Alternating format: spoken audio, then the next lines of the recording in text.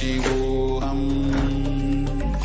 Om Nithyananda Paramashivoham.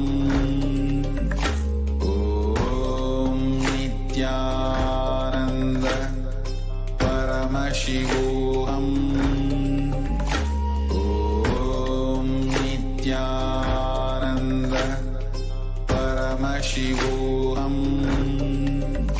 Om Nithyananda Paramashivoham. Om Nithyananda Paramashivoham. Om Nithyananda Paramashivoham.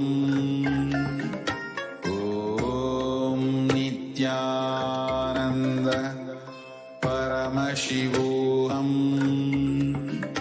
Om Nithyananda Paramashivoham.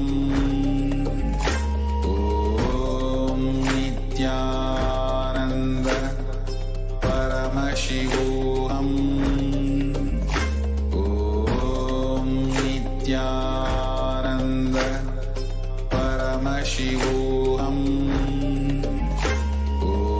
Om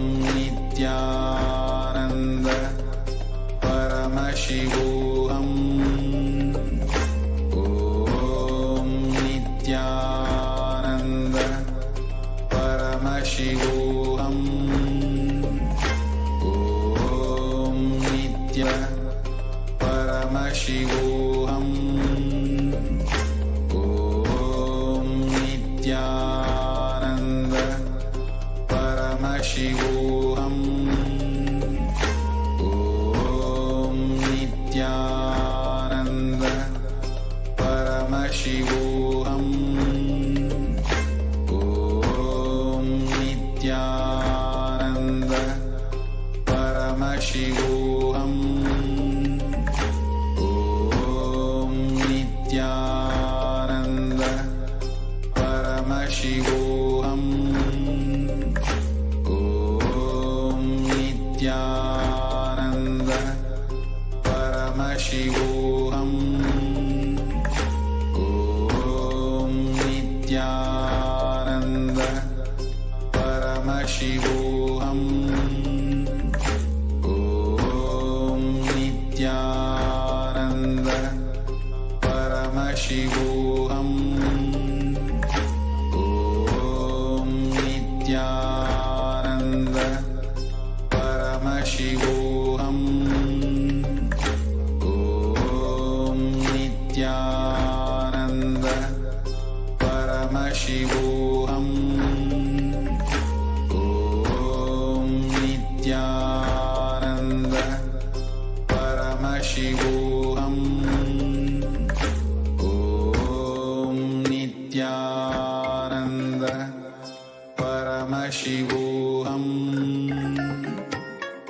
Om Nithyananda Paramashivoham. Om Nithyananda Paramashivoham. Om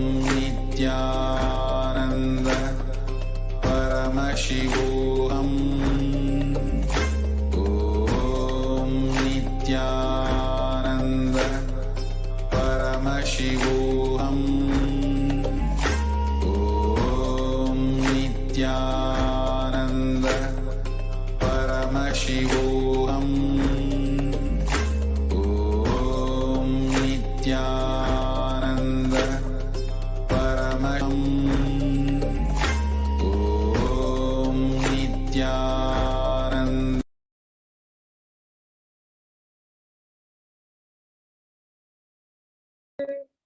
केवलं ज्ञानमूर्तिं द्वन्द्वातीतं गगनसदृशं तत्त्वमस्यादिलक्ष्यम् एकं नित्यं विमलमचलं सर्वदी साक्षिभूतं भावातीतं त्रिगुणरहितं Sadgurum Tam Namami. Nithyananda, everyone. I welcome all of you today for this Parashakti Akashic.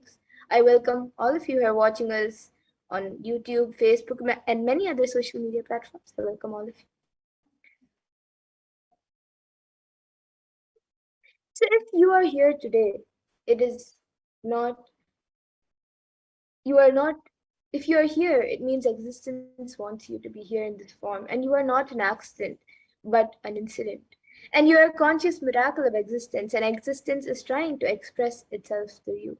So welcome to this sacred spiritual experience, which is your digital experience of the divine.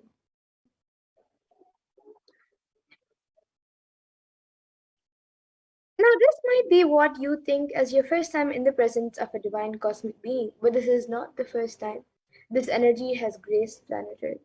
So, if you are watching this now, it is not a coincidence, but a cosmic intervention in your life to make you manifest what you want. Now, you might be wondering how exactly is this possible and how has this worked before? So, here today, you can experience these answers through the powerful cognitions as referenced from the ancient texts of Hinduism revived by the Supreme Pontiff of Hinduism. And now, let us learn more about who Devi Parashakti is, the divine cosmic mother. So, Devi Parashakti is the ultimate pure feminine consciousness, the cosmic mother. She is the source Shakti, and it is in her cosmic womb, the Brahmanda Yoni, from which billions and billions of universes come out and go in, and the source where the Big Bang and black holes go on and on. Parashakti is the main deity of the sacred feminine and the divine consort of Bhagavan Paramashivoham, who is the primordial divinity of Hinduism.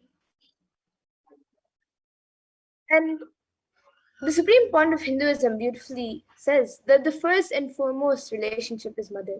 The ability to learn and even the idea to relate starts with the mother. How to relate starts with the mother. So understand that your idea to relate and your ability to relate starts with the mother. A mother is a too important way to connect with what you think as life. And in the Vedic tradition, our rishis were aware that your ability to connect with the mother should be directed to the cosmos. It should inspire and should awaken your higher consciousness to express through you. And connecting with life with the mother is the most, as the mother is the most sweetest, the most beautiful, and the most easiest form to ever connect through.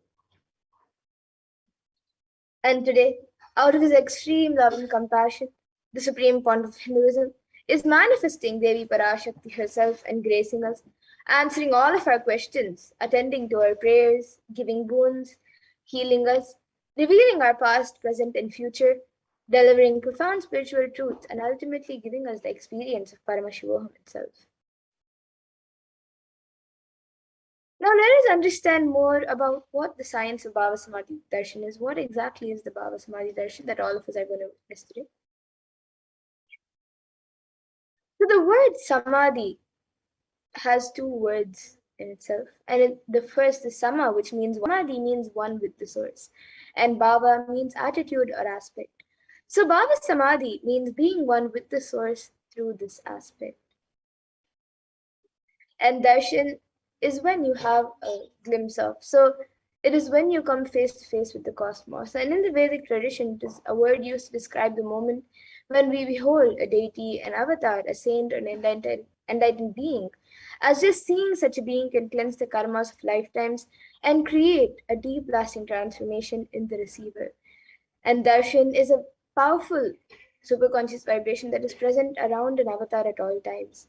And he simply radiates darshan just as the sun continuously radiates light. And the auspicious moment when the receiver is able to catch it becomes the moment of darshan for you, raising you to the next level of superconscious breakthrough, which is like hitting a reset button on your being. And a few fundamental understandings that all of us need to have and understand about the science of Bhava Samadhi Darshan is that divine cosmic beings are real. They manifest from Kailasa, the enlightened time-space zone, through deities and incarnations. And the divine cosmic beings manifest through Archavataras, deities in temples, and through Bhava Samadhi Darshans in Nijavataras, incarnations. And the Bhava Samadhi Darshan is the science where the Njavatara manifests Paramashiva, the consciousness. And it is where the formless, the being of Paramashiva, expresses through the Divya Sharira, the light body, and manifests as Njavatara, the physical form or embodied form for us to experience Paramashiva. So here all of you can see an example of how Devi Parashakti expresses through the being of Radharajeshwari and manifests as Nijavatara, the physical form to Devi Meenakshi. And the Archavatar, the deity, reflects the consciousness and the manifestation of superconscious energy.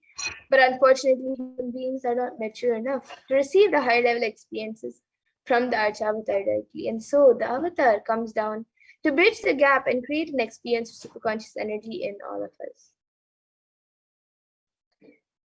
And the Bhava Samadhi Darshan awakens your Kundalini Shakti, which is the latent potential energy in every human being. And this influx of superconscious energy basically slows down the aging process as well as improves immunity to disease. And during the darshan, the whole brain comes alive, turning into a superconductor for superconscious energies that heal, empower, and transform all of our lives. And during the Bhava Samadhi darshan, our neurons mirror that of the avatars.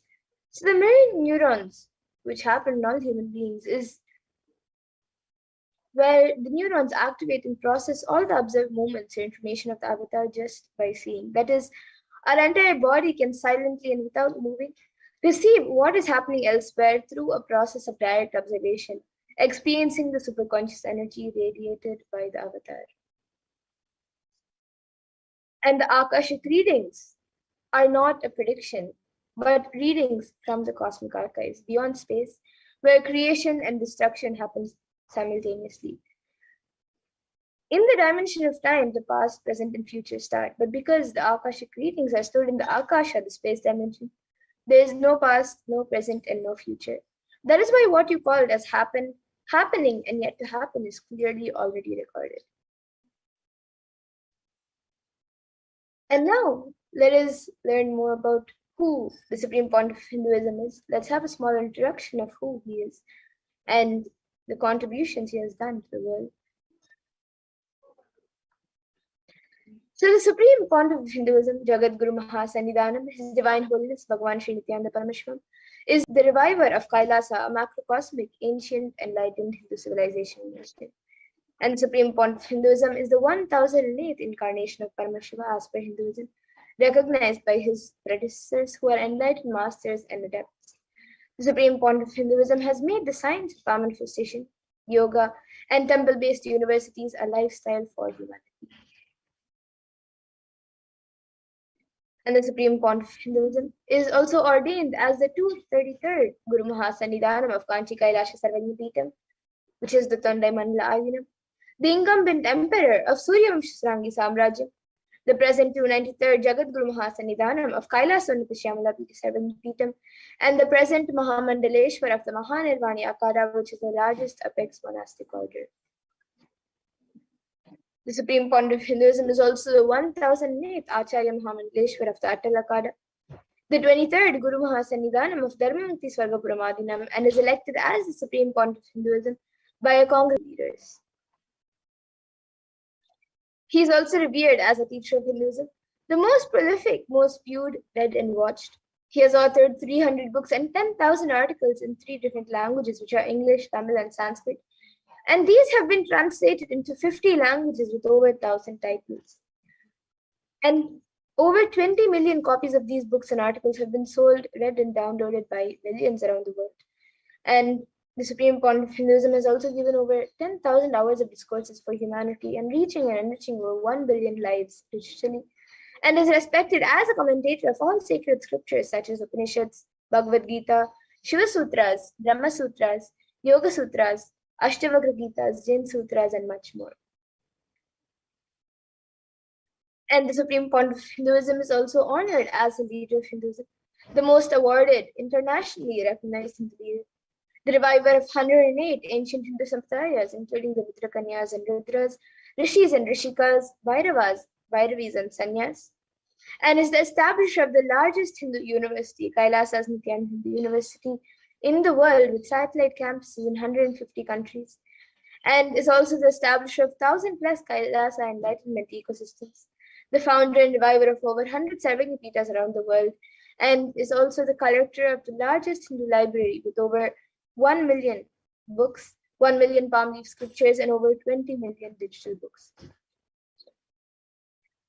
And now, with that, we will now be entering into the next segment of this program where all of us will be seeing a live demonstration of the extraordinary Shaktis, the divine powers, awakened in us by the Supreme Point of Hinduism through the science of Diksha.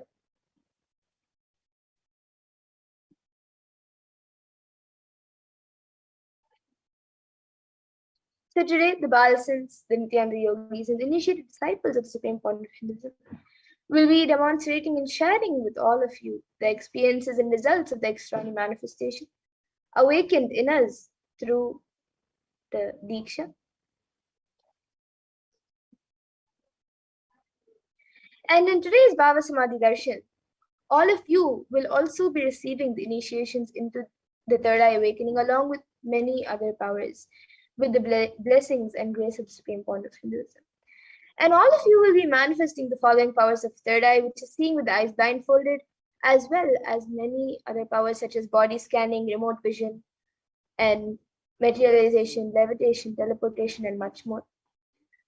And for those of you who might be wondering where exactly the third eye is located and how it works, the third eye is a cosmic browsing center located between the brows, which upon initiation, one can effortlessly express powers and see through the third eye just as you would with your two eyes.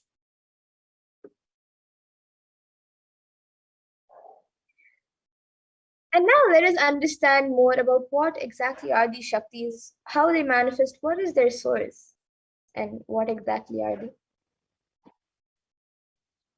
So in the Vedagamas, the source scriptures of Hinduism, Paramashiva reveals in elaborate detail that every human being is hardwired to be able to manifest 463 extraordinary Shaktis, the divine powers. And manifesting powers are described as a system, a method, and a science for human beings to explore the various possibilities and powers and have access to various states of consciousness. And these Shaktis manifest from the fundamental cognition that you are the divine and you need to manifest divine, not that you are a man and you need to reach the divine. And the Shaktis are of Paramashiva are different from what we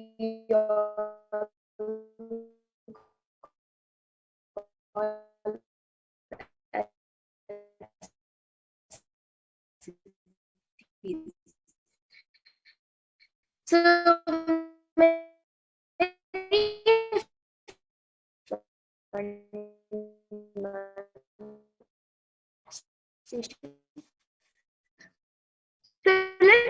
let's look at the examples between Shaktis and Siddhis.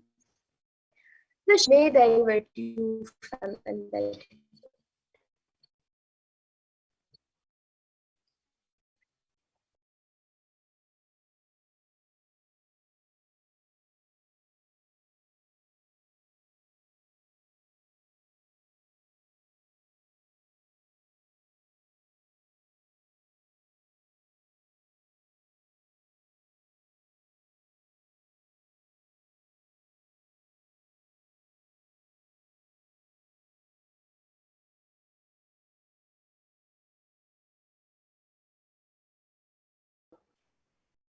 We're sorry about the technical glitch. So Paramashiva, who is the source of all these Shaktis, is the primordial divinity of Hinduism, the ultimate reality and cause, which is self-effulgent, Swayam Prakasha, all-pervading, unchanging beyond time, space, form, and causality.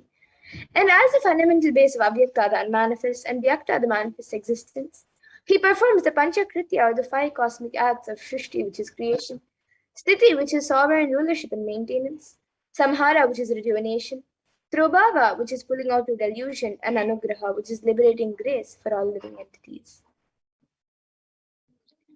And now, as the avatar of Paramashiva, the supreme point of Hinduism, Jagat Guru Mahasanidanam, His Divine Holiness, Bhagavan Shri Nithyananda Paramashivam, has come down as the 1000 millionth living incarnation and representative of Paramashiva, and the reviver of Kailasa, the ancient enlightened Hindu civilizational nation, and the great cosmic borderless Hindu nation. And ever since the beginning of the civilization, the Sanatana Hindu Dharma has been a cradle of enlightened beings and highly advanced sciences. And it was where the science of third eye awakening, the science of enlightenment, and many more sciences was lived and taught as a lifestyle. And for the first time in the modern day, the Supreme Pontiff of Hinduism is reviving these yogic sciences and transmitting it to the world at a record breaking pace which is never accomplished before.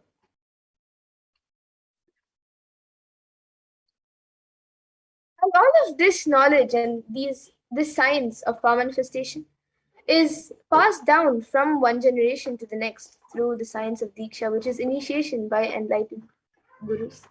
And the Supreme Pontiff of Hinduism, being recognized as an incarnation at a very young age, was trained and taught into these sciences to revive the initiations and knowledge to manifest the science of power manifestation from the disciplines of Vedanta, Tantra, Sri Vidya, Yoga, Yogic powers, Mantra Shastra, Siddha Vidya, science of Aushadha, Advaita, Bhakti Yoga, Paramashiva Jnana, Paramashiva Vijnana, and much more. And here you can all also see all the various enlightened beings and gurus of Supreme Pontiff Hinduism.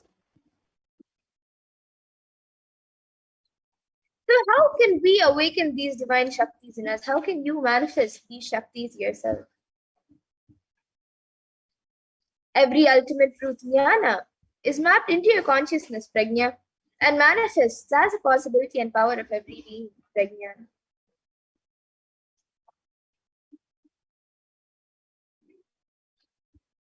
And the science of power manifestation is authenticated through four aspects of evidences or pramanas. So the first is the Shastra Pramana, where in the source scriptures of Hinduism, the science is revealed, and they are the eternal, unchangeable truths which are revealed in the source scriptures. And then the next is the Apta Pramana, which are the experiences and results of Aptas or authorities of Hinduism, where the Vedic rishis and scientists have time tested and verified these sciences. And the next is the Atma Pramana, which is an account from the life of the Supreme Pontiff of Hinduism, this millennium's avatars, personal experience of the power manifestation. And then the Pratyaksha Pramana, which is the empirical evidence from observation and scientific experimentation.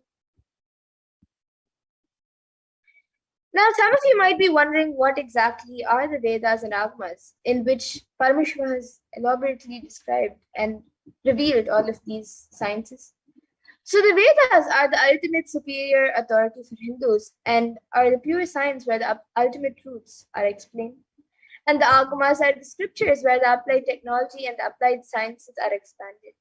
So the Vedas and Agamas, the Veda Agamas, which is a living applied science for Hindus, are given the status of Shruti as they are directly revealed by Paramashiva. They are the ultimate, eternal, unchangeable truths. And a reference cited from these Shastras or source scriptures is called the Shastra Pramana. So now, let us get ready to witness a very unique and very exciting demonstration of the powers of third eye. After we go through the four pramanas for the power of third eye, which is seeing with the eyes blindfolded. So the first, the Shastra Pramana for the power of third eye, comes from the Vijnana Bhairava Tantra. Kapalantarmanonyasya तिष्ठन्मीलितलोचनः क्रमेण मनसोदाड्यात् lakshye lakshyamutamam. And the translation for this verse is, by fixing the mind on the inner space within the crown center and sitting stably without any movement, having the eyes closed in succession, by that stability of the mind and inner space through the power of the third eye, one directly sees the ultimate goal lakshyam by having the vision beyond the sight that reveals any object or place, attaining the space of oneness with the source, Paramashiva. And the next is the Apta Pramana, where Krishna initiates Arjuna into the power of third eye during the revelation of the Hindu Purana Bhagavad Gita. So Arjuna can behold Bhagavan Krishna's Vishwarupa Darshan, the vision of his cosmic form. Bhagavan Krishna beautifully says to Arjuna, न तु मां शक्यसे द्रष्टुम् अनेनैव स्वचक्षुषा दिव्यं ददामि ते चक्षुः पश्य मे योगमैश्वरम्. So in this verse, you cannot see my cosmic form with these physical eyes of yours. Therefore, I grant you divine third eye vision. Behold my cosmic opulence. So this comes from the 11th chapter of Bhagavad Gita, which contains a description of Bhagavan Krishna's cosmic form. And it is completely narrated by Arjuna as he sees Bhagavan Krishna through his third eye. And the next is the Atma Pramana in Swami's own words, beautifully shares and tells the experience. It says, the first experience is that I was able to see everything around me, above me, the whole 360 degree, 10 directions, below me, everything. I realized not only I was able to see, I was able to feel and experience all of that as me. And now here you can all see the Pratyaksh Praman, the empirical evidence from observation and scientific experimentation. So here you can see study measures were done on the brainwaves of the Supreme Pontiff of Hinduism himself using a PET scan, which is the positron emission tomography. And it was measured that when doing daily activities, there is high activity in the brain where the third eye is located. And when in deep samadhi state, only the third eye region is active and almost 90% of the rest of the brain is active. And now we will be getting into Sakshi Pramana, where this rare and sacred science of third eye awakening is being made available to humanity for our ultimate enrichment and conscious evolution by the Supreme Pontiff of Hinduism. And as the living incarnation of Paramashiva, the Supreme Pontiff of Hinduism he embodies the most profound yogic states that surpass all the bounds of time, space, and matter. And he is gifting this pure and great science of third eye awakening along with many other spiritual sciences to the world through initiation, Diksha. And he is giving it to millions of people around the world. And everyone who has been initiated into these sciences have actually witnessed, experienced, and seen the profound results and extraordinary manifestation happening in their day-to-day life. So now let us witness the live Sakshi Pramana, the live demonstration of the power of third eye.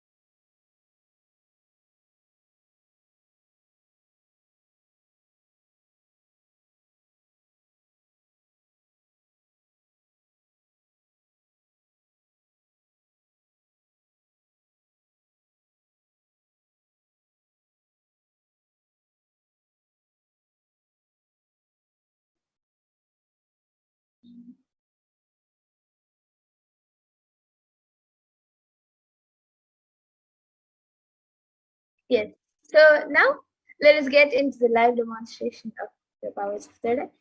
So here with me, I have this eye band, which in front is a thick opaque plastic sheet, and in the back there's thick black sponge which will not allow any type of light to enter.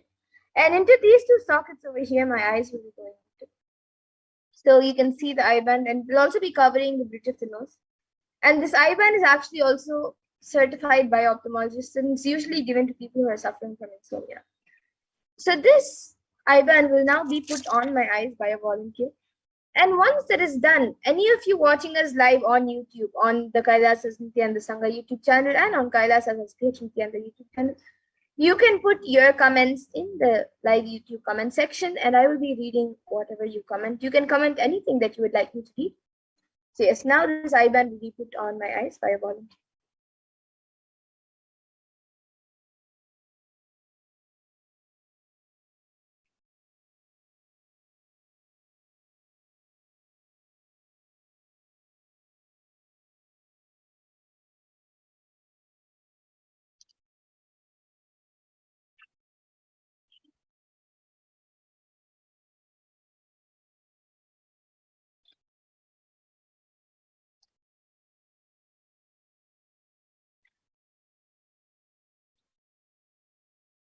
Can you adjust my slide?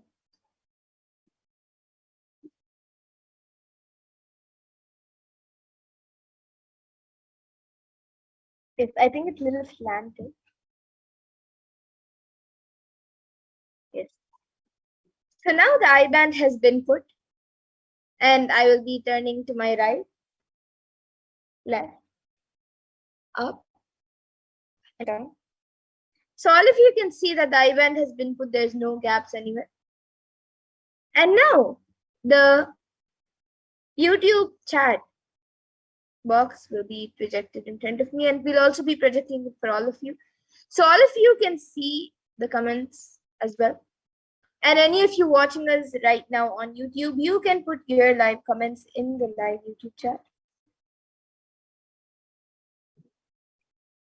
You can put a sequence of emojis, numbers, words, letters, sentences. It can be anything that you would like me to read. It can even be something that does not make sense. It can be a scientific term that you think I may not be able to read, or anything else.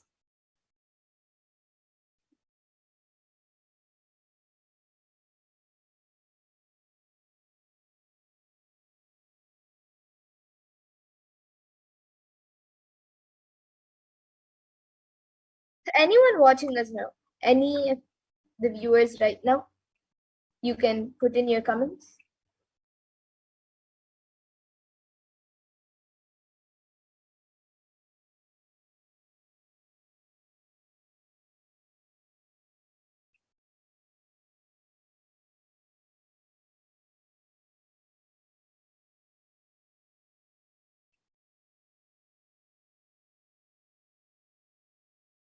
Yes, so now we have a comment from Dan Hula who has put, the planets have powerful alignments next week, and an exclamatory mark. Yes, and we're projecting the comments for you all as well. And yes, Dan Hulaya, if you would like, you can also put more comments, anything that you would like me to read, and anyone else also watching us right now, you can put in your comments. Yes, so all of you can see the comments are being projected for all of you. You can see the comment by Dan Hulaya, who has put, the planets have powerful alignments next week. And Masaranji has put hi, and then a smiley emoji and a mushroom emoji.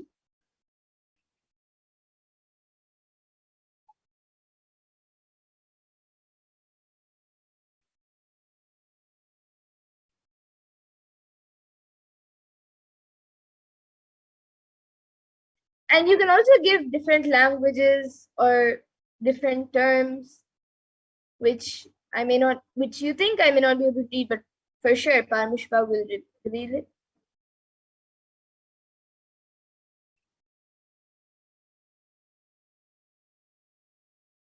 And after this, we will also be having the power of body scanning. So anyone who would like a body scan also can put in your comments.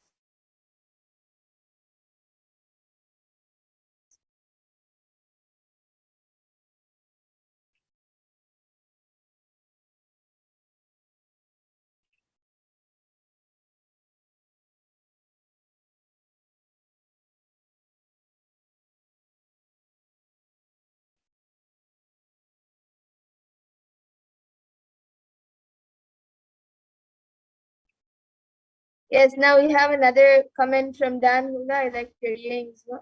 Yes, these are actually the Sundaravadams.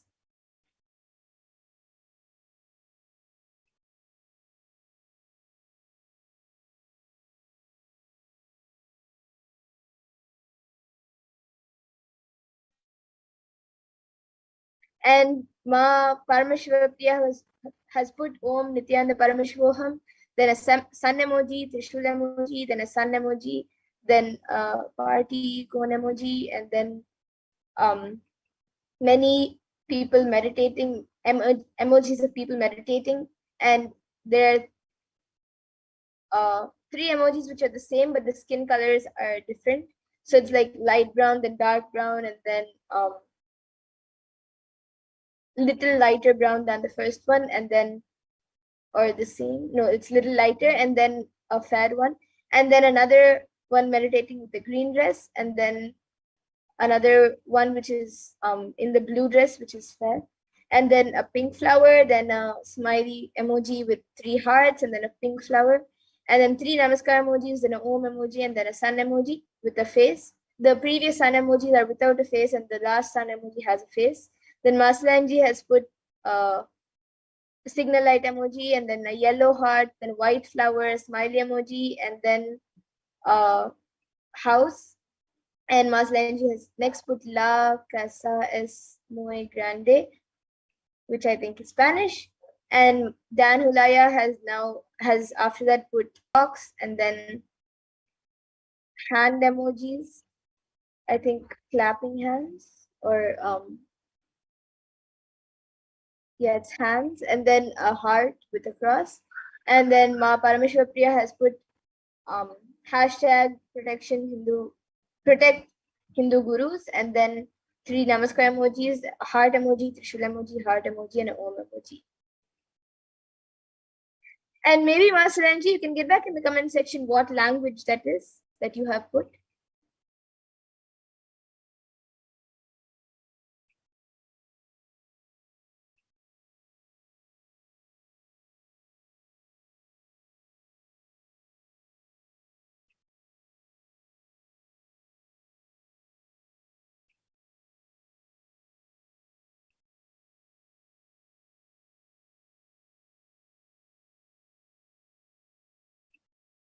If Ma Parameshiva Priya has put love Kailasa, and then a smiley emoji with two heart eyes.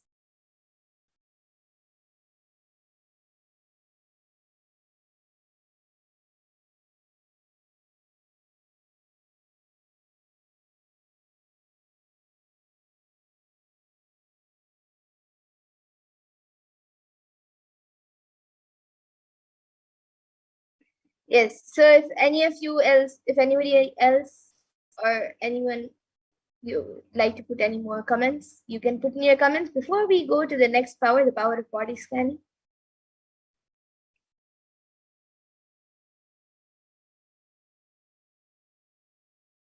Yes, Masalanji has put yes, it's Spanish, and then a smiley emoji. Yes, thank you, Ma, for getting back. And now with that, we will now be moving to the next power, the power of body scanning. So now the volunteer will be removing the eye band off my eyes, and all of you can see as the eye band is being removed.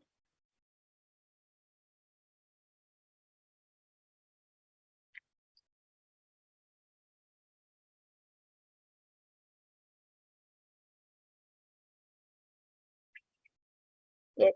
So here all of you can see the eye band, and it is just as it was before. Now we will be moving to the next power, the power of body scanning. So anyone who would like a body scan, you can put your comments in the YouTube comment section, and we will be doing a body scan for you.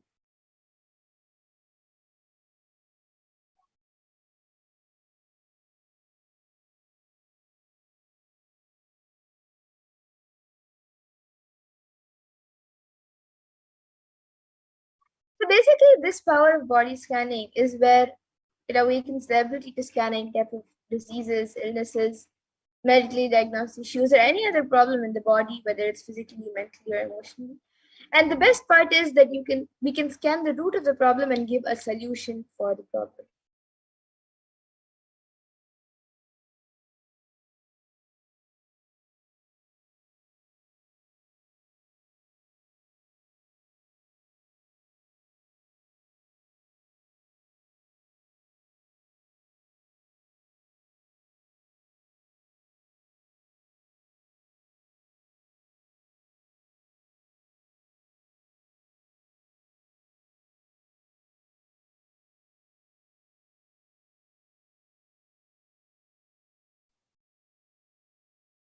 Yes, so now we will be seeing the Shastra Pramana for the power of body scanning, which comes from the Vijnana Bhairava Tantra. Swadehe jagato vapi sukshma sukshmatarani cha tattvani yani nilayam dhyatvante vyajyate para. And in this verse, Bhagavan Paramashiva says, cognize deeply that from the subtlest constitutive principles of your whole body, Swadeha, or the whole universe simultaneously consists of the essential reality. They are beings absorbed in their source cause Paramashiva. By the experience of such restful awareness, one becomes complete from all thoughts, and the ultimate universal divine power, Paradevi, Adi Shakti, is revealed, and the supreme power manifestation happens. And the Atma Pramana for this power comes from the life of a Siddha whose name is Terayar. So Terayar was a Siddha and one of the prominent disciples of Agastya. And one day a man suffering from severe headache comes to Agastya for healing. And then Agastya uses the power of body scanning and identifies the root cause of the headache. He reveals that there is a teraya, a small teraya, a type of frog sitting in the person's brain. Agastya immediately instructs Terayar, his disciple, to perform and remove the frog. And once the surgery is completed successfully, the person is healed and cured of the headache. Thus, the Siddha Terayar gains his name. And the next, the Atma Pramana, was revealed by the Supreme Pontiff himself on the 22nd of December 2019 of how he used the power of body scan. Paraphrasing his words, only when I had the multiple compound hand fracture, I was forced to go for surgery and therefore for medical checkups related to that. At that time, they detected heavy metal quantity in my different organs. It was revealed that I had been poisoned without our knowledge. I immediately used diagnostic methods instead of medical facilities to study the body condition due to the poisoning. Through body scanning, I found out what the problems, imbalances happened, and where balances had to be done. I used allopathy as a second opinion to verify my findings. And the next is the Sakshi Pramana. So here you can all see a few sharings, but around the world, thousands have experienced the power of body scanning and various other powers.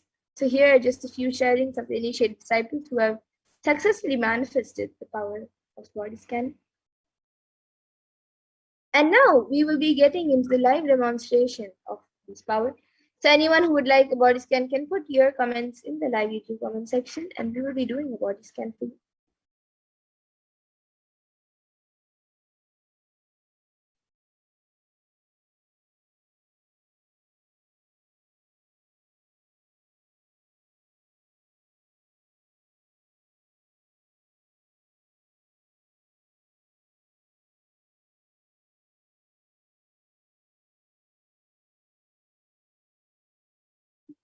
Yes, so we have a comment from Ma Pooja Kumar, who has asked for a scan.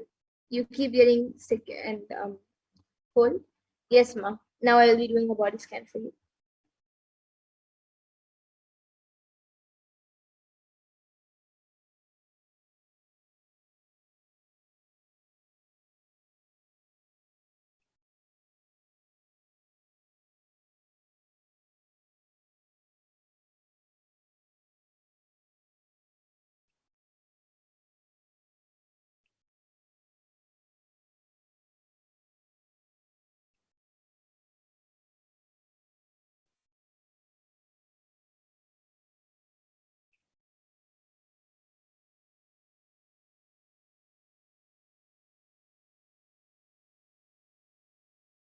Yes, so Ma Pooja Kumar, what I was able to see for you that the reason why you're getting sick is actually due to the air.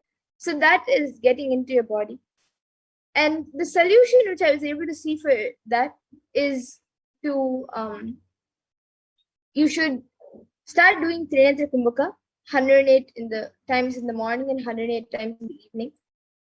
Even with if due to some reason on few days you're not able to do both the times, at least once a day make sure that you do the Trinetra Kumbhaka 108 times. Just sit for a few minutes and do the Kumbhaka, and you will see that you become more healthy. So this is what I was able to see for you.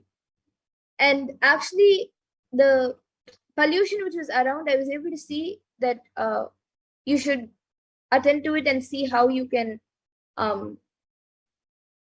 make it better, just the air or the water you drink, and even the air around, how you can make it more less polluted.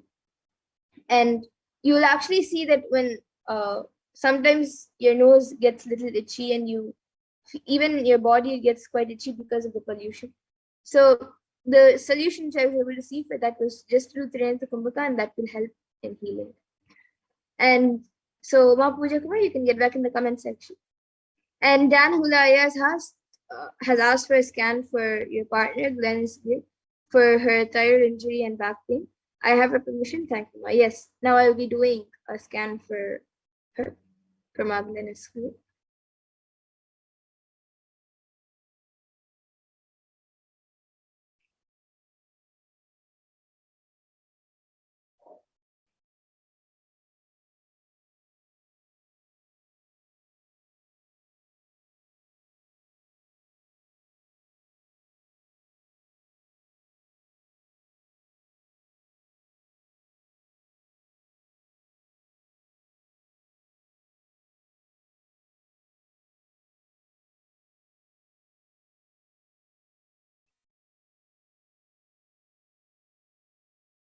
Yes, so Dan Hulaya, for Ma Glennis, what I was able to see was that for the back pain, if she just does more physical activities and stretching every day, even if she can start doing yoga every day, but even if she doesn't do yoga, she has to do some stretches, and throughout the day, some or the other physical activity has to be there every at least 1 or 2 hours. There has to be some physical activity.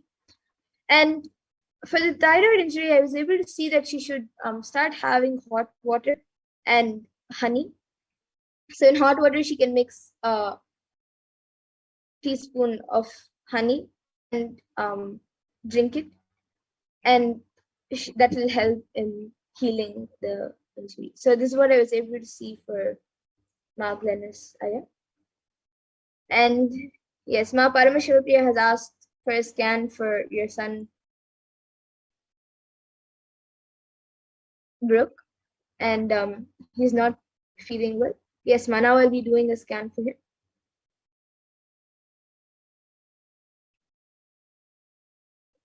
And yes, Ma Pooja Kumar, thank you. Yes, Ma, thank you for getting back.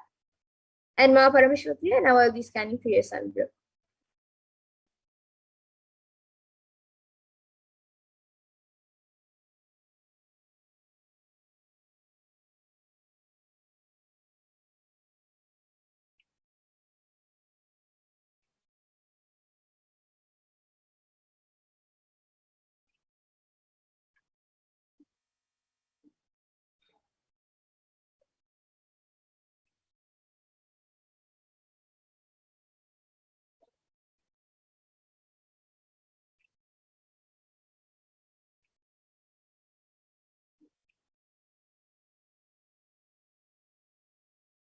Yes, so Ma Parameshwari, what I was able to see for your son, Brooke, is that the reason why he is not well, and he's getting sick, I was able to see that it is actually because of his food habits. There is something that he is eating that is not healthy for his body and which is not good for his body. And he is,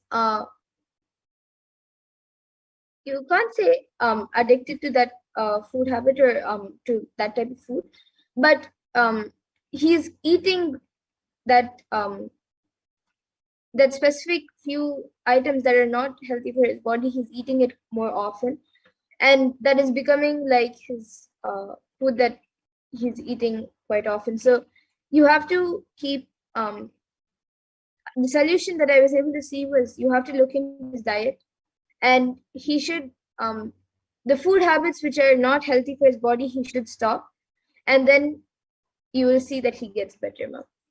So this is what I was able to see for your son, Ma. It is because of some food habits that he is eating that he is getting sick. And Yes, Parameshwari, you can get back in the comment section. And Dan Hulaya has also gone back saying Nithyananda, thank you. Yes. And Masilanji, you have asked for a scan for confusion and that you really, that I change really quickly of choices and ideas. Yes, Ma. Now I'll be doing a scan for you.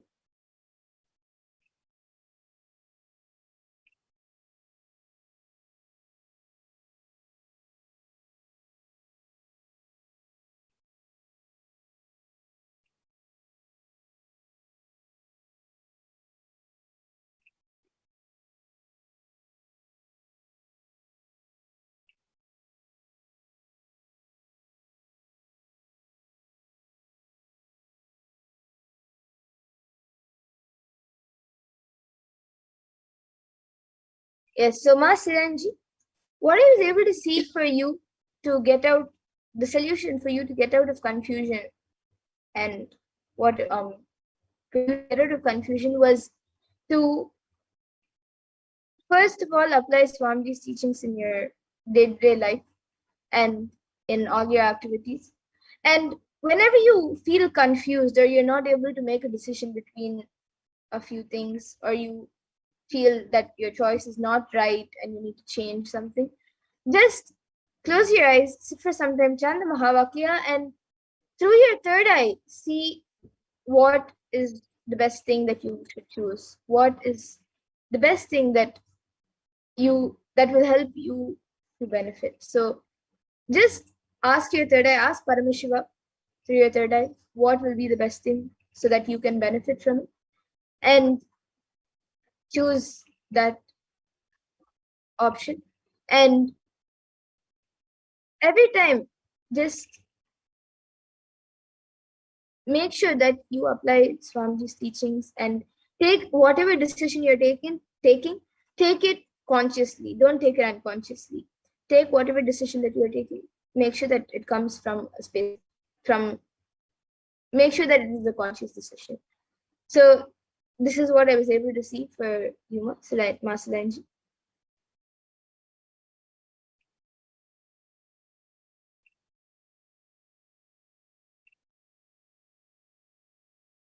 Yes, and I see many others also asking. Ma and I see Ma already has asked for Suresh Aya, and Ma Pooja Kumar has asked for uh, a body scan for your fear of cats, and Ma Paramashivya Priya has asked, can you be specific of which foods? Yes, Ma will scan them, and Ma Stephanie has asked for Ma Yao from PSM. So, and Ma Parameshwar has also got back saying that he's non-veg. I'll try to share how good he will feel eating vegetarian.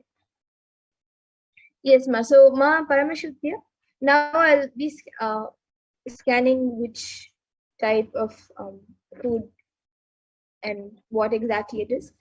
And for everyone else also, Ma Dolly, Ma Pooja Kumar, and Ma Stefan. Today, in the interest of time, we will be concluding this manifestation segment. But every day at 2 a.m. IST and 4 p.m. IST, you can come back and request, and we will for sure do a body scan for you. And yes, Ma Parameshwari, now I'll just do a quick scan for your son on specific on what food it is.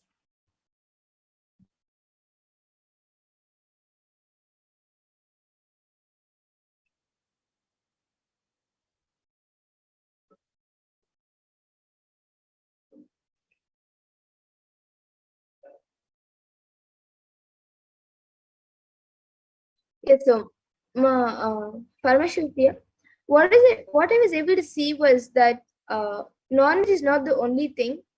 Even in a few other things that he is eating, the ingredients in the food is not right. Yes, non-veg is not the only thing, but it is part of those few food items. But even in the normal food that like snacks which he is eating, there are a few ingredients which is not good for his body. So you need to look into that, those few ingredients. And yes. So this is what I was able to see. And Ma Pooja Kumar has gone back saying that is okay. Yes, ma'am. And you can come back again on another day and we'll surely do a scan. And you've also said thank you for the body scan. It was all completely accurate. Yes, ma. Thank you for getting back. And now with that, I thank all of you who joined us for the power manifestation segment.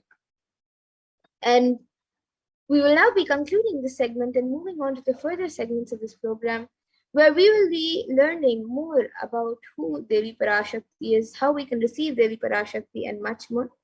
So please stay tuned for the further segments where we will be learning who is Devi Parashakti, the divine feminine consciousness.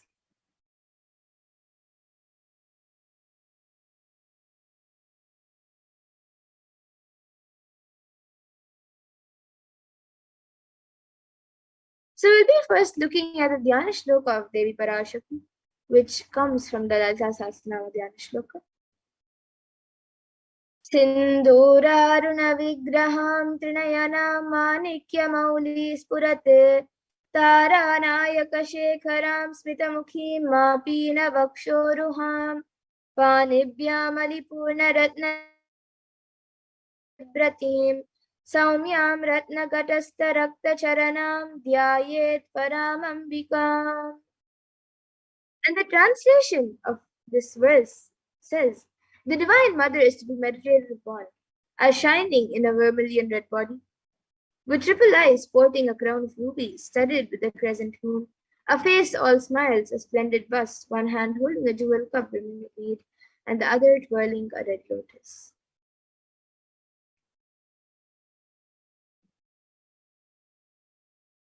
And another Dhyana Shloka, which comes from the Lalita Sahasranama Dhyana Shloka, also says, अरुणां करुणां तरङ्गताक्षीं धृतपाशाङ्कुशपुष्पबाणचापाम् अनिमादिभिरावृतामयुकैः रहमित्येव विभावये Bhavani. And the translation for this verse is, I meditate on the great Empress. She is red in color and her eyes are full of compassion. She holds the noose, the gourd, the bow, and the flowery arrow in her hands. She is surrounded on all sides by powers such as Anima Flores, and she is the self within me.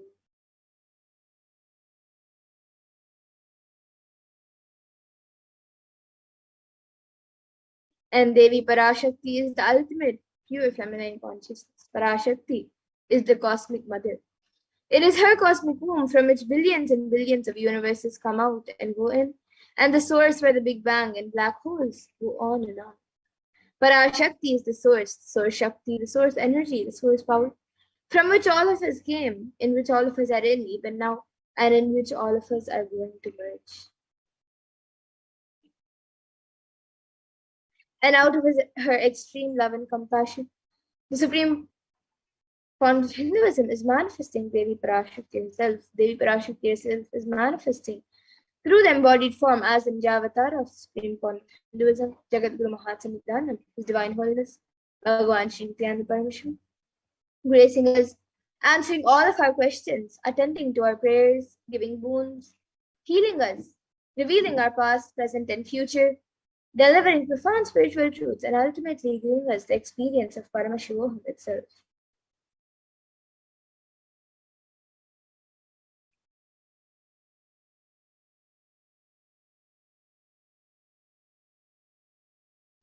And Devi Parashakti beautifully reveals how she is manifesting as an Nijavatara of the Supreme Point of Hinduism, in the words of Devi Parashakti herself. Raising as Omkara, expressing as Vedas and Agamas, blossomed as Hemkara, filled as Parashodasi, living in 40 triangles, the Kailasha Swami who is in Kailasha, Shri Purachintamani, Parashodasi, sitting as part of Paramashiva, Parameshwari who rules the world, Paramashakti, Manonmani, Meenakshi, as Nithyananda, I took Nijavatara here, to give good boons to everyone, to bestow all goodness. Hiranya Garbha Swarupini, Brahmanda Yoni, Shami, Chandramauli, Rapala, Aparna, Uma, Parvati, Savitri, Navayavana, Samraj Lakshmi, Parameshwari, Parashodasi. Taking the form of Nithyananda, I came here as Nijavatara. With great compassion I am blessing. Listen, people. To do good to all of you, I took the form of Nithyananda and came down as Nijavatara.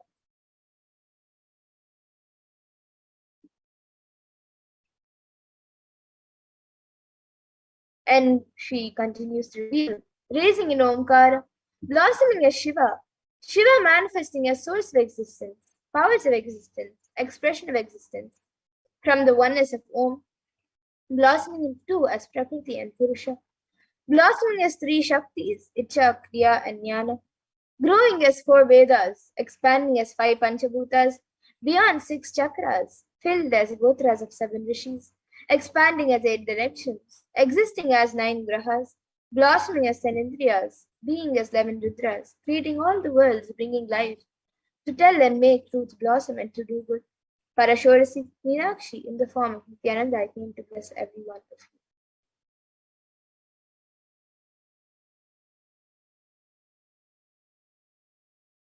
And now let us see how we can receive Devi Parashakti. So literally we're seeing Paramashivan Parashakti at that moment. She is there on your screen, so you can always receive her in a very traditional way. You can keep two betel leaves, one betel net, and a coin in front of the screen as you watch Devi Parashakti. And for those of you who might be wondering what exactly a coin is considered as or what is its importance, in the Hindu tradition, a coin is actually considered the traditional dakshina. It is usually given in temples as an offering to God. It is given to people when you see them for the first time, either in your homes or during the ritual. And when you see a child for the first time, usually a coin is given as a traditional offering or donation or something that is given. And it can be the lowest value. In India, it can even be just 1 paisa, and in the US, it can even be just a cent. Swamiji says, I'm not trying to monetize. Keep even 1 cent is okay. So for 100 days, if you have darshan, it will add up to $1. In India, even 1 paisa is okay.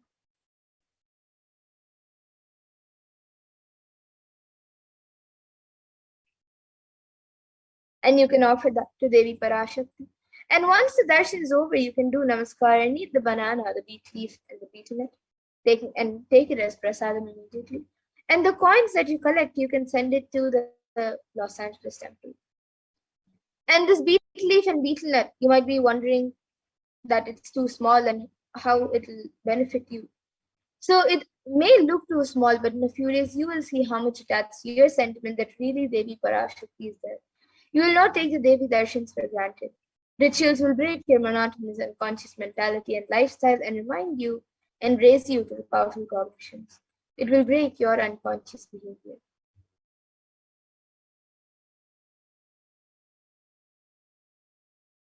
And now here you can all see how you can set up your tambulam.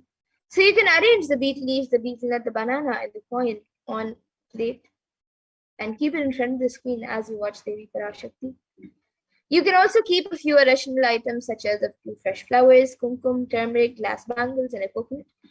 But the four basic items is the betel leaf, betel nut, the banana, and the coin. So you can arrange the items whichever you would like.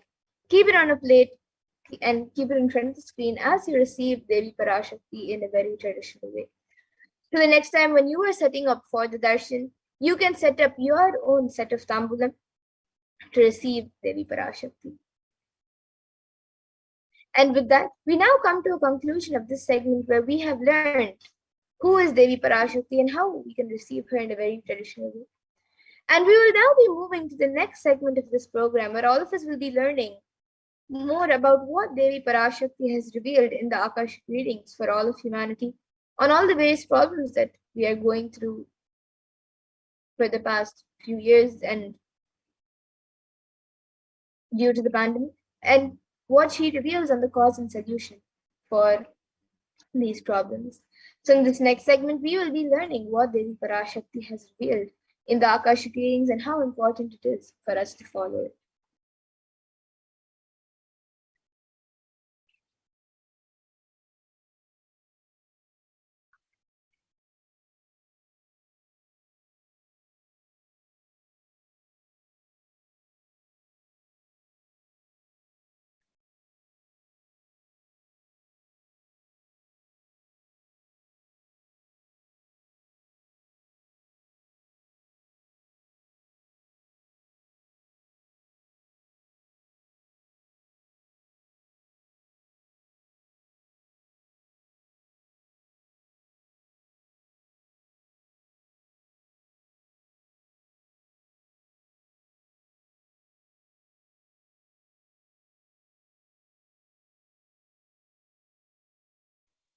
Yes, see the compassion of the avatar. So, in the Guru Padaka Stotram composed by Adi Shankaracharya, the very first verse describes how the Guru Padakas, the sacred feet of the Guru, is the boat that helps us cross the Ananta Samsara Samudra, the seemingly endless ocean of Samudra or suffering, of Samsara or suffering.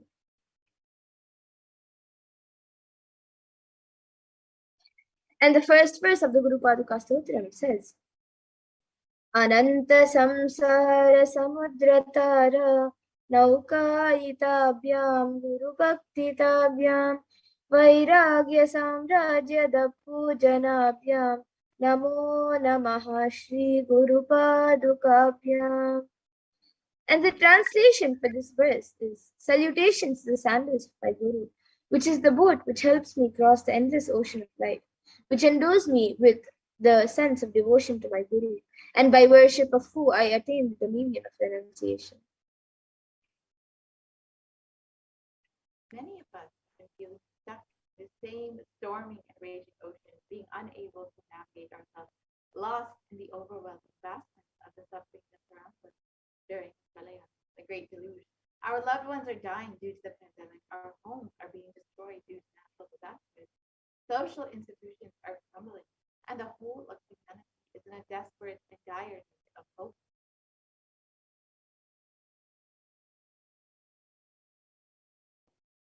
It's at this time that the Cosmic Mother has come down to alleviate the suffering.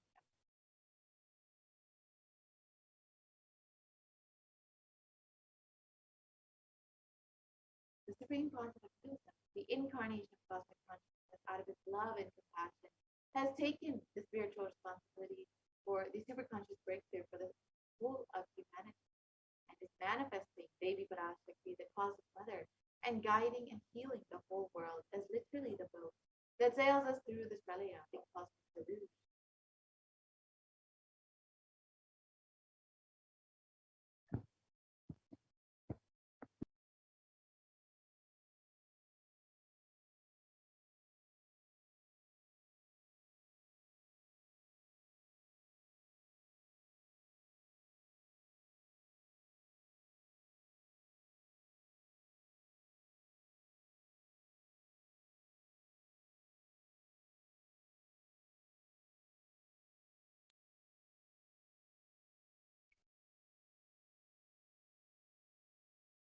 Yes, and Devi Parashakti is herself manifesting through Dinjavatara and answering each and every one of our prayers, granting us boons, healing us, revealing our past, present, and future, manifesting miracles in our lives, removing all our pain and suffering, and much more. And Devi has not just attended to us individually, but also humanity at large.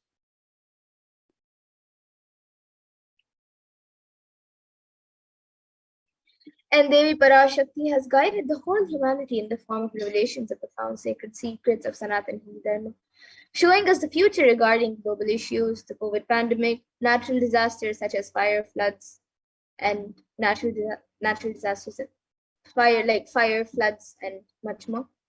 And even the twisted human conspiracies that are underground wars, and underground wars which have not surfaced to common knowledge as yet.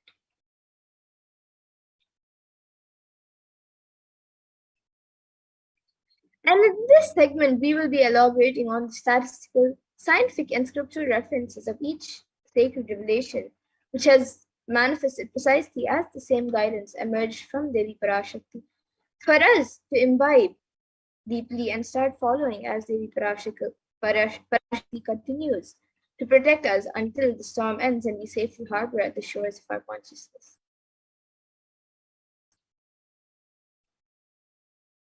So let us see what Devi Parashakti has revealed in the Akashic readings.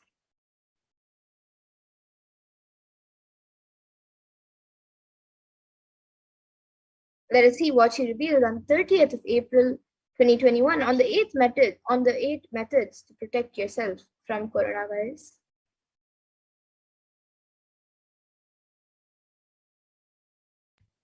Yes. So let us watch Devi Parashakti's revelation on the 8 methods to protect yourself from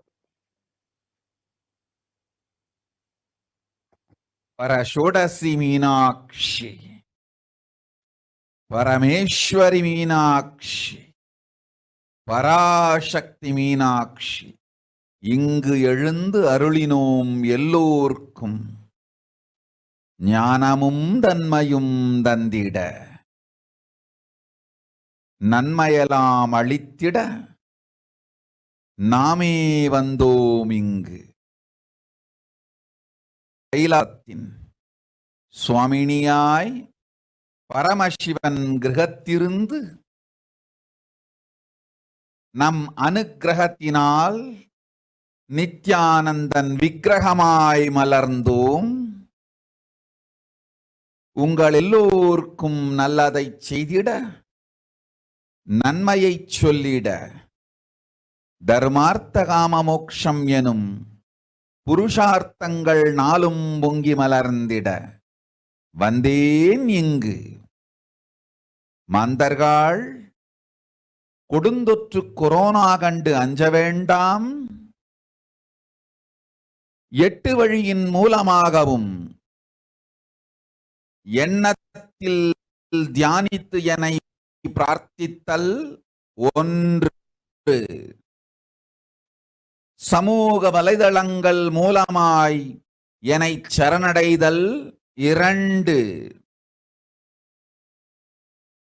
எங்கெல்லாம் என் மகமாரி வடிவத்தில் நான் குடிகொண்டிருக்கின்றேனோ அங்கெல்லாம் பூமிதித்து என்னை வழிபடுவது 3, நெஞ்சில் மஞ்சள் தடவி வேப்பம் சாரருந்தி தினந்தோறும் என்னை தியானிப்பது 4, நிர்விகந்து நித்யானந்தத்தை நிறைத்து உயிர்வது 5, சிவ சிவ சிவ எனும் பிரபஞ்ச பெரும் நாதத்தை அஜபா ஜபமாய் நிகழ்த்தல் 6, நிறைவான பூரண மனத்தோடு வாழைப்பழத்தோலும் வெங்காயமும் குதிகாலில் வைத்து பத்திட்டு நித்திரையில் அடங்குவது 7, பூரணமாய் பரிபூரணமாய் அருணாச்சல ஸ்மரணையில் நினைப்பும் மறப்பும் அருந்த உணர்வு ஸ்மரணையில் அகம் அகம் என ஸ்புரிக்கும் அருணாச்சல ஸ்மரணையில் ஆனந்த ஸ்புரணத்தில் இருப்பது 8 எனும் 8 முறையிலும் என எண்ணியோர் அத்துணை பேருக்கும் இல்லை கொரோனா கொடுந்தொற்றின் தாக்கமும் கொரோனா கொடுந்தொற்றின் பயமும் கொரோனா கொடுந்தொற்றின் மயக்கமும் வாழ்வீர்கள் வளத்தொடு நல் ஞானம் யோகத்தொடு நாமே நிம்மோடு நானே நீயாய் நீயே நானாய் நல்வாழ்வு வாழ்வீர்கள். 8இல் 1 செய்தாலும் கொரோனா உங்களை எட்டவிடாது காப்பு.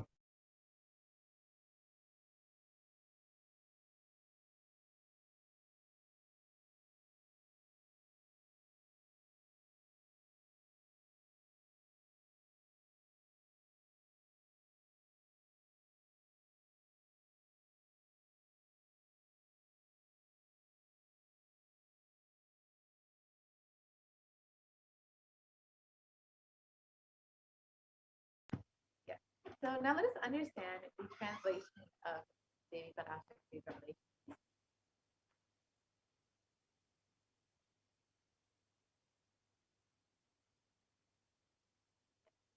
Devi reveals, oh humans, don't be scared of the deadly infection corona. Through these 8 ways, 1, praying and meditating on me, surrendering to me through social media, wherever I am residing, worshiping me by doing the fire walking, applying turmeric in the chest, drinking pink juice, and meditating on me every day, being in the unclutched state, filling with eternal bliss.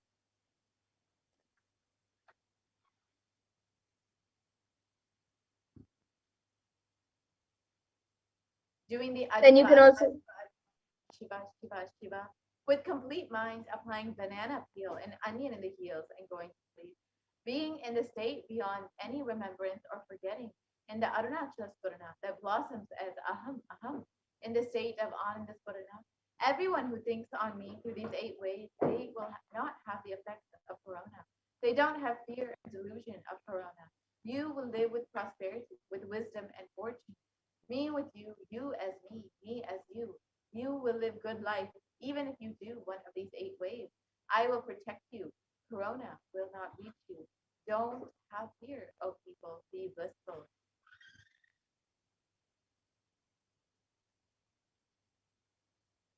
So in the revelation that we just saw, Devi Parashakti has revealed 8 methods to protect all of humanity from COVID-19. So we're now going to see the benefits and the science behind each and every method that Devi Parashakti has revealed.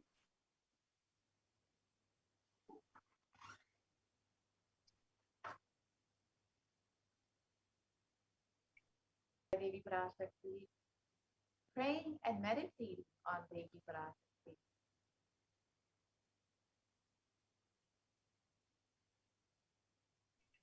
So there are 12 science-based benefits of meditation, which are studied and published by Healthline. And it says the 12 benefits are that first it reduces stress, then controls anxiety, promotes emotional health, enhances self-awareness, lengthens attention span, may reduce age-related memory loss, can generate kindness, may help fight addictions, improves sleep, helps control pain, and can decrease blood pressure and is accessible everywhere. So these are the 12 science-based benefits that are published by Healthline.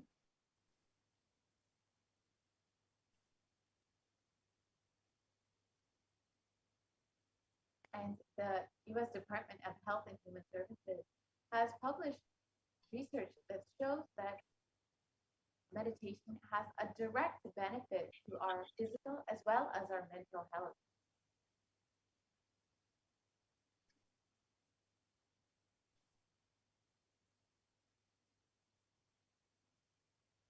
And another study done by Cambridge University Press reiterates the necessity of meditation during the times of crisis such as COVID-19.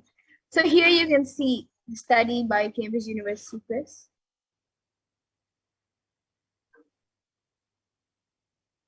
And in everyday health, research was published to show how prayer and spirituality protect emotional health, and it has listed various ways of how it does this by offering a bigger sense of purpose, by providing social support, by lifting the spirit, and it can even help you cope with difficulties. And a study published in health psychology found that when researchers followed 191 people with congestive heart failure for 5 years, they found that those who reported feeling spiritual peace and who also made some healthy lifestyle changes were significantly more likely to live longer than their peers. And people with major depressive disorder or chronic medical illnesses who report high levels of religiosity, which includes daily religious experiences, generally become more optimistic than their peers.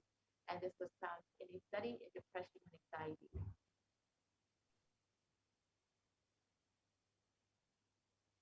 So now let us watch a video where the avatar himself directly demonstrates how meditation directly impacts our mind.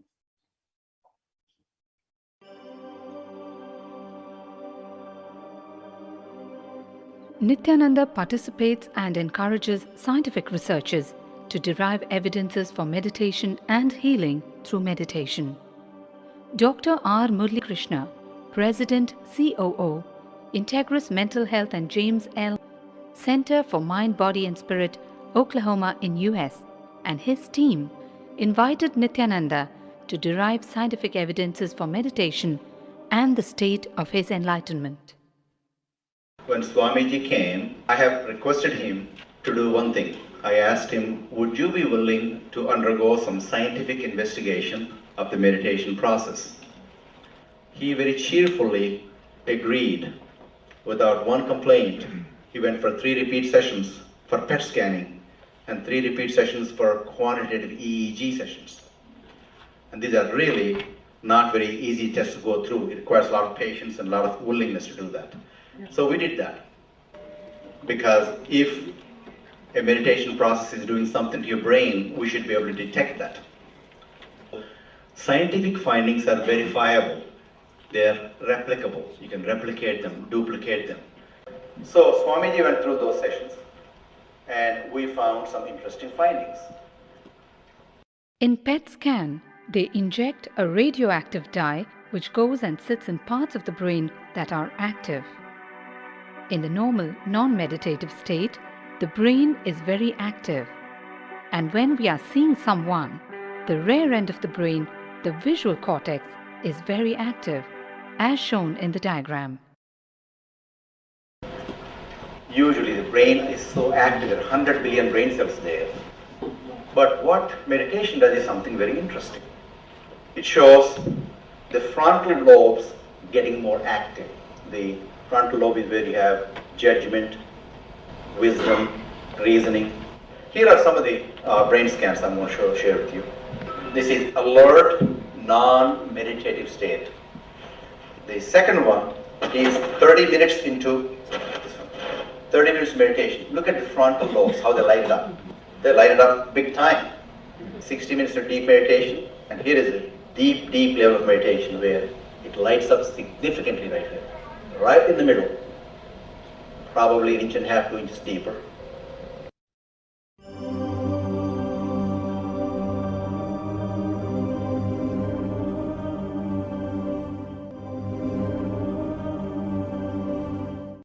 What's interesting was, Swami was inside, and that's the last part of that one. See that right here? So what's interesting was, I've never seen that before in my life, so the other parts I've seen may not be to the extent that Swamiji showed, but this is something interesting.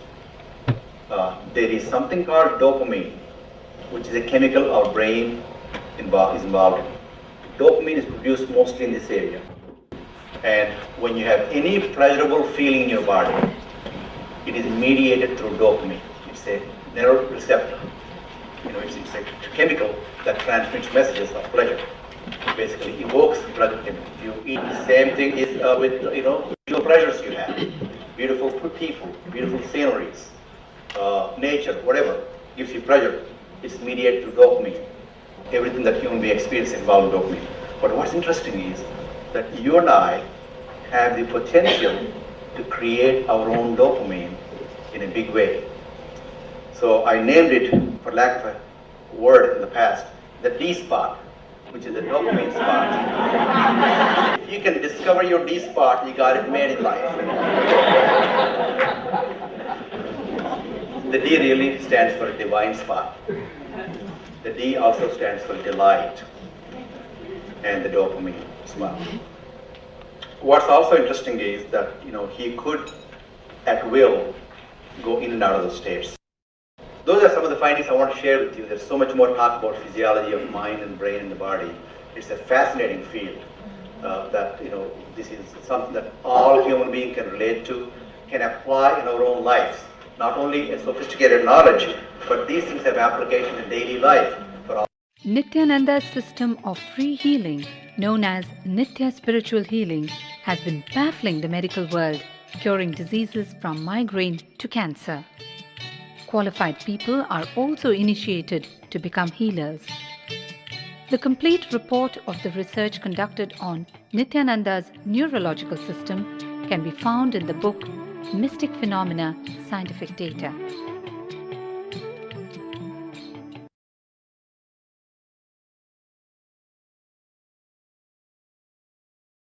Yes, now that we've understood the benefits of meditation for our brains, let us understand how we can benefit from prayer as revealed by the Supreme Pontiff of Hinduism himself.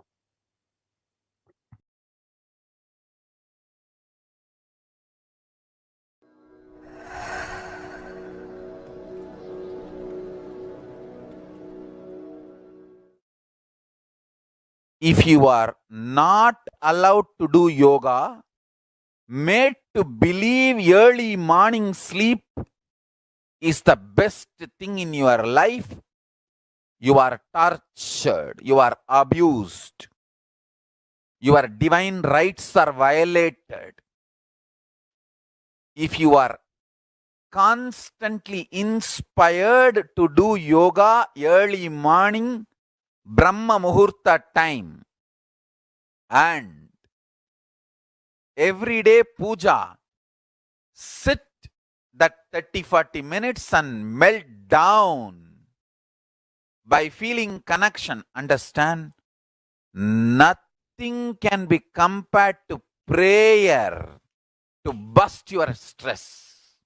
I tell you, prayer is the best stress buster. Deep feeling connection and tears rolling in your eyes and melting down.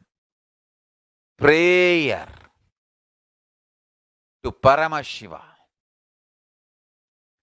Intense yearning, Vyakulata, talking to Paramashiva, relating to Paramashiva. Nothing can be compared to that to bust your stress. I tell you, every day puja is an ultimate recharging experience. If you do everyday puja,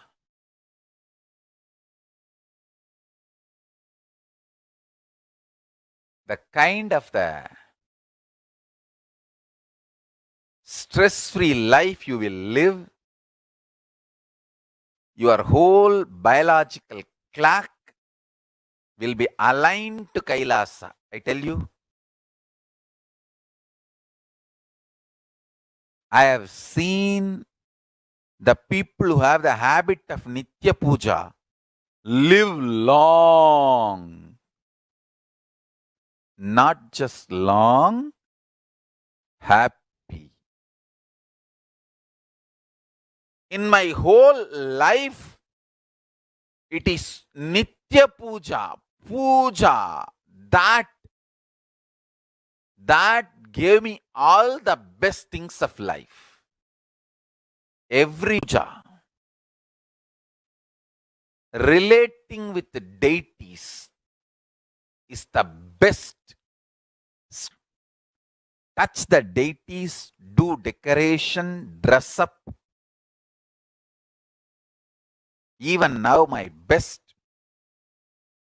time of the day is when I sit with my deities. When I sit with my deities,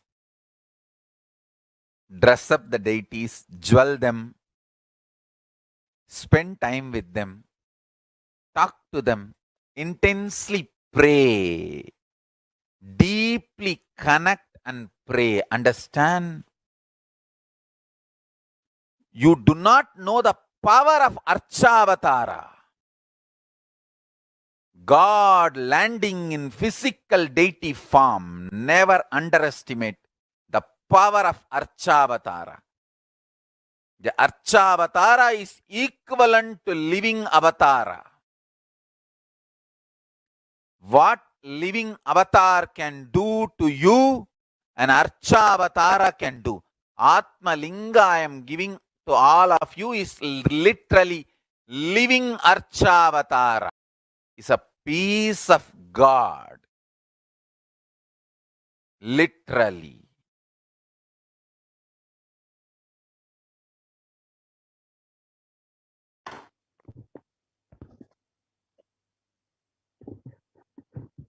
Now that we've understood what Devi Parashakti feels about the first method, prayer and meditation, and how prayer and meditation can benefit not just our mental health the next method revealed by Devi Parashakti.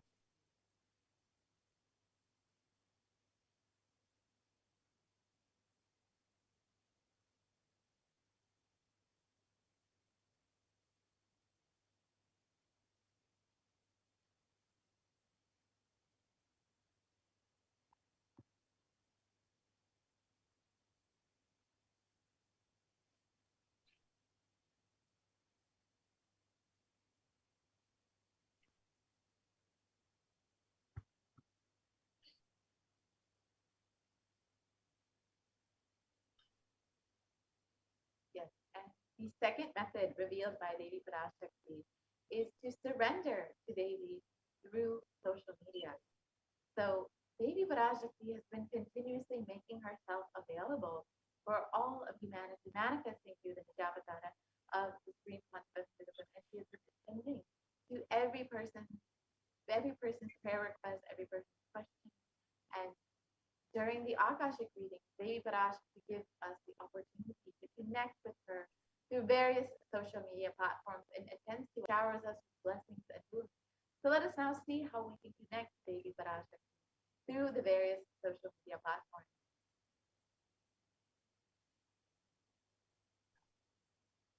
So on YouTube, you can first become a member by clicking on the button to become a member, and then you can ask your questions in the live chat.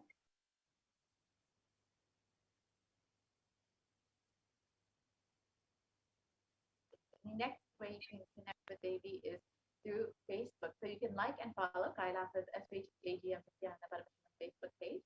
And during the live Parashakti Akashic, you can post your comments and ask your questions in the comment section of the live video. And Devi Parashakti will directly attend to you.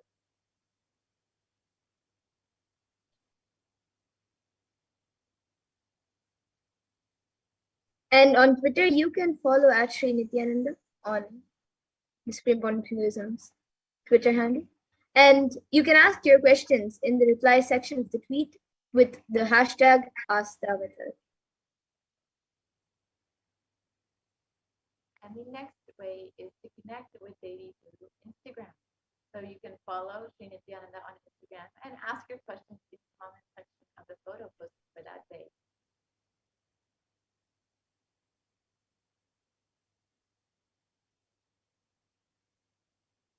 And the next way is to connect with Devi through WhatsApp. So you can search kailasa.org and you will see the WhatsApp chat box pop up in kailasa.org. So you can ask your questions in the WhatsApp chat, and this will also be directly seen by Devi Parashakti.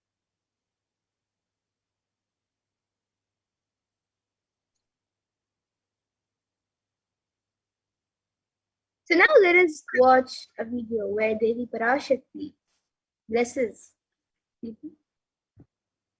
An introduction to Devi Parashakti. Kaliyan ஆட்டத்தை ஆனந்தத்தொடு ஆடிய ஆட்டத்தை கண்டோர் உயிருக்குளெல்லாம் இறங்கி குண்டலினி உயிர்ப்பிக்கச் செய்து மாய மனத்தின் இருளை அகற்றி மாயம் அழித்து மங்களம் தந்து குரு பக்தியும் சிவ பக்தியும்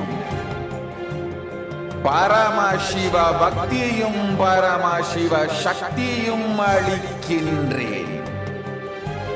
மனமாயை விடுத்து குரு பதத்தை பற்றுங்கள்.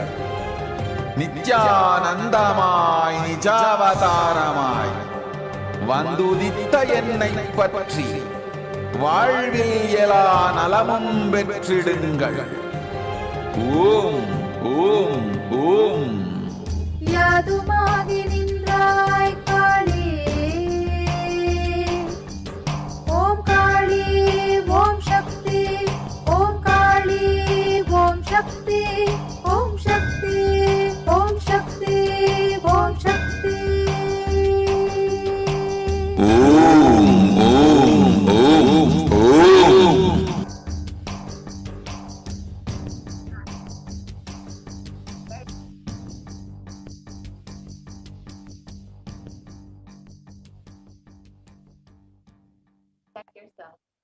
COVID-19.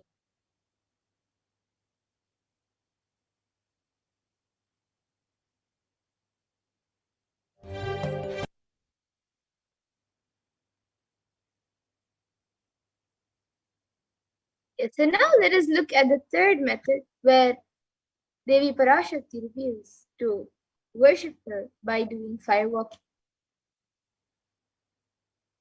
So the Supreme Pontiff of Buddhism has revealed that fire walking is an alchemy process. And in the words of this Supreme Pontiff of Buddhism himself, our rishis and munis have been adepts and masters in every field, whether health or keeping society safe. In every field, so all the vratams, the pujas, the spiritual techniques, the religious rituals, anything they design is highly scientific and directly useful to the life. Coronavirus will not affect you at all, because during that firewalking time, that small blisters you get just shoots up your whole immunity. That power, the power to protect yourself from any virus or any problem, is actually a powerful technique. It's a very powerful technique followed in those days, especially during this season.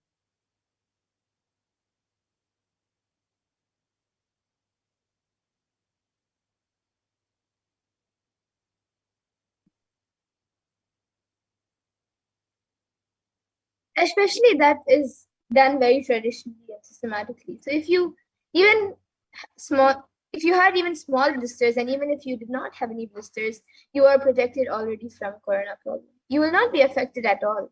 Corona will not work on you. It will not affect you. And don't worry, it is a traditional way of making you immune. Actually, it's a traditional vaccination process. It's 11 feet length, the burning live charcoal on which you are supposed to walk, with that traditional powerful music which activates your lymph system. That mukulam, we call it in the back of the neck. This music will feel like it is hitting the back of your neck, and your whole detox system will be awakened. In that peak altered state of consciousness, you should walk on the fire. Not just like that, you will walk. You will first awaken, trigger the detox system, and then walk on the fire. 11 feet fire. And if you do, for one firewalk, you are absolutely protected from corona. Pray to Mahamadiam and do the firewalking. That is it. It's like a traditional, powerful vaccination. Pray to Parashakti Mahamadi and do the Pativati Vatam. Do this traditional firewalk. You are absolutely protected from coronavirus. No need to panic. Traditional vaccination, traditional, natural, organic, no bad side effect vaccination is the Hindu firewalk. So now let us watch a video where the Supreme Point of Hinduism speaks about the science behind firewalking.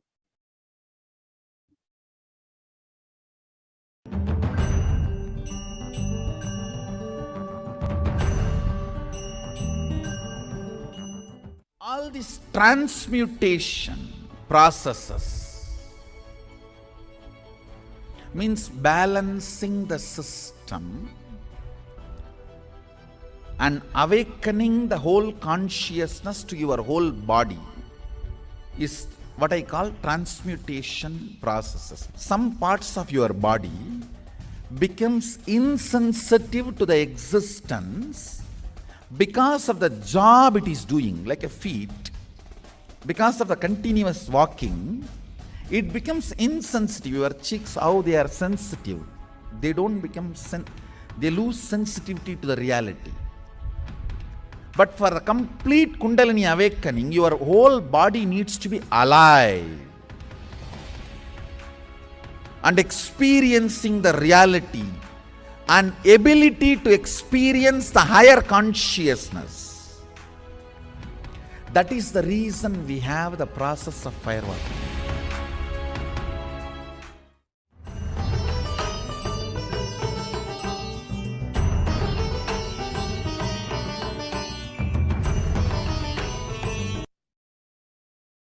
Yes. And now let us watch a video where the Supreme Point of Hinduism himself has done the firewalking.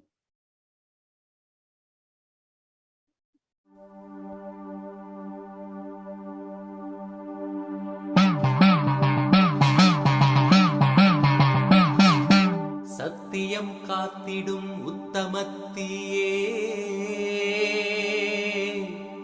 சத்குருவாய் வந்த நித்திய தாயே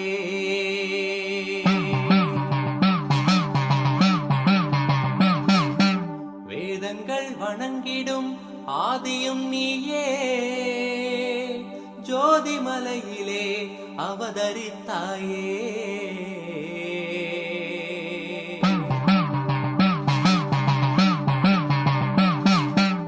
அவனியை பேணும் ஞானமும் நீயே அக்னி வடிவிலே அருள் புரிந்தாயே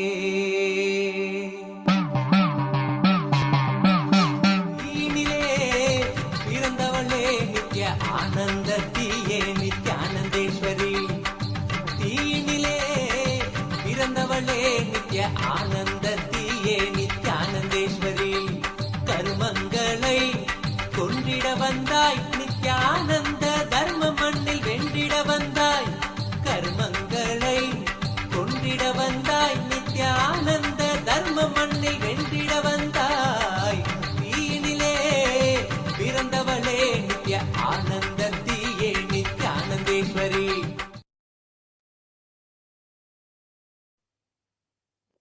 And now let us understand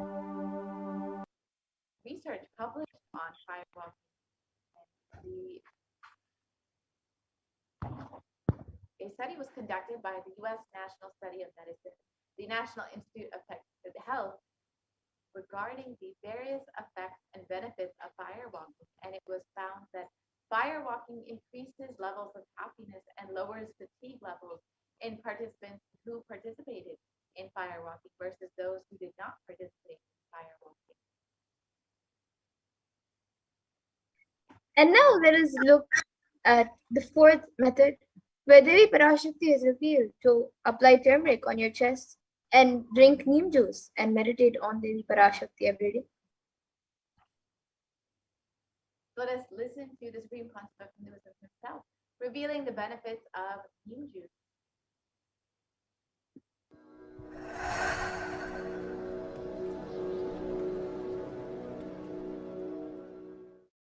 Bididi. It is not, I'm not talking from air, I'm talking from ground. In Bididi, before we came to that land, 30 borewells were dug, no water. Now, from the day we came till now, we have water for 10,000 people to live comfortably in that very land. It's only pouring, pouring Karumari's grace. Wherever we started ashram, nature completely cooperates because we know biology, whole biology thinks.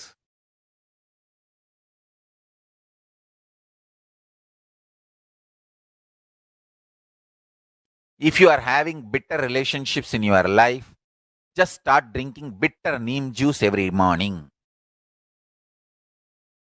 The problem will be solved.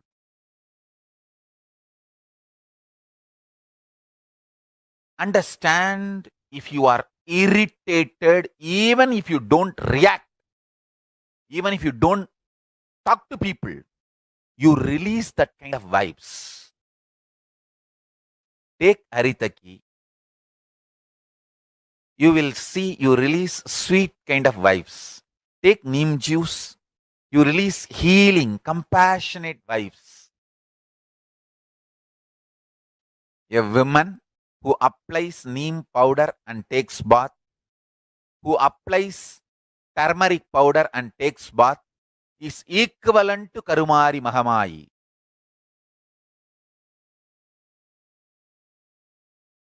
That neem paste and turmeric powder, if a woman takes bath with that, she is equivalent to Mahamayi. She is embodiment of Karumari because she will be manifesting that same vibes of Karumari. I sincerely recommend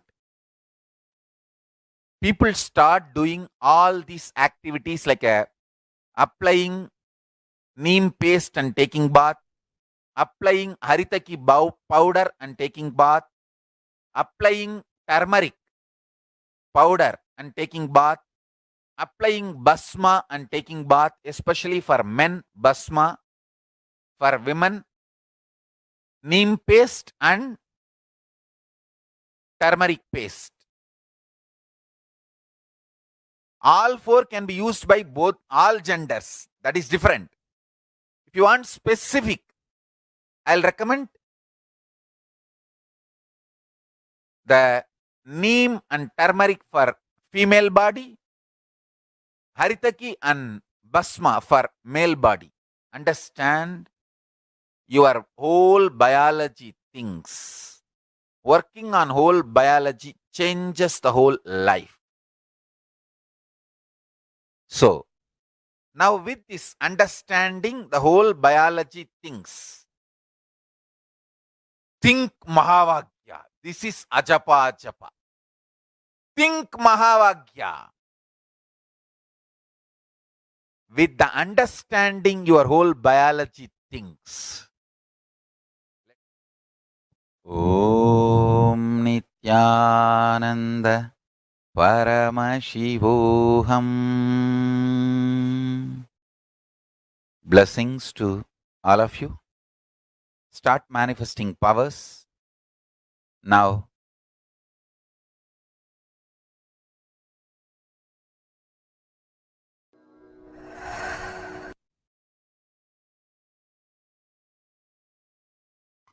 Yes. Now that we've understood the benefits of neem juice as revealed by the 3 month method, let us look at the benefits of turmeric. And there have been multiple studies that have been various medical journals and in the biotechnology information. The Center for Biotechnology Information in the US has also published research on this. And they have found, of course, that traditionally turmeric is very well known for its anti-inflammatory effects, but curcumin, turmeric, has been also shown in the last 2 decades to be a potent immunomodulator agent that can modulate the activation of T cells, B cells, macrophages, neutrophils, natural killer cells, dendritic cells, and these are all immune cells. And it can also enhance the body's antibody response. So with a strengthened immune system, you will be much more likely to stay healthy and be able to live an active lifestyle.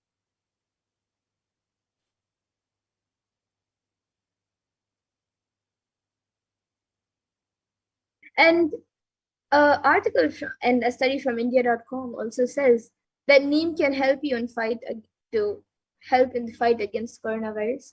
And it says that neem is an important part of Ayurveda and it can be effective in dealing with the novel coronavirus infection. And turmeric and neem are also effective against coronavirus according to a KGM study.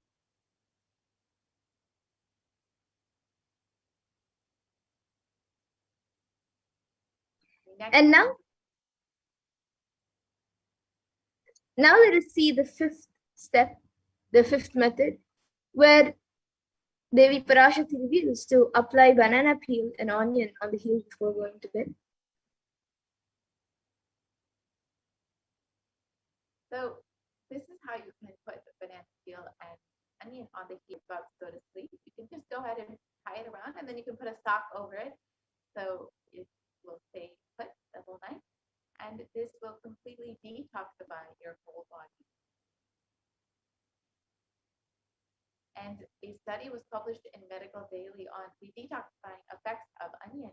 And they reported that the beneficial properties for our health in onion, the onion contains a high amount of sulfur compounds, which not only give onion the very recognizable smell, but also is a powerful detoxifying agent. And with more than 100 sulfur containing compounds, which are what cause the eyes to water, onions can help prevent and treat ailments from diabetes to heart disease. So this is also why it's very well known in Ayurveda and traditional Hindu medicine system for its medicinal purposes. That is the main purpose used in Hinduism of onion. And another article in a review in the Journal of Phytotherapy has talked about the detoxifying effects of onion. And it states that the compounds from onion have been reported to have a wide range of benefits, including anti-carcinogenic properties, anti-platelet activity, anti-thrombotic activity, anti-asthmatic activity, and antibiotic effects.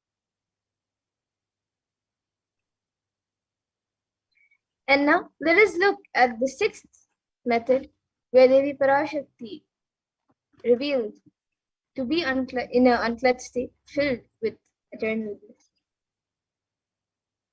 Let us understand the science of unclutching as revealed by the Supreme Concept of Buddhism himself.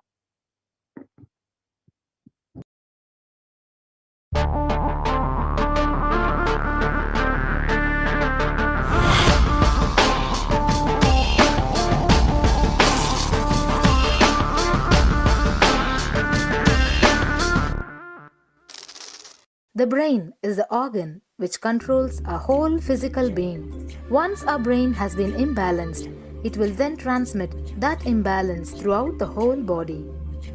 Thought forms are pure energy that have the ability to influence people and everyday events in life. According to science, our brains generate an electromagnetic field which may be measured by such instruments as an encephalograph. This electromagnetic field is generated by the brain every time we think, and as our mind is never still, we may be compared to perpetual power generators.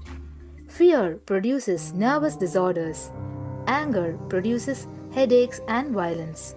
Confused thoughts produce congestion and ill health. Depression causes cancer, tumors, mental diseases, and lowering of the immune system, causing death through own willpower. Our thoughts generate intricate energy patterns which can be detected by sensitive equipment and seen by clairvoyant individuals. These energy patterns are known as thought forms. Surprisingly, thought forms are shaped by the thoughts themselves. Each of us creates hundreds of thought forms every hour and release them into the environment. Although we cannot see them, the thought forms have as real an existence as any other form of energy. Most people can sense others' thought forms, and a continuous energetic exchange happens between people, about which we are usually unaware. This also explains why we sometimes take a sudden liking or dislike to a certain person directly on meeting them. We just catch their vibes. Unclutching is a guide for equanimity and enlightenment. Thoughts are like bubbles in a fish tank. Just as bubbles in a fish tank rise from the bottom, our thoughts also rise in the same manner. When one bubble comes and reaches the surface of the water, the next bubble starts and the third bubble starts. Because the bubbles are rising at high speed, they look like a continuous stream. But our mind is not a continuous stream. There is always a gap between two thoughts. Like the bubbles, we also experience a neutral space between two thoughts. This neutral space between two thoughts is our original state, the pure silence. It is a state of pure consciousness, the state of God. Since the gap or the neutral space between two thoughts is too small, we think all thoughts are connected and form a shaft. But there is always a gap between two thoughts. In the forest of northern India, the hunters trap the birds using a trap. They tie a rope between two trees.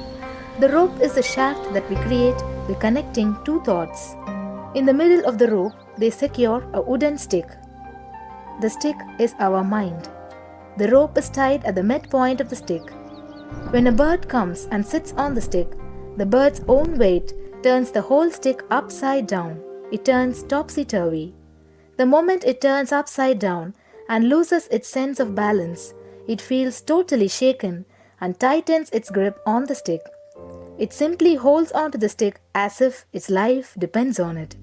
Similarly, we connect thoughts and form a shaft out of it and live in the fear that if we drop our mind, we might be lost. We might lose our identity. Because it is hanging upside down, it thinks, if I unclutch from this stick, I will fall and die. Is similar to the fear that if we start trusting that we are unconnected, unclutched, independent and illogical thoughts, we might be lost. If the bird lets go and relaxes, it may flutter to balance for a moment or two. When it leaves the stick, maybe for a few seconds it will fall, but then it will adjust itself and start flying. In the same way, we hold on to whatever we think is our identity and security, our education, our mind, our life, our relationships, or our bank balance. Ultimately comes to remove the stick that is our identity. Just like the bird, we don't realize that if we drop our mind, at that moment we can become a Paramahamsa. That very moment we can be liberated.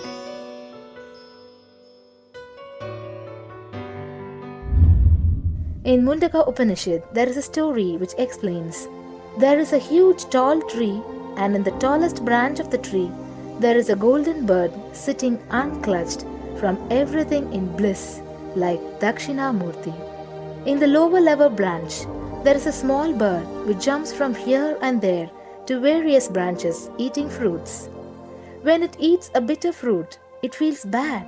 Whenever she eats the bitter fruit, she sees the bird which is looking above silently like Dakshinamurti and feels why I should not be like that bird. But unfortunately, when the same bird, when it eats tasty fruit, it forgets the bird sitting above it. In the same way, she keeps battling between branches, eating bitter and tasty fruits again and again. One day, as a small bird flies up higher, and as it reaches near the golden bird, it realized that he and she are the same. There is no difference between them both and realizes her original state.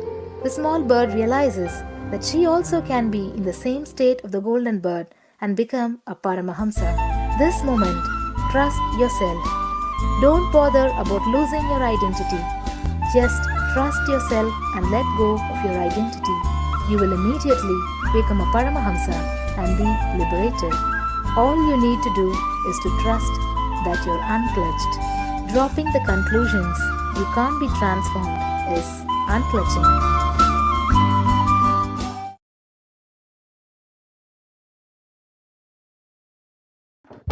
Yes. Now that we've understood the science of unclutching, if you would like, you can take a few moments now to experience this state of unclutching. So you can sit with your head, neck, and spine in a straight line, and you can chant the Mahavakya intensely.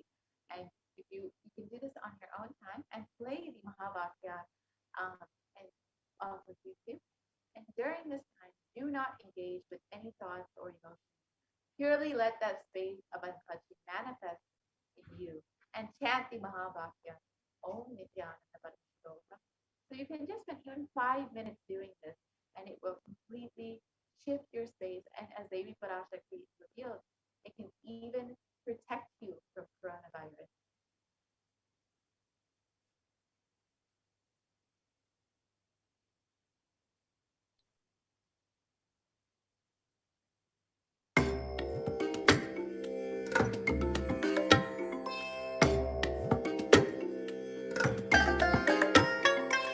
I bless you all. Let you all open all your three eyes and manifest the powers of Mahasadashiva. Om Nithyananda Paramashivoham. Om Nithyananda Paramashivoham. Om Nithyananda Paramashivoham. Om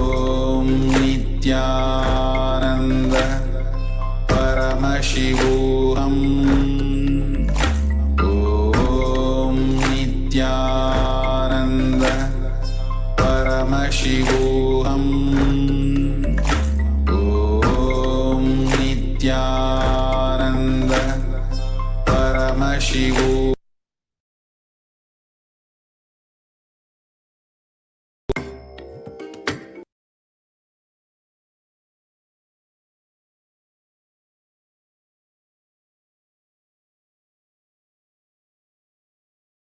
Yes. And now let us look at the seventh step, the seventh method that Devi Parashakti reveals.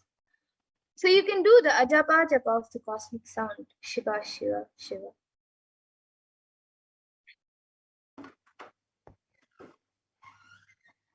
Yes.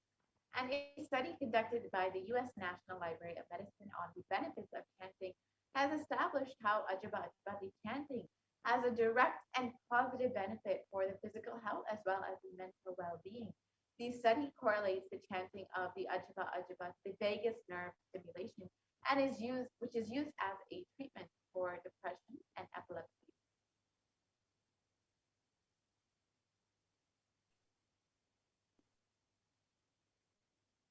And Here,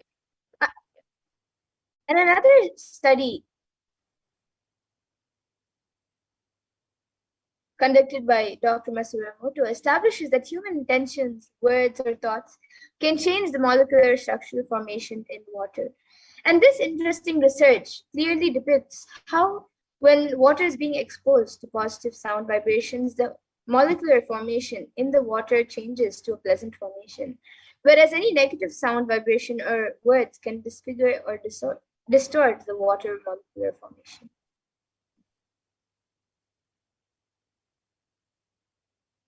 and here you can see the pictorial demonstration pictures of what the molecular structure of water has looked like when it was exposed to positive sounds and vibrations like compassion, thank you, and wisdom, and the beautiful crystal-like structure that has been created from this. And when words like "I will kill you," "you fool," and heavy metal music has been played to water, it becomes the molecular structure of the water becomes disfigured, distorted, and disintegrated. So you can imagine what happens inside of your body, which is composed of 50% water. When you chant the Ajaba Ajaba, the chanting of the powerful sacred mantra.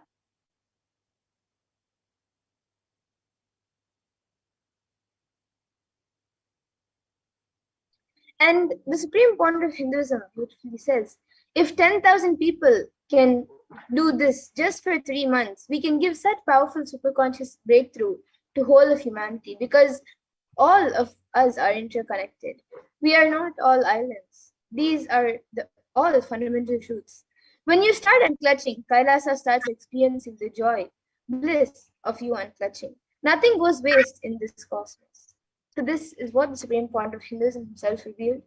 And if you would like to be a part and become a part of the Global Unclutching Initiative, you can register at kailasa.tv/minutes for peace. Yes. And even if you are just chanting the Ajba Ajba, the chanting of the cosmic sound Shiva Shiva Shiva, you could also log your minutes at kailasa.tv/minutes for peace. All of these, whether it's unclutching, meditation, or the Ajba Ajba, all contribute to the global enrichment of humanity. And you can log your minutes for peace at kailasa.tv/minutes for peace. And the last method revealed by Devi Parashakti is to be in the state beyond any remembrance or forgetting. In the Arunachala Swarana that blossoms as Aham, Aham, the Ananda Swarana. And this is the last method that Devi Parashakti has revealed, being in the state beyond any remembrance or forgetting. And this alone can protect you from COVID-19. And Devi Parashakti, every method that Devi Parashakti has revealed is an independent method which can directly protect you from COVID-19. So you can use any of these methods as you are living your life and want to protect yourself from COVID-19. So one of the first methods that Devi Parashakti revealed was to pray and meditate on Devi Parashakti. So the best way to do this is through the various offerings and sevas that you can make to Devi Parashakti. And these are just the easiest, most simple way that you can connect to Devi and experience the divine energy and blessings of Devi Parashakti in your life. Of course, Devi is continuously showering and blessing and giving boons to everyone, regardless of whether they offer something or not. But it is when you decide to open up your being to receive all that Devi Parashakti is giving you, will you be able to fully experience Devi and all of her boons and blessings. The best way to open up your being to receive the energy of Devi is to offer something out of your gratitude and devotion to Devi Parashakti. So now let us enter into the offering segment where we will understand the various offerings that we can make to Devi Parashakti. So each of these offerings are not made out of any fear nor out of greed. Not that the divine will get anything. It's not that Devi Parashakti or Swamiji will get anything by you offering, but and nor will you lose anything if you don't offer. But it is only out of your pure love and devotion that you offer something, and from that space you will be able to experience and manifest whatever reality that you want, because you will experience the divine energy and be able to receive the divine energy of Devi Parashakti and Swamiji himself. Yeah. So now let us enter into the offering segment and understand the various offerings that we can make to Devi Parashakti.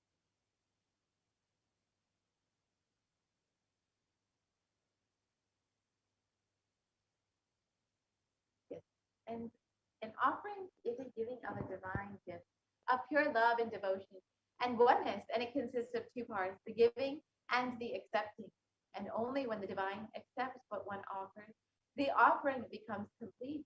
Offerings are not made out of fear nor out of greed, but when an avatar lands, the offerings are purely a part of the grand Leela, played out for the only purpose of enlightenment.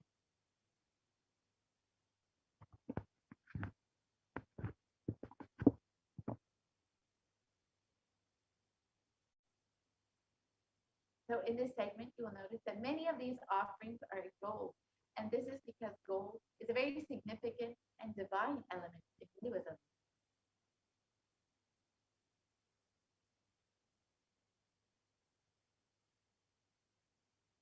It describes the origins of gold.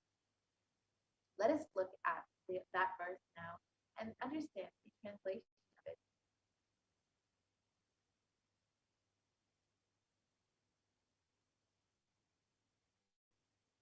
And before we do that, let us invoke the Devi Parashakti herself and invoke the faith of Devi Parashakti. This Dhyana Shloka is for that purpose, to invoke Devi. Let us look at the translation of the Dhyana Shloka.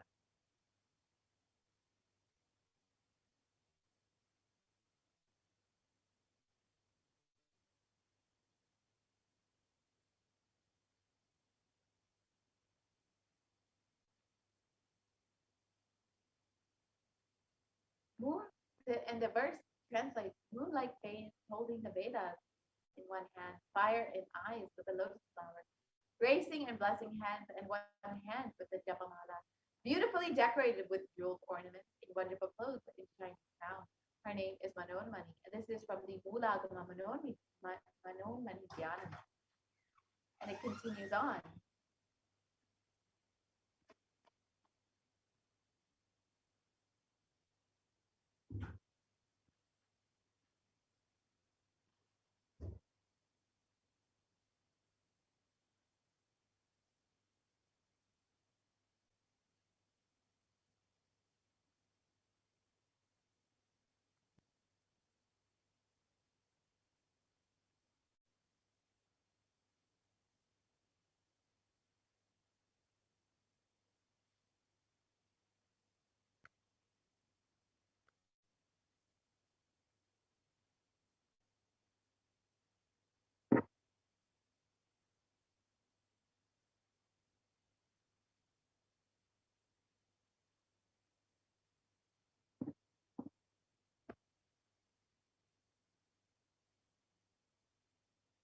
Let us look at the translation of this verse.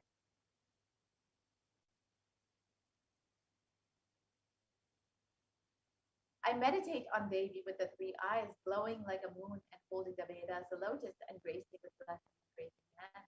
She is wearing beautiful ornaments. She is worshipped by Brahma and other many gods, and showers auspicious moon for all actions every day.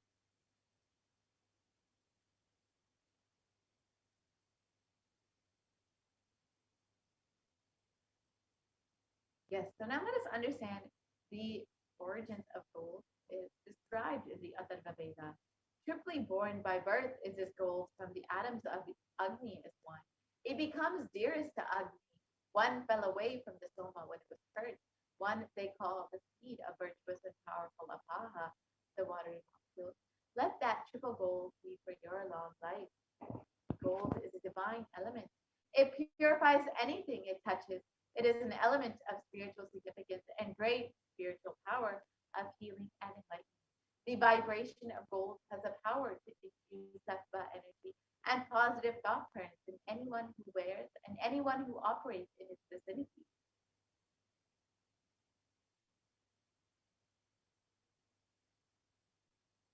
Gold is present in all of our scriptures, including the Agamas, the Vedas, the Shrutis, the Smritis, and the Puranas. In all Hindu scriptures, it is abundantly displayed that gold is the most auspicious and purest element which purifies our very being. In the Hindu civilization, everything was built in gold, exchanged in gold. Ritual fees were even offered in gold. And when one was to be saved from life-threatening illnesses, gold was offered as a ritual fee. Gold was in abundance and used for weighing equivalent amounts of commodities, including cows. Kingdoms were built with huge doors of gold.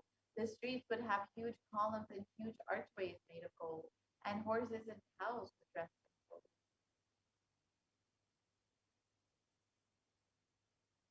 And the Hindu civilization thrived on the banks of rivers of gold. The Indus River was called the Hiranyamaya, and in the Rig Veda, and the river Saraswati was called the Hiranyavartini in the Atharva Veda. Gold is the supreme element for offering gifts, the ones that you love and revere. And temples were constructed and paved in gold. Deities are made in gold and decked and adorned in gold because it preserves the enlightenment energy for thousands of years. It literally lasts forever.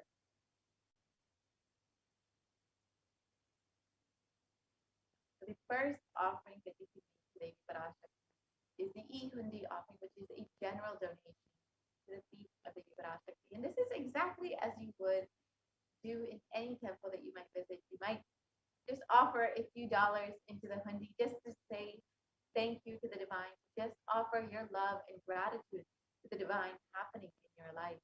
And in this verse, it describes that Devi is fond of true devotion and is realized through true devotion. She can be won over through and she removes all fears.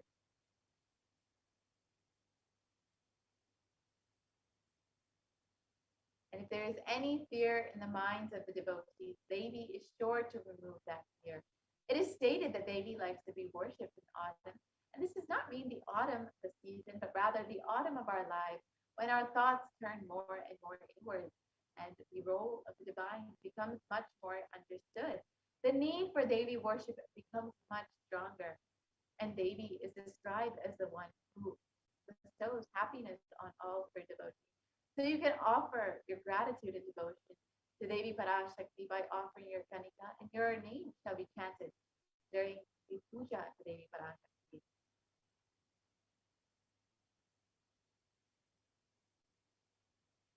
The next offering is the Sankalpa chanting, the offering of a conscious resolution. So before you start any new endeavor or any new project or anything in your life, you want to make sure that you set a conscious resolution and consciously decide what it is that you want to manifest in your life. And when you offer that conscious resolution, that sankalpa, to the feet of Devi Parashakti, you will be blessed with the energy from Devi Parashakti to manifest exactly what it is that you want. And in the Devi Mahatmya, it describes that the goddess enchants this universe and she herself gives birth to this universe. That God is being prayed to without any interest in anything. give us that knowledge that leads to salvation and give us wealth in the materialistic sense. So you can offer your sankalpa and be blessed with the fruition of all your desires and wishes by Devi Parashakti's grace.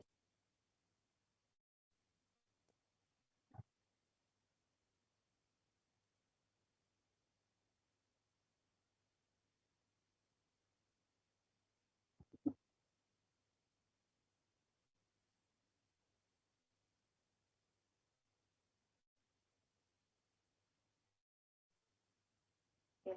So now let's see the next offering that we can make to Devi Parashakti.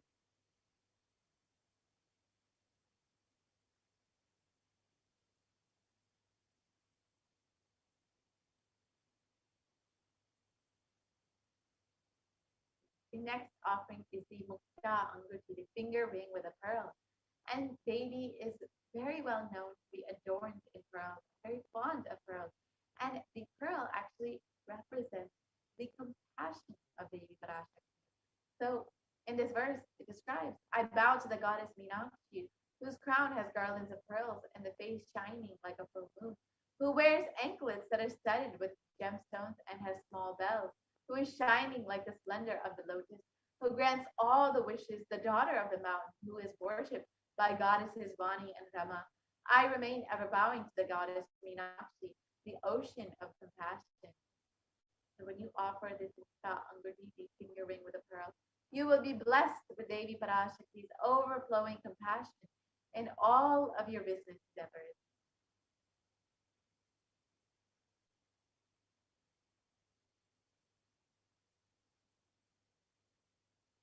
And you can offer this Mukta Anguti, the finger ring with a pearl, in various sizes as you wish, and receive the blessings of Devi.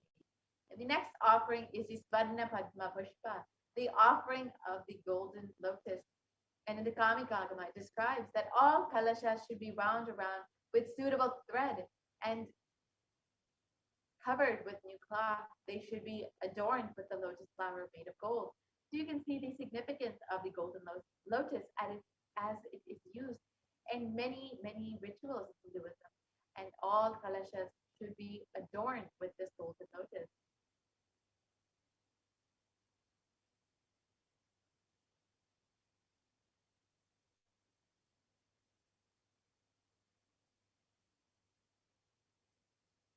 So there are hundreds of scriptural references for using the lotus in the worship of Paramashiva and Parashakti. Worship of the divine involves the consecration of the divine using mudras.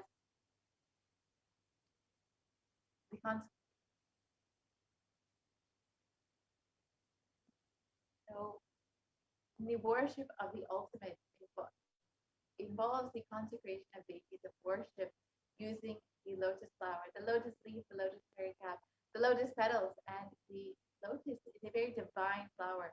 The Shakti of Paramashiva is called the lotus. The base of the Paramashiva Linga is lotus, and the disciple of Paramashiva is also considered to be a lotus ready to bloom.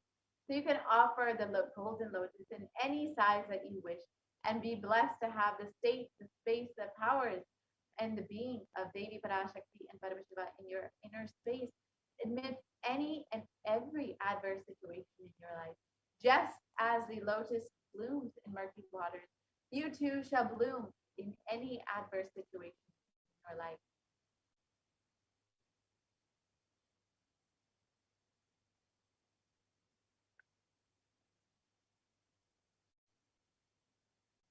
The next offering is the Swarnamati, the gold toe ring.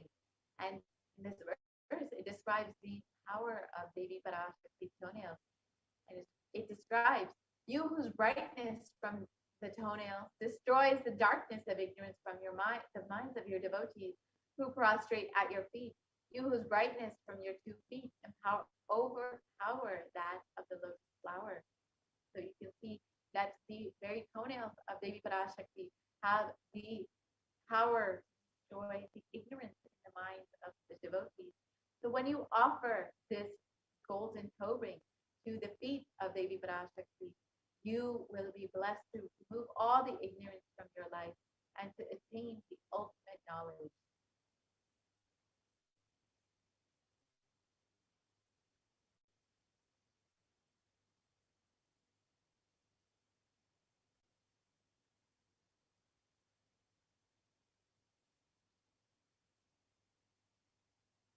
and you will be receiving the blessings of Devi Parashakti and be able to navigate any difficult situation in your life.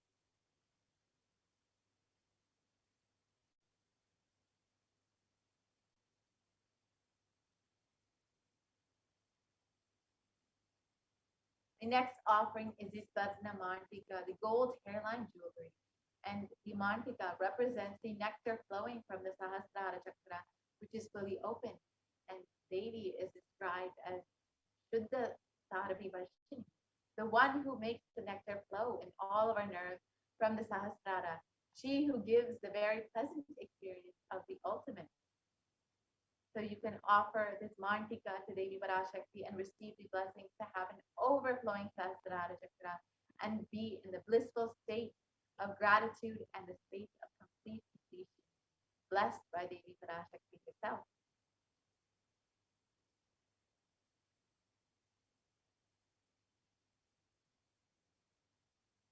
The next offering is the Pratikshabad Puja, the most favorite offering of all the devotees and disciples of the Supreme Concept of Hinduism, who is manifesting Devi Parashakti. And in Saundarya Lahari, it describes that the toenails have been sharpened by constantly being touched by the crowns of the celestial beings who always prostrate before Devi. Tamoguna is darkness, and in this stotram, tamas is indicative of the ignorance of the minds of the devotees. And by constantly prostrating before Devi, their ignorance is removed and they attain knowledge.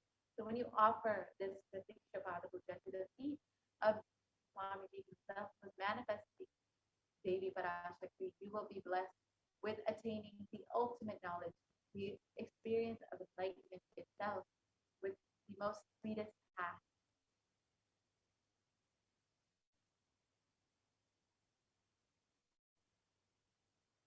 The last offering that we have here for you today is the Bastra Seva, the offering of clothing to the feet of Supreme Concept of Hinduism, manifesting Devi Parashakti during the Pratiksha Pada Puja. And when you offer Bastra Seva, you will be blessed with full protection and in your path to enlightenment.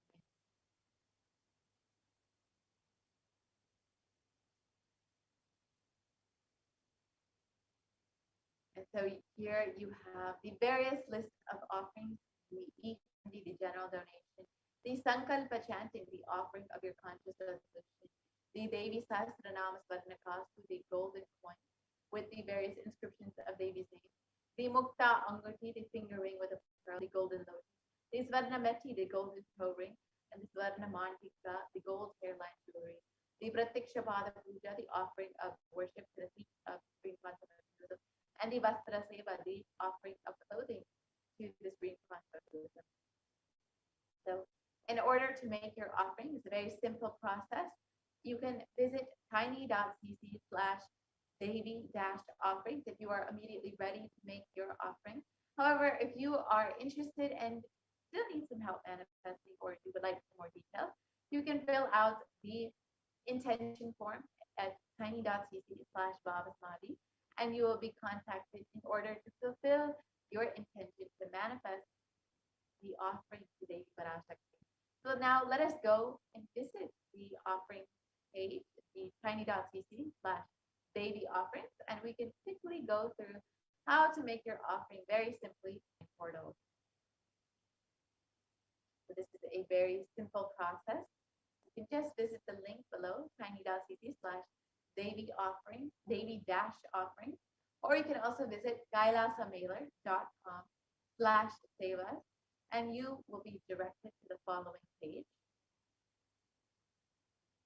And there you will see a very simple drop-down menu where you can choose whichever offering you would like to make, whether it's the Swarnameti, the Swarnamantika, or the Pratiksha Pada Puja. You can choose whichever offering you would like to make. And you can choose how many offerings you would like to make as well, whether you want to make an offering for yourself, an offering on behalf of your loved ones. You are welcome to do that. And once you've chosen whichever offerings you would like to make, you can go ahead and proceed to the checkout. And once you proceed to the checkout, you will see all of your cart And you can go ahead and proceed to checkout and see the billing details, and you can fill out your billing details very simply. And once that is done, you can go ahead and make your offering. Yes, we will shortly visit the online payment gateway, that's tiny.cc/Devi-offering, so you can view exactly how to make your offering.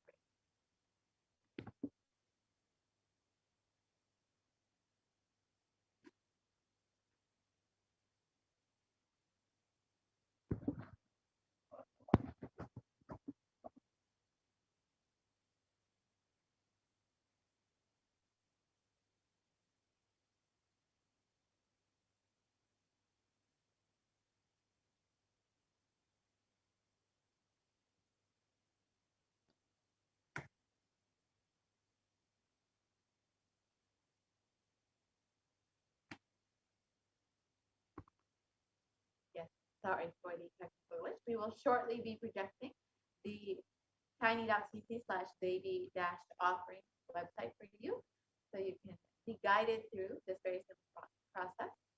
And also, now you can also take a moment to become a member of Kailasa's HDH Nithyananda YouTube channel. The very simple way you can do this, you can go ahead and go to YouTube and visit Kailasa's HDH Nithyananda YouTube channel. And once you do that, you can go ahead and click on the join button that will be visible. And when you click the join button, you'll be directed to a page where you can choose which level of e-Kailashan you would like to be. And you can choose from the bronze, silver, gold, platinum, premium. And each of these has various exclusive content associated with it, which you will have access to when you become a member. And you also will have access to ask your questions live during the Devi Parashakti Akashic reading in the comment section of the YouTube video. So you can directly have your questions attended to by Devi Parashakti herself. And this is not the only way that you can ask your questions to Devi. You can also ask your questions via Facebook. So you can like and follow the SH Agenda Facebook page, as we saw earlier. And once you do that, you can go ahead and ask your questions in the live video and the comment section of the live Parashakti Akashic reading. And once that, you can also choose to ask your questions on Twitter, and you can visit @Nithyananda on Twitter and go ahead and ask your questions in a reply to the tweet with the hashtag #AskTheAvatar with your question. And you can also ask your questions on Instagram, and you can ask that in the comment section of the photo. And the last way is to ask your questions via WhatsApp. So you can visit kailasa.org and ask your questions in the WhatsApp chat box. And all of these will be attended to directly from Devi Parashakti herself.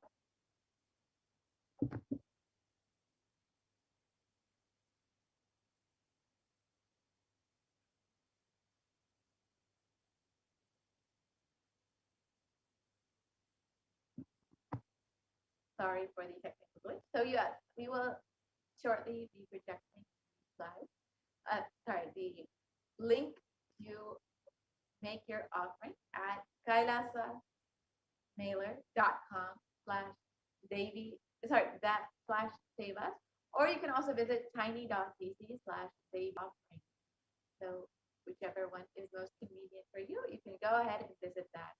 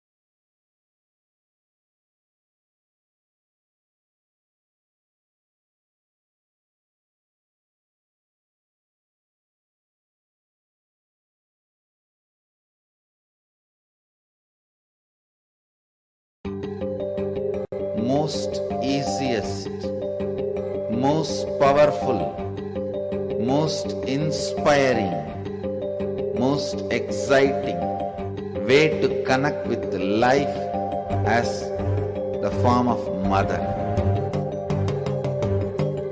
Navaratri is the time to connect with Cosmos as mother. Celebrate Cosmic Mother. This 9 days we worship Mother, worshipping Divine Feminine.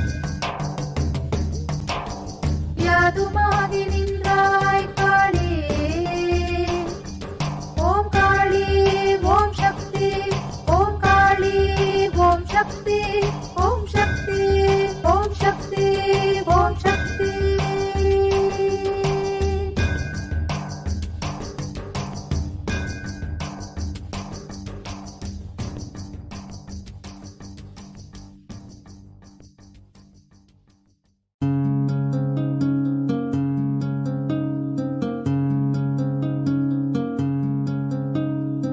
There are some gods, 9 unknown gods. The moment you call, they will be there. Venkateshwara, Balaji. I tell you, people give so much for Venkateshwara because he does the job. He's the 9 unknown god. There's a village full story where Venkateshwara borrows from Kubera for his marriage and he is still paying the debt. Venkateshwara takes the responsibility of reserve to reserve.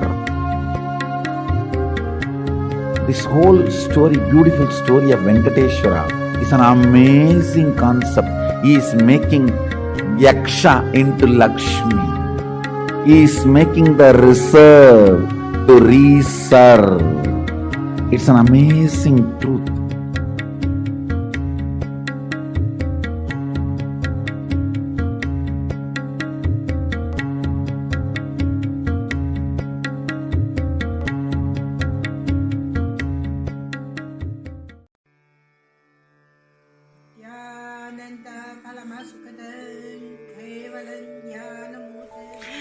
Here is the Australia Kailasa.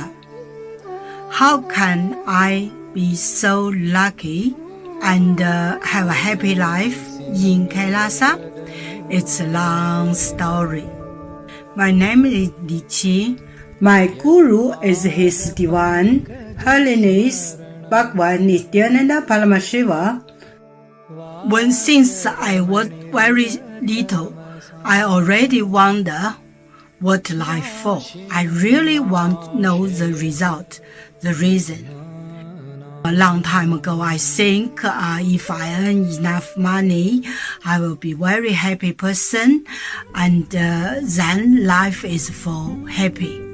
I tried to earn money, and then I really rich, but money didn't give me happy. Then I tried to get the happy life in romantic love. Then the really romantic love take me go lots of place. Too many stories during this time. But I still don't feel I get the result, get the life reason. Then I start study from book, from video, from religion in many different ways. And when I study Buddha, that time I really appreciate Buddha give so much intelligence to me about life. But I don't think study is enough for me. I want to be Buddha. But I don't know how. Who can let me get there? One day I found the video in YouTube, introduce Swamiji in that video. I suddenly, my eyes open wide. I get it. He must be my guru. I can get there. He can let me get what I want to know. and He can take me home, real home. This kind of feeling, then I start study from Nithyananda Sangha. One day, Swami Jisasang said he need people devote land, home, money to build up Kailasa. Then I discussed with my husband, decide to give the whole farm to Nithyananda. That time, because both of us believe help means help whole world. It's a big decision, but we just discussed so short time already. Done, decide. I really appreciate my husband love me so much and believe me, trust Swami so much. Soon here will be big temple, Gurukul, Goshena, and library.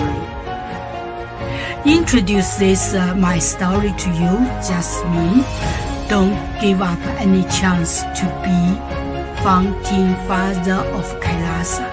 It's best thing you can do in your life.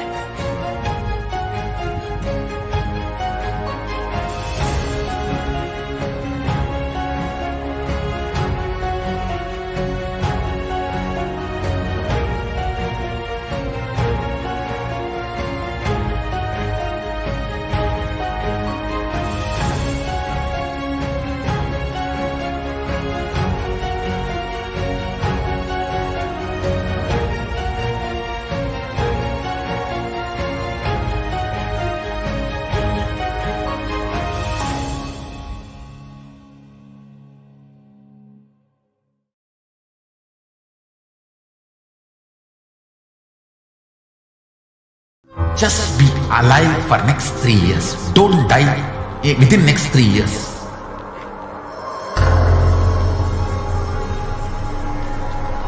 Just don't die within next 3 years. Be alive. Somehow be alive. I'm working sincerely. I will reach you somehow. Somehow I will reach you. It's my commitment to humanity.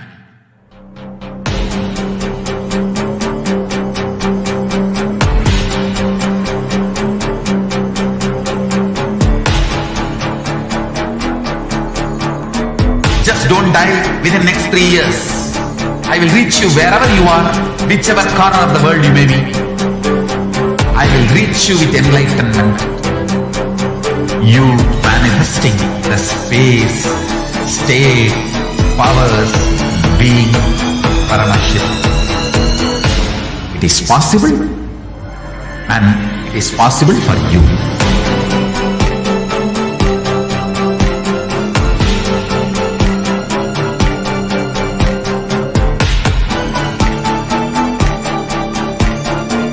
Paramashivoham will reach you with enlightenment science. I know he is going to do the job. Just be alive for next 3 years. Nothing else.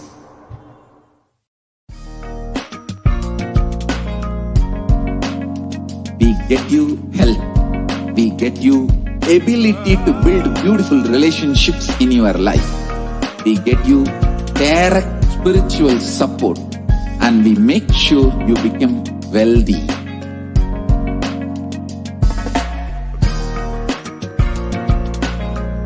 We won't stop giving you just good life. We will literally not stop till you live enlightened life. Manifesting the state of Paramashiva, space of Paramashiva, powers of Paramashiva, being of Paramashiva.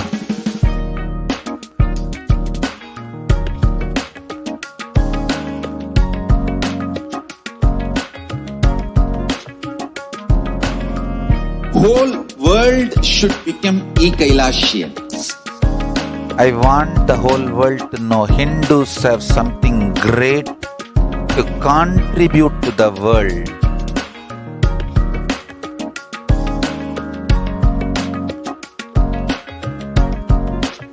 We have something great to to contribute to the world. Let us do that.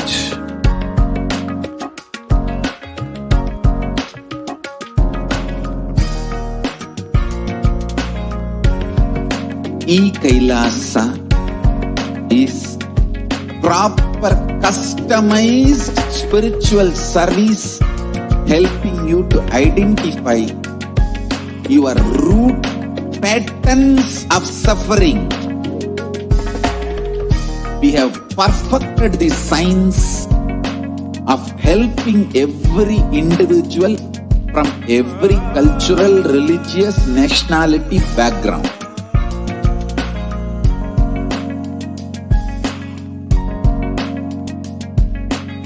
You will have lowest reactionary assumptions, highest awakened response, alive response for life continuously.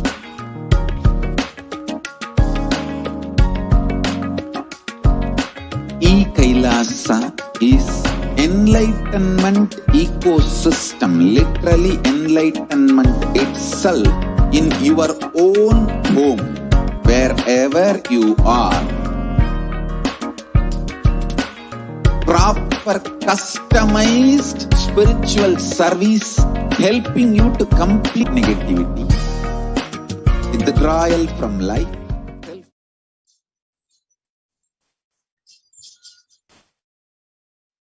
Nithyanandam, welcome back to this segment. In this segment, we are going to learn about the Kailasa's multi-layer quarantine. Easiest, most powerful, most inspiring, most exciting way to connect with life as the form of mother. Navaratri is the time to connect with Cosmos as mother. Celebrate Cosmic Mother.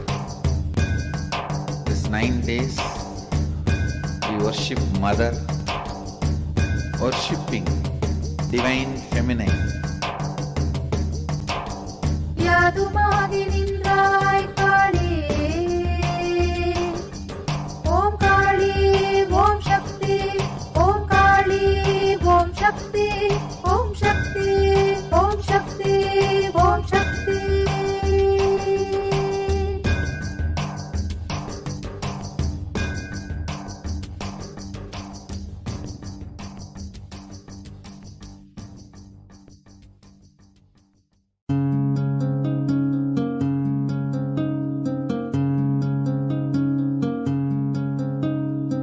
There are some gods, 9 unknown gods. The moment you call, they will be there. Venkateshwara, Balaji. I tell you, people give so much for Venkateshwara because he does the job. He's the 9 unknown god. There's a village folk story where Venkateshwara borrows from Kubera for his marriage and he is still paying the debt. Venkateshwara takes the responsibility of reserve to reserve. This whole story, beautiful story of Venkateshwara is an amazing concept. He is making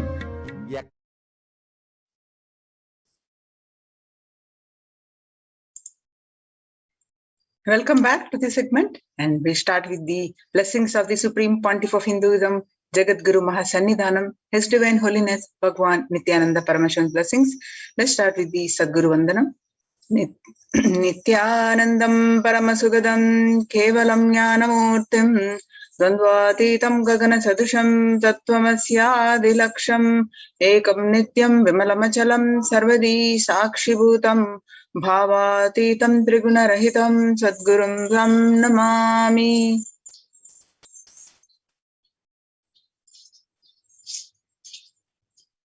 So what we learn from this segment today concerning statistics on mental health and global peace across the world due to COVID-19 pandemic. So what are the Supreme Pontiff of Hinduism, Kailasa's contributions for global peace, Supreme Pontiff of Hinduism's spiritual solutions for COVID-19, Kailasa's COVID Care Protection Centers, glimpses, why temple-based ecosystems and UN recognizes Kailasa's contributions, join Kailasa's COVID Care Protection Centers. Today, people trying to grapple with the grim reality that the pandemic is far from over. The aftermath of the current calamity promises to be much more devastating. The greatest economics of the world are facing disastrous futures. Countries are facing off each other in deep mistrust.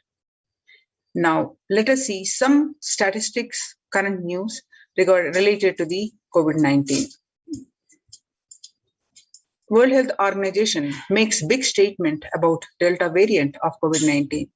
The World Health Organization on Tuesday said that the Delta variant of coronavirus has elbowed out all the three other COVID-19 variants of concern that now represent a tiny fraction of the samples which are being sequenced. Less than 1% of alpha, beta, and gamma are currently circulating. It's really predominantly,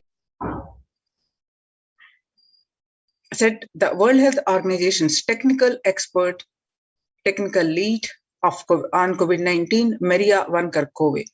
The Delta variant, which was first detected in India last year, has become more fit and is more transmittable, and it is outcompeting.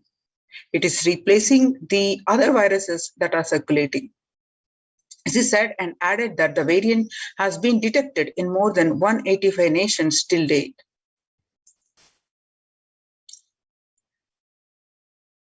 COVID-19 has now killed more Americans than the influenza pandemic of 1918-1919.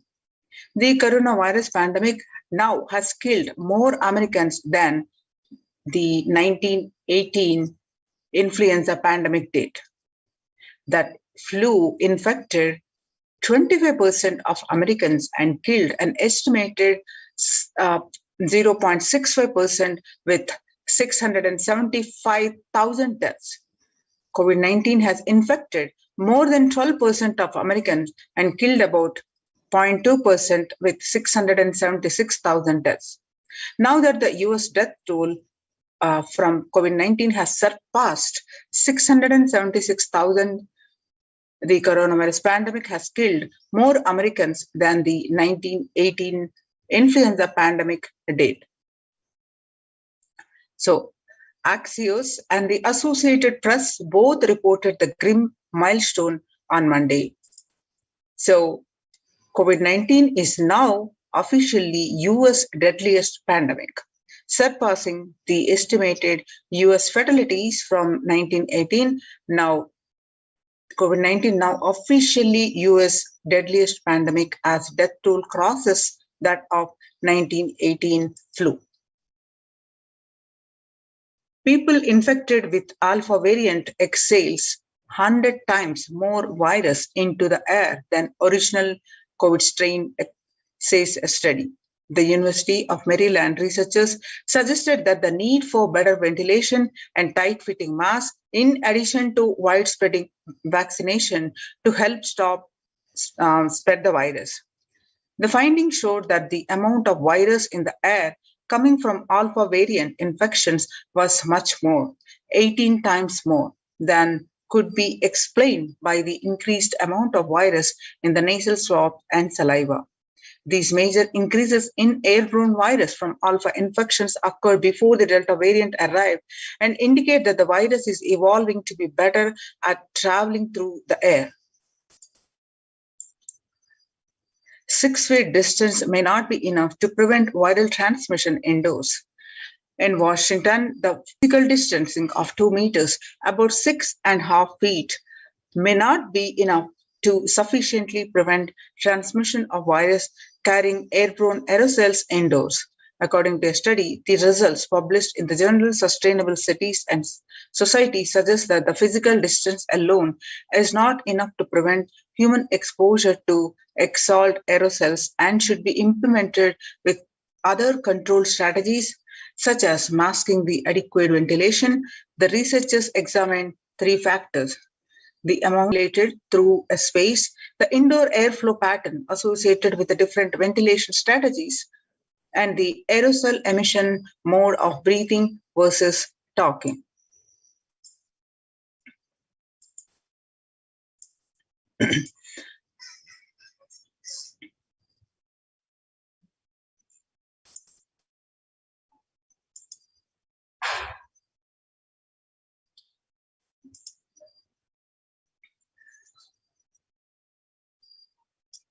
In US, COVID-19 pandemic is nowhere under control, says the Chief Medical Advisor Anthony Fauci.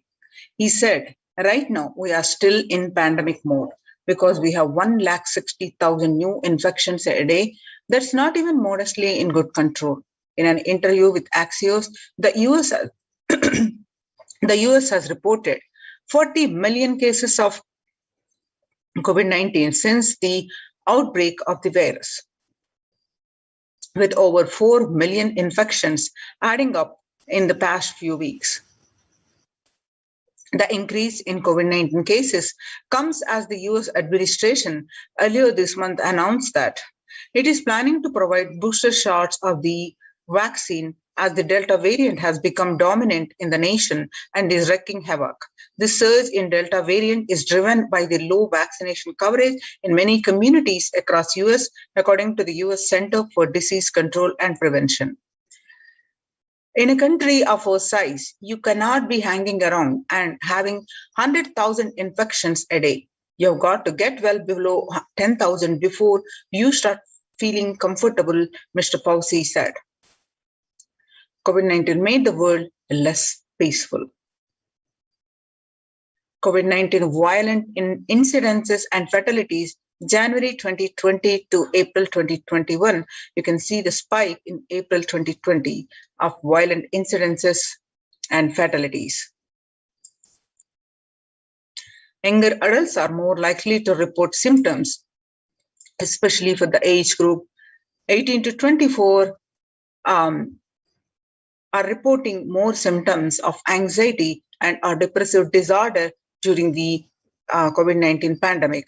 As the age increases, the anxiety and depressive disorders are, the percentage is decreasing.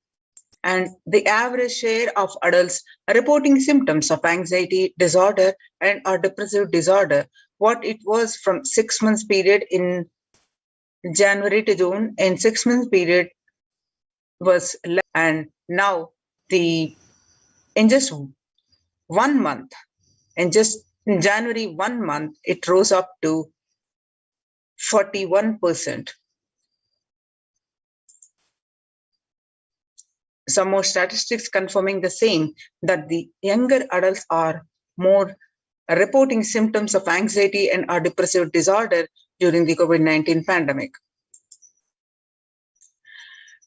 Stress in America 2020, a national mental health crisis.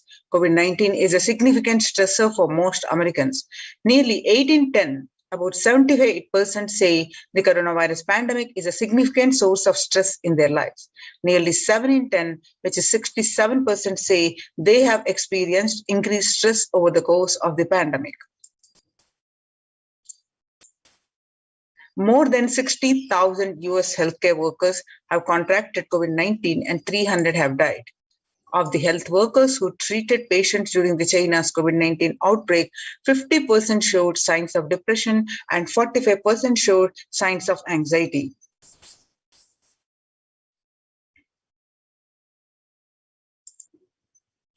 Self-reported mental health among pregnant women and new mothers. What it was before COVID-19, depression was 15%, and now during the pandemic, it rose up to 40.7%. And anxiety levels were 29%, now it rose up to 72%. 8 in 10 students, stay-at-home orders, are struggling with focus on school or work and avoiding distractions. And 55% of all students do not know where to go for help for their mental health. Understand on pandemic's impact on working women. Nearly 70 to 82% of women who have expressed that the pandemic has disrupted their lives. Disruptions are concerned, their career growth may be limited as a result. The global economic outlook during the COVID-19 pandemic, a changed world. The pandemic is expected to plunge most countries into recession in 2020, with per capita income contracting in the largest fraction of countries globally since 1870. The COVID-19 recession has seen the fastest, steepest downgrades in consensus growth projections among all global recessions since 1990. The International Labour Organization. COVID-19 is a threat to peace building in conflict-affected nations. The COVID-19 crisis has worsened already fragile situations. The ILO is more aware than ever of its responsibility to promote peace and resilience in the time of the global. And Mumbai mayor has said that the third wave of COVID is already upon Mumbai, pointing to a sudden spike in cases. The third wave of COVID-19 is not coming, it's here, said the Kishori Patnekar, adding that an announcement regarding the matter had already been made in Nagpur. Speaking of the COVID coming festive season in Maharashtra, the mayor urged people to remain in their homes. The mandals have been asked to allow only 10 people and have them work in shifts, he said. Breakthrough infections found in 25% of health staff. A little over 25% of healthcare workers were infected with coronavirus despite getting fully vaccinated. A recent study has revealed, giving an insight on the breakthrough infections due to the Delta variant. The study, jointly conducted by the Institute of Genomics and Integrative Biology, IGIB, and Maximum Hospitals in Delhi NCR, found that the vaccination breakthroughs were far more common during the Delta outbreak in Delhi than previously reported. A new coronavirus strain known as Mu, which was first identified in Colombia in January, has been designated a variant of interest by the World Health Organization. How to cope up with current COVID-19 pandemic? It is important to address the COVID-19 pandemic, which is seeing another wave, destroying many more lives. The Supreme Pontiff of Hinduism says the pandemic fatigue setting in as a result of continuous lockdown is resulting in delusional ignorance. Holding on to the delusion and supporting this space of delusional decisions leads to delusional arrogance. Trobhava Sankalpa. The continuous lockdown leads to delusional thoughts like, so what, if I die, it's okay. I can't live forever in this lockdown. Going out and then exposing oneself and putting the risk on yourself and others with irresponsibility and insensitivity is the delusional arrogance. The global COVID virus pandemic has left the whole world desperately looking for answers. Life as it had been experienced even back in February 2020 is no longer recognizable. Drastic change is the order of the day, with people having to redefine their world with new paradigms of economy, society, faith, religion, and health. Blessed are those who have had the greatest fortune to be with incarnation of Paramashiva, the Supreme Pontiff of Hinduism, in their lives to carry them through the crisis. Join the Kailasa's Crowd Care Protection Centers. Register now through the link below, https://kailasa.org/Kailasa Care. The Sustainable Developmental Goals. Making peace with nature is possible if we start now. Even amid a pandemic, 2021 can go down as the year we made peace with nature and set the planet to healing. Our environmental, societal, economic challenges are interlinked. They must be tackled together. For example, we cannot achieve the sustainable developmental goals, including ending poverty by 2030, if climate change and ecosystem collapse are undermining food and water supplies in the world's poorest countries. We have no choice but to transform our economies and societies by valuing nature and putting its health at the heart of all our decisions. Now let's watch a small clip on.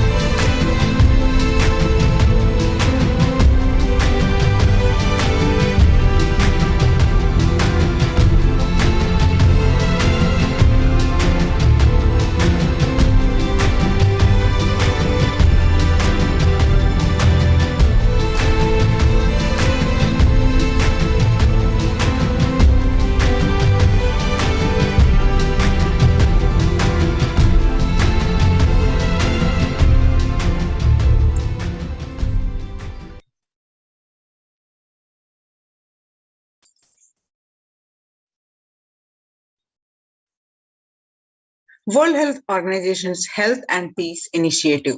Health and peace are interrelated. In the words of the Director General of World Health Organization, Dr. Tedros, there cannot be health without peace, and there cannot be a peace without health. If individuals and groups enjoy equitable access to health services, fulfilling their rights to physical and mental health, and health actors design neutral health interventions that promote trust and dialogue communities are empowered to cope with a violent conflict, then health coverage is more universal. Grievances can be heard and addressed to generate trust around health emergency concerns. Affected communities are more likely to make meaningful contributions and peace and reconciliation, and to resist incitement to violence. The United States Institute of Peace. Amid COVID, we need enhanced international coordination to build peace.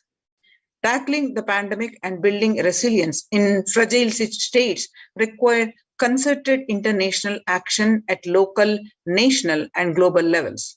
As the humanitarian and economic toll of the COVID-19 pandemic continues to grow, so does the risk that this crisis will fuel new conflicts around the world while stemming prospects for resolving ongoing ones.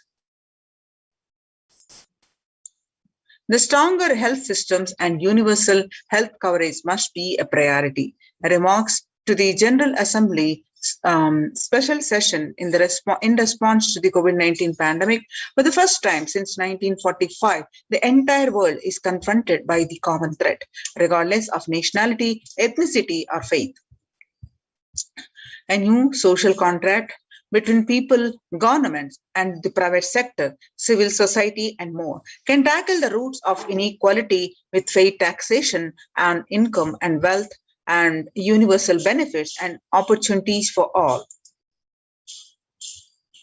The International Day of Yoga.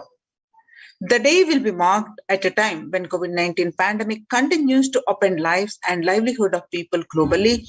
Beyond its immediate impact on physical health, the COVID-19 pandemic has also exacerbated psychological suffering and mental health problems, including depression and anxiety, as pandemic-related restrictions continue in various forms in many countries. This has highlighted the urgent need to address the mental health dimensions of the pandemic in addition to the physical health aspects. The message of yoga in promoting both the physical and mental well-being of humanity has never been more relevant. a growing trend of people around the world embracing yoga to stay healthy and rejuvenated and to fight social isolation and depression has been witnessed during the pandemic. Yoga is also playing a significant role in the psychosocial care and rehabilitation of COVID-19 patients in quarantine and isolation. It is particularly helpful in allaying their fears and anxiety. Sustainable Developmental Goals. UN spotlights health benefits of yoga, ancient practice that can ease the stress of our modern laptop lives. Yoga is a practice that can be relevant to all ages, relevant to all cultures, irrespective of what socio-economic status people represent. It can be used to unite our complex and difficult world, to promote not only healthy lifestyles, but to promote peace and security in the world, said Dr. Nata Mannabde, Executive Director of the New York office of the World Health Organization, at an event entitled Conversation Yoga for Health. International peace and security. Our contemporary world is showing no signs of decline in the intensity of violent conflicts, crime, and displacement, and the prevalence of a continued state of tension in many regions of the world, according to a UN report. In the year 2019 alone, about 55% of 358 political conflicts worldwide involved the use of violence. Geopolitical tensions, which have been on the rise even before the COVID-19 pandemic, have only prolonged violent conflict, make it difficult for policymakers to come together and resolve their differences peacefully and amicably. The last decade witnessed the highest number of people internally displaced by conflict and violence. Now, let us see the Supreme Pontiff of Hinduism's contribution towards the global peace and towards the COVID-19 pandemic. Vedic tradition beautifully describes Yastu sarvani bhutani atmani ivanu pushyati sarva bhuteshu chatmanam tatona vigugupshate. That means the global peace is the byproduct of individual bliss. Whenever an individual goes through a spiritual bliss, he manifests a beautiful, peaceful life for him and everyone around him. If he is powerful enough, he moves the whole city and manifests peace. He is more powerful and he moves the whole village and our whole country. If he is powerful enough, like incarnation, he moves the whole world and manifests peace for them. Understand, the individual bliss is the source of the global peace in the level of Om and the microscopic level Om. The global peace is the byproduct of the individual bliss. Now let's listen from the Supreme Pontiff of Hinduism, saying the self-transformation is the secret to achieve global peace. Social answer means I'll tell, oh, you should all work for global peace. You should all work for turning the world. You should work for revolution. You should work for all these, that things. You should vote only the party which says that it will stop the war and all these things. This is the social answer. Nonsense. If you want the honest answer, I tell you, simply transform yourself. You can't do anything. If at all you can do, you would have done it. Be honest. If you can do, you would have done it. You are raising this question because you are not able to do. Am I right? So let us be very clear. Let us be honest. We are not able to do. Socially. That's the truth. That's the reason you are sitting here and raising the question. I tell you, understand few important things. There are a lot more attached to this question. There are many things which is attached to this question. We always feel the present is the world is totally spoiled. It is not going according to the rules or how it is supposed to be. It was wonderful once upon a time. In ancient time, things were going properly. Everything was well and great. And I tell you, 10,000 years ago, they found some writings on stone in Harappa Mohenjo-daro culture. Some stone writings have been discovered. The other day I read a beautiful book about that stone writings. That writings, it says, oh, nowadays the society is not as it should be. So much of war, there is no peace. In the early times, there was so much of peace. Society was really great. Things were as it should be. And it almost looks like a today newspaper editorial. 10,000 years ago, the same thing carved on a stone.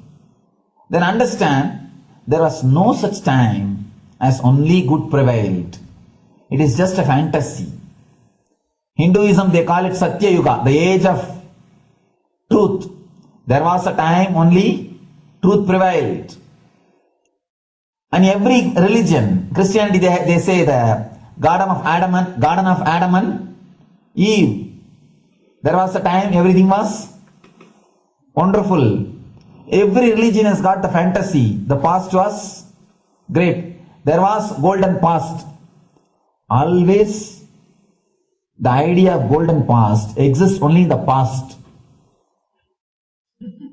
The more you go back, again you say the past was great. And I tell you one thing, it is a wonderful way of postponing accepting the reality. Otherwise, I can be sure the world was same as it is today. Whether it is 5,000 years ago or 10,000 years ago. Maybe one thing, there was no CNN channel that time. So the news did not reach you so quickly. That's all. The news did not reach you so quickly. That may be the only difference. But otherwise, I can be sure the good and the bad was equal. Good and the bad was equal. The same amount of wars were there. All the other things were there. You read the Puranas, the mythological stories of India, you see enough of things. Enough of dirty things. I think sometimes I find a little more. And if you read completely the Puranas or the Hindu scriptures, there are a lot of things much worse than modern day. The criminal activities or bad things or negative things, whatever you say, all this stuff. And never think only present day is corrupted or violent. In the ancient days also, all these things were there. Only one thing was not there, the CNN news or the internet. So the news did not reach you. But otherwise I can tell you, enough the good and bad was there. It always will exist. It will exist. All you can do is, if you awaken yourself, if you reach the enlightenment state, you can go beyond it. And I tell you, enlightenment is the only service you can do to the society. Just become enlightened so that you will reduce the negativity. Now, as of now, you are also the part of negative group. Naturally, we will be a negative group. As long as we are unenlightened, we will be the part of collective negative consciousness. So if you become enlightened, at least you will reduce your weight. Only thing we can do. Nothing else can be done. So all I request you to do is just become enlightened. Realize that you are a lion. That's the only way to help yourself and the society. Otherwise, all revolutions, you see, all revolution again end up as one more tradition. In last 2000 years, 3000 wars have happened in the humanity. In 2000 years, 3000 wars. Human beings have not done anything except doing wars, except fighting. Everybody claims he wants to do revolution. He wants to spread peace. You see, every country claims their army is a defensive army. Then who is offending? Tell me. Every country says defensive army. Then who is offending? These are all just, games. The idea of peace is a pure game. Everybody wants to spread the peace according to them, not according to the other person. They want peace according to them. The other day I was in one interreligious gathering. One guy is preaching, let all of you convert to my religion so that we will not have fight. He wants peace the way in which he wanted. Not the way in which. And there's a beautiful saying, the sword of Muhammad, it is written, peace alone should survive. Something like that. He has written some statement about the peace on the sword. We all take sword. So no revolution is going to help. Because in the last 2000 years, 3000 revolutions have happened. But still world is same. I think much worse. So no revolution is going to help. Only individual evolution is going to help. So be very clear. Instead of working in the outer world, start working in the inner world. That will help you and society some way. Social answer means, I'll tell, social answer means. Now, let's listen from the Supreme Pontiff of Hinduism that Sri Kailasa is all about the peace-based powerfulness. Listen carefully. The space of Shanti,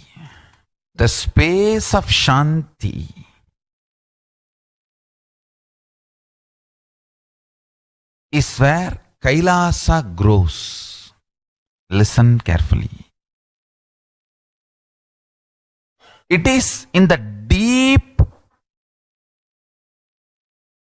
powerfulness of peace, or peace-centered powerfulness is the ground, breeding ground for Paramashivatva to manifest. Please understand. Like how pure mirror reflects everything, pure Shanti-based Shakti, peace-based powerfulness reflects Paramashiva. Paramashiva manifests in peace-based powerfulness. Please understand. Neither violence nor powerlessness. Powerlessness is weakness. Violence is abusive. Peace-centered powerfulness. Powerfulness-centered peace. All the Upanishads starts with peace, completes with peace. Shanti mantra starts with Shanti mantra, gets completed with Shanti mantra.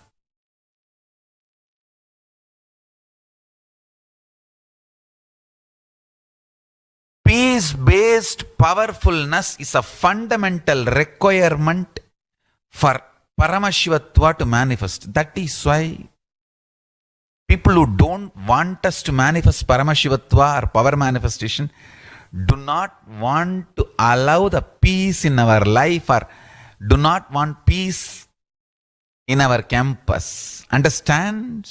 But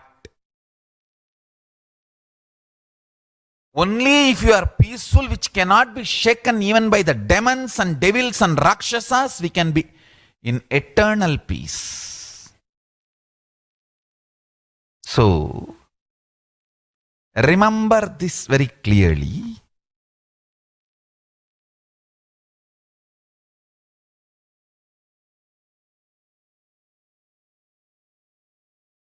Peace alters the very DNA structure, genetic structure, the core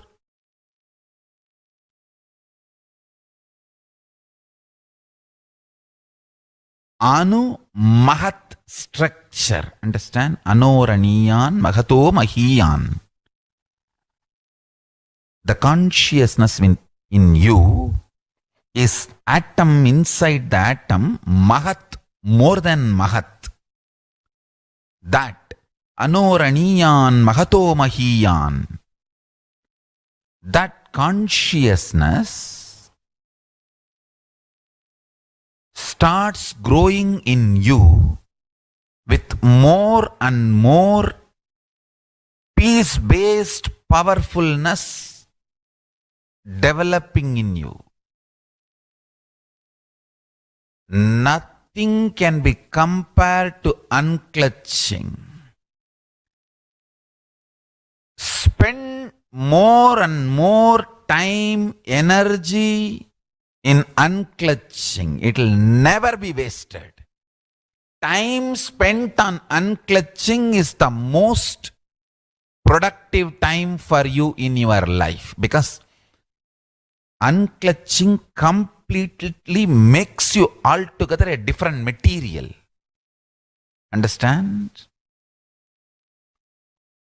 It makes your very biomemory, muscle memory, core structure, molecular structure, genetic structure, DNA structure, everything, all the 8 energy flow circuits, 7 energy flows, 1 the pure conscious explosion. So totally 8 energy flow circuits exist in you. All the 8 explodes when you unclutch. Understand? Unclutching is the space of Sri Kailasa.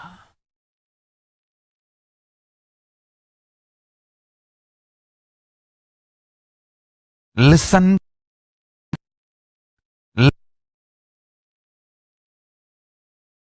Every chanting, every prayer in Hinduism ends with Shanti, Shanti, Shanti 3 times. Means peace, peace, peace. Hinduism is the real religion. Loving peace, living peace. Individual level, social level, global level. Understand? Hinduism lost all its 56 nations, 200 states, 10,000 kingdoms, samsthanas, is not a loss to Hinduism, it is a loss to planet Earth, human beings. Wherever Hinduism is practiced, kept alive, the ideal of global peace is kept alive. Just do this one simple statistics. You yourself study. Google and study. Take the top 10 religions and list how many people they converted in last 200 years, how many people they killed. List for each religion. I can be 200% sure you yourself will realize Hinduism is the most peace-loving and peace-living religion, neither conversion nor terrorism. Neither conversion nor terrorism. Being the supreme pontiff of the most peace-loving, peace-living religion, I give you all my blessings on this International Peace Day. Understand? It is we Hindus need to keep the global peace as a living possibility, and we need to make this global peace as reality. Just talking about global peace will not work. Working for global peace only is the responsibility of the real living Hindu. Anyone who wants to claim themselves as a Hindu or practicing Hindu should work for global peace. Global peace is our responsibility.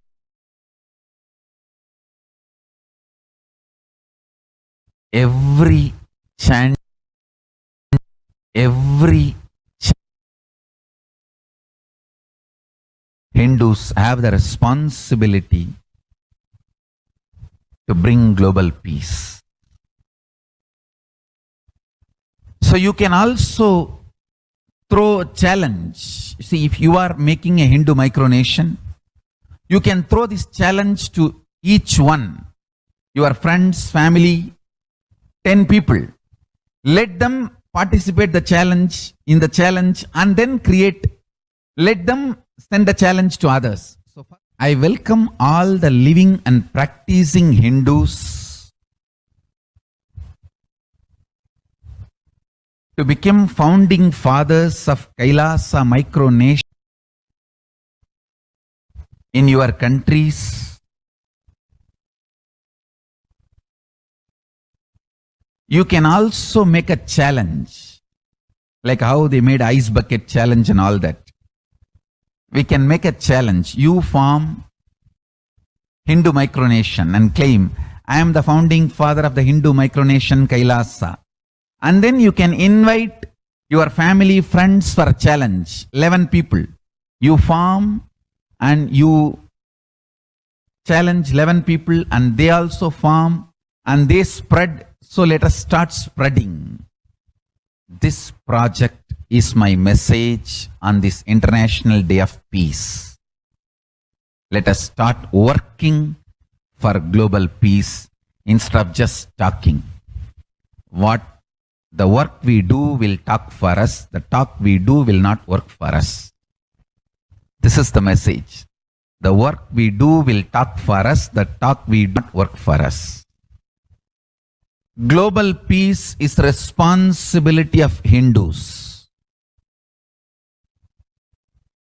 We living, practicing Hindus, not only we should achieve the individual peace through unclutching yoga, meditation, we should also create an ecosystem where the global peace starts manifesting. This Kailasa Hindu micronation is the enlightenment ecosystem. I request every living practicing Hindu to manifest, do it. So the global peace can manifest from these Kailasa Hindu micronations all over the world. Hindus have the responsibility. So join the Kailasa's COVID Care Production Centers.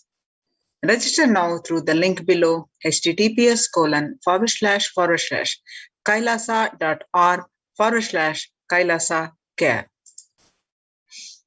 Now let us see the Supreme Pontiff of Hinduism's contributions and Kailasa's mission of global peace and superconsciousness breakthrough.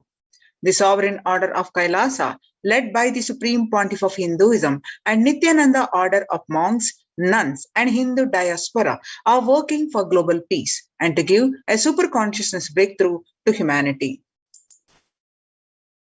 It is the Supreme Pontiff of Hinduism's mission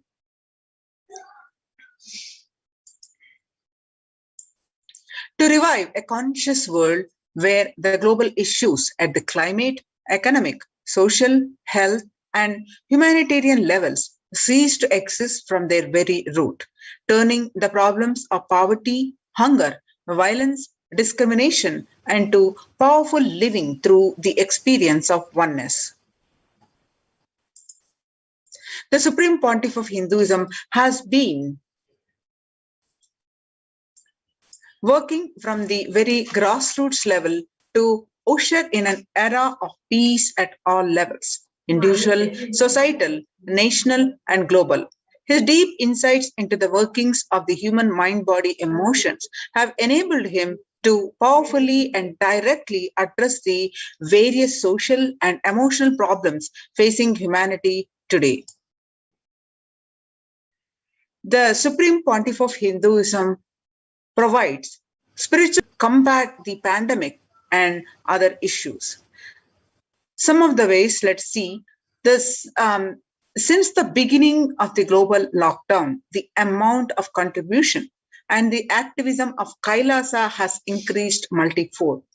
Through the Paramashivoham program, bringing super consciousness breakthrough to the whole humanity.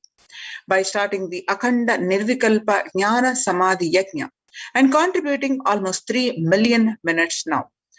Paramashiva Sankalpa chanting the sacred chanting mantra to heal 24/7 via Zoom sessions. Spiritual healing to one and all 24/7, helping humanity to cope up with insecurity, fear, disease by empowering individuals to heal themselves and learn to cope up emotions like depression and tough situations in relationships, providing alternative solutions to worldly problems through power manifestation.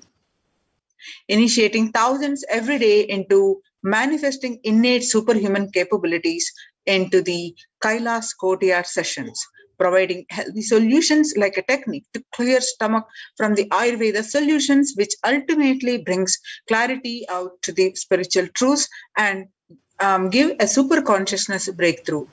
In the long term, establishing self-sufficient communities. Continuing and intensifying the service of Annadan, free food in the Nithyananda Annalayas around the world, including Tiruvannamalai and Los Angeles, paving way with the New World Order, starting the agriculture-based communities in the Adi Kailas and several other locations. Peacekeepers of Kailasa offering various life solutions from the teachings of the Supreme Pontiff of Hinduism, offering Maheshwara Puja to the natural calamitous hit victims, Bhava Samadhi Darshan to raise the individual consciousness breakthroughs, and Devi Parashakti Akashic readings and the cosmic revelations. Supreme Pontiff of Hinduism, spiritual solutions for COVID-19. Society was created with the delusional ideas of too many human beings, blind spots, and the decisions made from those blind spots. If the visionary of a civilization or country or nation has blind spots, when he develops the vision for it, the whole civilization suffers those blind spots forever. Now it's time that the nature, Prakriti, resets itself. Many of the blind spots based visions, ideas become important components of the society. This pralaya which is happening is melting down everything which is delusion based. The world as we know is gone. Let us celebrate God. This isolation which is seemingly endless with an unknown future which is compelling humanity to make 100% lifestyle change is something to be deeply dwelled upon. All problems need to be addressed only with the spiritual solutions and to stop people from having mental breakdown, pandemic fatigue, collapsing, depression, destruction, and also give them super consciousness breakthrough and revive the enlightened civilization. The Supreme Pontiff of Hinduism continuously gives spiritual solution and powerful cognitions. Some of the spiritual solutions and powerful cognitions of the Supreme Pontiff of Hinduism are unclutching, practicing completion, practicing oneness, practicing ajapa japa of Mahavakya, Om Nithyananda Paramashivoham, and consciously building deep feeling connection, yoga, puja, vegetarian diet, and nirahara samyama, and many more. Now it's a time we all take responsibility to save humanity, to protect people. Let's try to enrich people for every one of these great spiritual truths, spiritual solutions. And open this link, tiny.url.com/unclutchinginfo. tiny.url.com/unclutching info. Open this link and start sharing with as many people as possible. And it is free, open to all. Let us take few minutes now and share with as many people as possible. Let us save the world. Let us give them the experience of unclutching, Nirvikalpa Samadhi initiation, and save people from pandemic fatigue, epidemic fatigue, destruction, delusion, Maya matrix. Help people to have super consciousness breakthrough and sail through this pandemic. People from over 50 countries continuously radiate the space of Paramashiva by practicing the unclutching meditation 24/7, 7 days at any given time. 4 to 8 Zoom sessions are happening across the world. So you can join the movement by registering at https://kailasa.tv/minutes 4 peace. Minutes are number 4 peace. The life solutions based on the ancient Hindu tradition, the meditation and yoga techniques form from the scriptures, the cognitions rooted in the highest truth, the lifestyle-based living and radiating higher values of life, and the powerful way of living and realizing one's ultimate potential form the foundation of the Supreme Pontiff of Hinduism's teachings, which by their inherent nature provide the foundation for peace on planet Earth. The Supreme Pontiff of Hinduism for Peace initiative, which aimed to reduce crime globally by conducting mass meditations around the world in parallel. In 2014, just after 2 years of launching the program, it crossed over 1 billion minutes of meditation. Scientific studies have shown a reduced crime rate after participation in the meditation and completion techniques. In 1976, it was found that when 1% of community practiced meditation and the crime rate was reduced by 16% on an average. The current tally of the Minutes for Peace website is more than 4.3 billion cumulative minutes of meditation logged, including all the events, programs, and festivals where people have gathered in large numbers and participated in meditations and rituals. The total count comes out to be a staggering of 409 billion minutes for peace so far. About 5,000 devotees gathered and participated in a 48-day meditation program called Shuddhatvaitam. You can see the glimpses. The Supreme Pontiff of Hinduism has hosted Kumbh Mela in Los Angeles since 2007.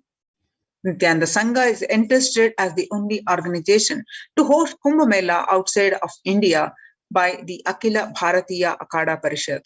In September 2006, the Supreme Pontiff of Hinduism organized the first confluence for the world peace to honor the memory of those who lost their lives, saving others on September 11, 2001 at Irvine, California, United States. The second Confluence for Peace was held in Los Angeles in 2007 in collaboration with Vedanta Society, BAPS, ISKCON, Siddha Yoga, and other organizations. The Kumbh Mela festival spread fast to other countries, including Australia, Canada, etc. In 2009, the Supreme Pontiff of Hinduism organized a month-long peace walk covering 1,000 kilometers and 1,000 villages to bring together in harmony from all walks of the life, to promote feeling connection and oneness among people. During the walk, health camps were conducted in villages along its path. Supreme Pontiff of Hinduism has conducted large-scale collective meditations in September 21st, International Peace Day, to raise the collective consciousness. And one of the greatest contribution that the Supreme Pontiff of Hinduism did is sannyas, initiating thousands into sannyas. Sannyas is our social responsibility. Let us save the Hinduism and humanity. The Supreme Pontiff of Hinduism has revitalized the monastic tradition of sannyas by initiating hundreds of people into Nithyananda monastic order. The all-renouncing monks contribute to the best thing to human civilization, living their life with the cognition life is for others. These monks and nuns act as the harbingers of peace and empowerment for the human society distraught with the violence, depression, and other forms of life negativity.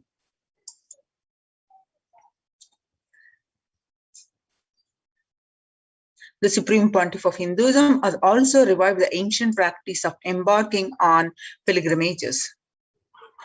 Through Annalayas, the food donation center, the de facto spiritual embassies of Kailasa worldwide, under the guidance of the Supreme Pontiff of Hinduism, have served over 2 million organic sattvic vegetarian meals so far, giving free food to all the citizens in the economic policy of Kailasa, deriving the reference from the Vedas and Agamas.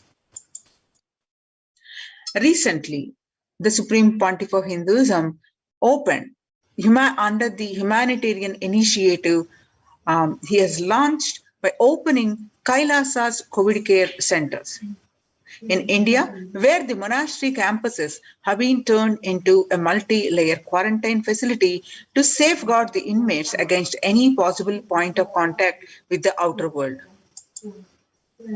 The Supreme Pontiff of Hinduism has opened this service free to all people, regardless of any differences in age, gender, caste, creed, ethnicity, color, or socio-economic status.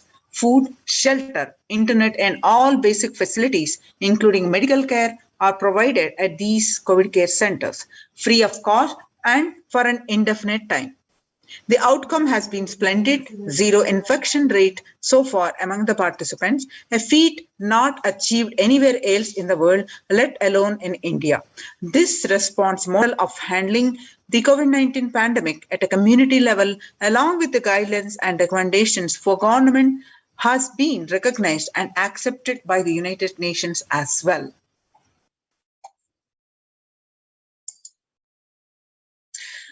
Now we can see some of the glimpses where the participants of the COVID care program offered by the Supreme Pontiff of Hinduism are enjoying a healthy, blissful, spiritual lifestyle in multi-layered protection.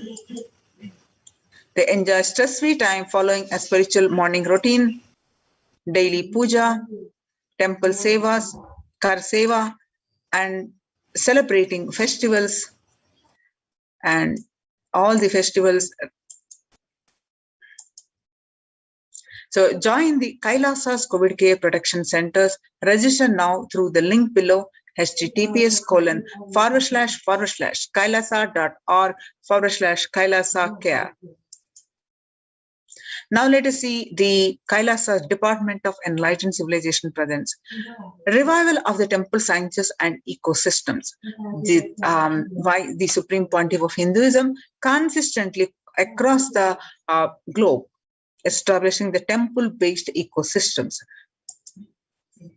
Now in the times, and the ancient temples are in lockdown because of the risk of widespread corona disease, the devotees of these temples were visiting and having darshan of their gods and goddesses for thousands of years. At all these ancient sacred sentiments have come to a harming halt after the lockdowns have taken place. The religious fervor of the devotees is being lost due to the pandemic. The Supreme Pontiff of Hinduism is reviving the e-Kailasa ecosystem and bringing all the ancient traditions of the online platforms on Kailasa TV, YouTube, and Facebook. Now let us see the Supreme Pontiff of Hinduism explaining the science of the temples.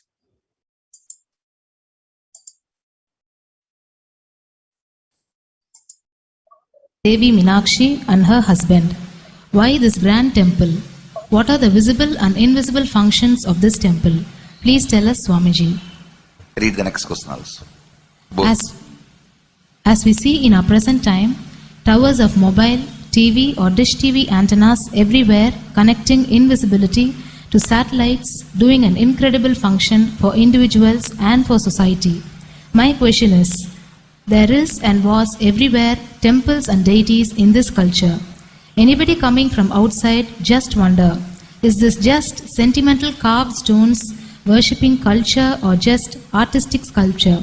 What is the invisible function of temples, deities? See, both questions, same answer. That is the reason I wanted to answer both the questions together. Modern day dish TVs, antennas, mobile towers, all of them work in the level of certain frequency where the words, pictures, visuals can be transmitted. See the verbalization and visualization, names and forms can be transmitted from one place to another place through these mobile towers, dish TV antennas. But the temple towers are created to transmit super consciousness from one place to another place. Please understand. In Meenakshi's time, there was television, conscious television. It used to be in stone slab. And if you just sit in front of that stone TV, meditate, connect with Meenakshi, she will appear live and answer whatever you want. So each of the stone slabs only slowly later on became deities. You can see in our temples this happening. The TVs in which I am appearing and speaking are slowly becoming deities. They are receiving worship. Flowers are offered to it. Aarti is done to it. Incense is given to it. Now, all our temples are planning to have a separate throne for this TV. In Los Angeles, already I am on the throne. The TV is in the throne. The TV, in which people are seeing me, have already become deity. Same way, please understand, the stones through which people were able to connect with the super consciousness have become deities. Same way, all our temples, deities, everything is a connecting mechanism with super consciousness. The mechanism which connects with the super consciousness.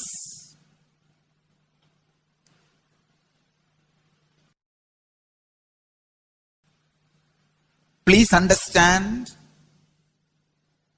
the deities and temples are not just sentimental carved stones, or they are not just artistic sculptures, they are conscious transmitters. They raise you to the super consciousness. In each house in Vedic tradition, we have a puja room. All the puja rooms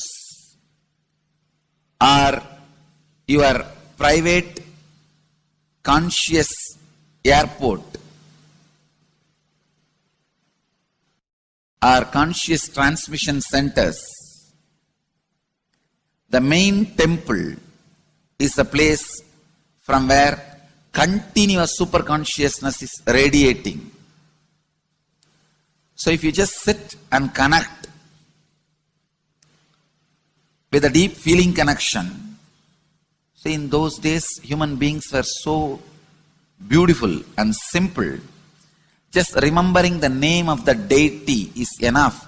They are already in connection with the deity. That feeling connection. When I read Patanjali's Yoga Sutra, it says, sit in Siddhasana and be in Samadhi. That's all. So the human beings were so simple in those days. Just if you sit in Siddhasana, you are already in Samadhi. If you sit, your mind sits. Now, if you sit, your mind sits. Mind is completely away from the body. In those days, human beings are so simple and intelligent. All the non-mechanical parts of their brain were awakened. It is Western culture which killed the non-mechanical parts of the brain, the functions of the non-mechanical parts of the brain. Please understand, in the Vedic civilization, always human beings were brought up in such a way that non-mechanical parts of the brain was fully alive and awakened. It is a cultural invasion, destroyed the greatest possibility of the human being when the non-mechanical parts of the brain is not functioning anymore the temples, deities, all these are looking useless. Otherwise, they are a huge conscious infrastructure. Please understand. One example, suddenly, if we find some method to travel just 20 feet above the air or 30 feet above the air without petrol or diesel, all our automobiles, roads, everything will become useless. Then you will wonder, why so many automobile industries are established? Why so many cars are produced? Why this huge road waste? I think our ancestors are fools. You don't understand. At one period, it was used. It was being useful. Our temples, our deities, all these are useful if all your non-mechanical parts of the brain is awakened.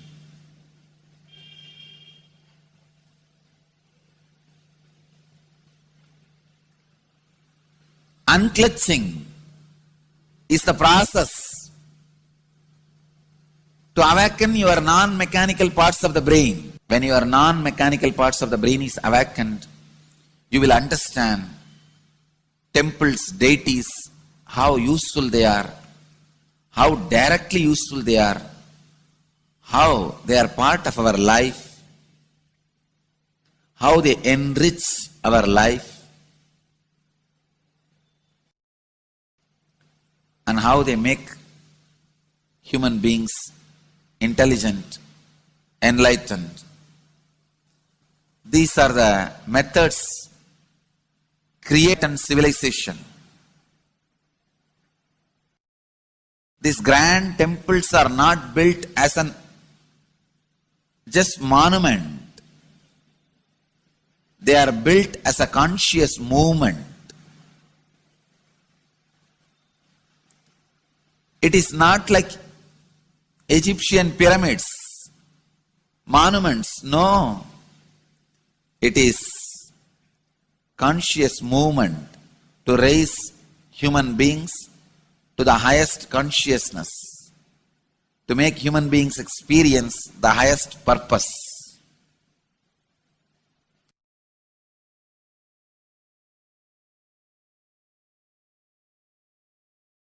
Understand, unclutch, use the temples to achieve the highest consciousness.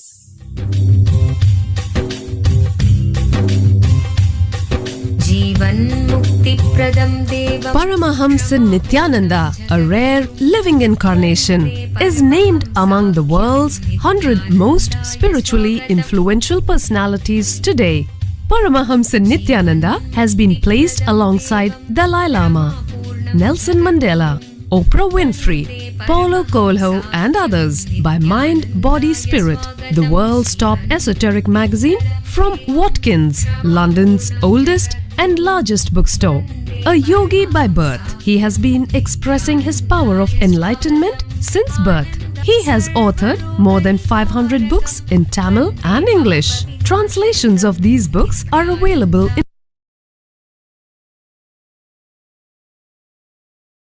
26 languages. In Telugu,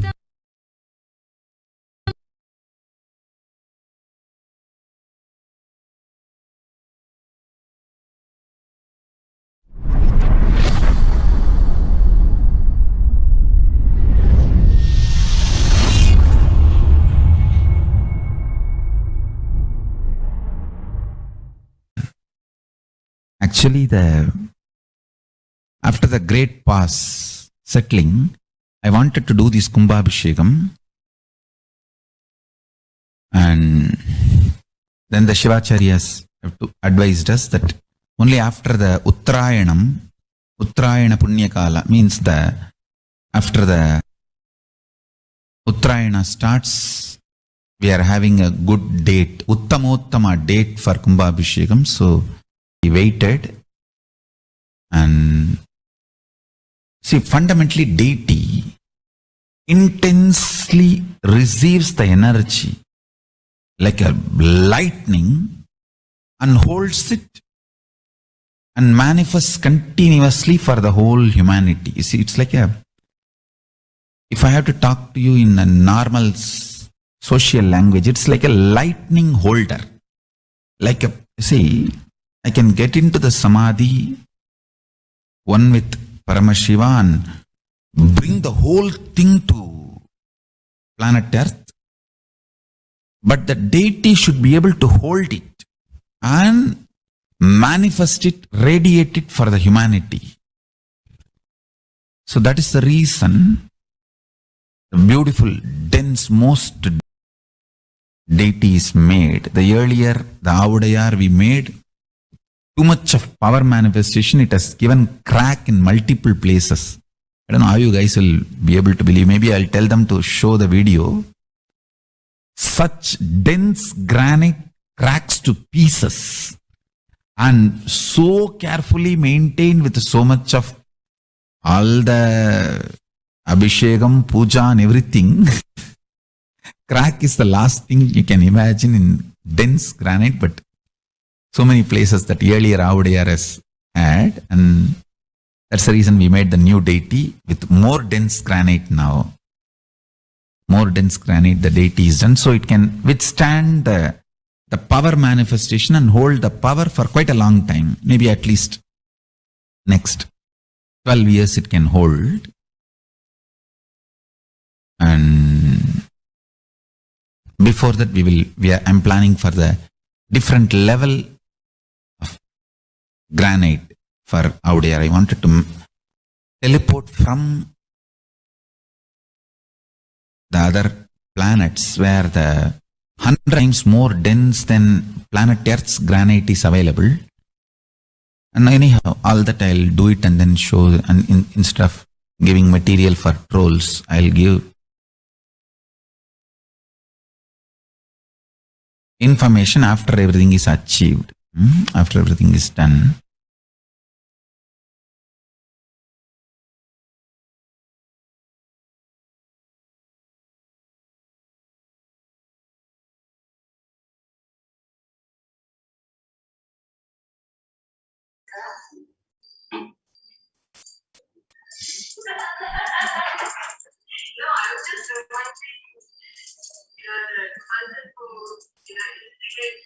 So, when the first world countries closed their borders during a massive global emergency, Kailasa has opened its doors to all without exception.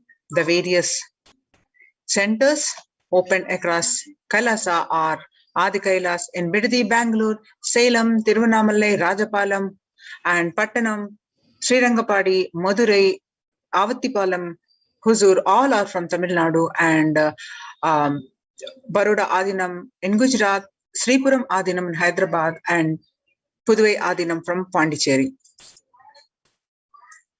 Kailasa rushes to aid India as India finds itself on the verge of COVID-19 third wave. Multiple free COVID care centers opened across India. Various social services offered during the pandemic in Kailasa's de facto spiritual embassies across India. Spiritual services offered during the pandemic in Kailasa's de facto spiritual embassies across India. Cosmic revelations on global pandemic.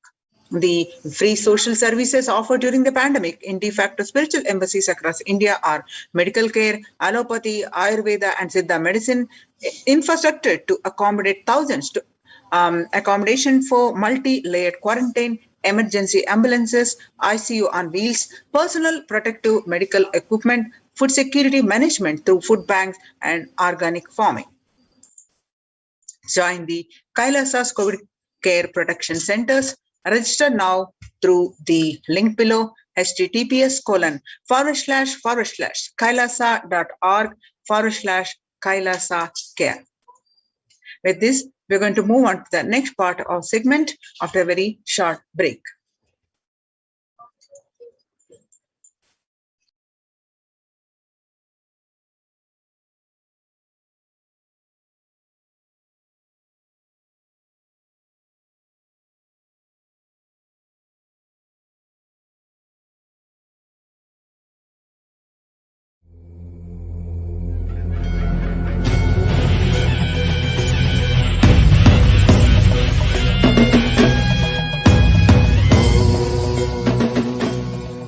Connecting with the divine with your eyes closed is meditation. Connecting with the divine with your eyes open is darshan. Come, let us all now move from meditation to darshan. Slowly, very slowly, please open your eyes.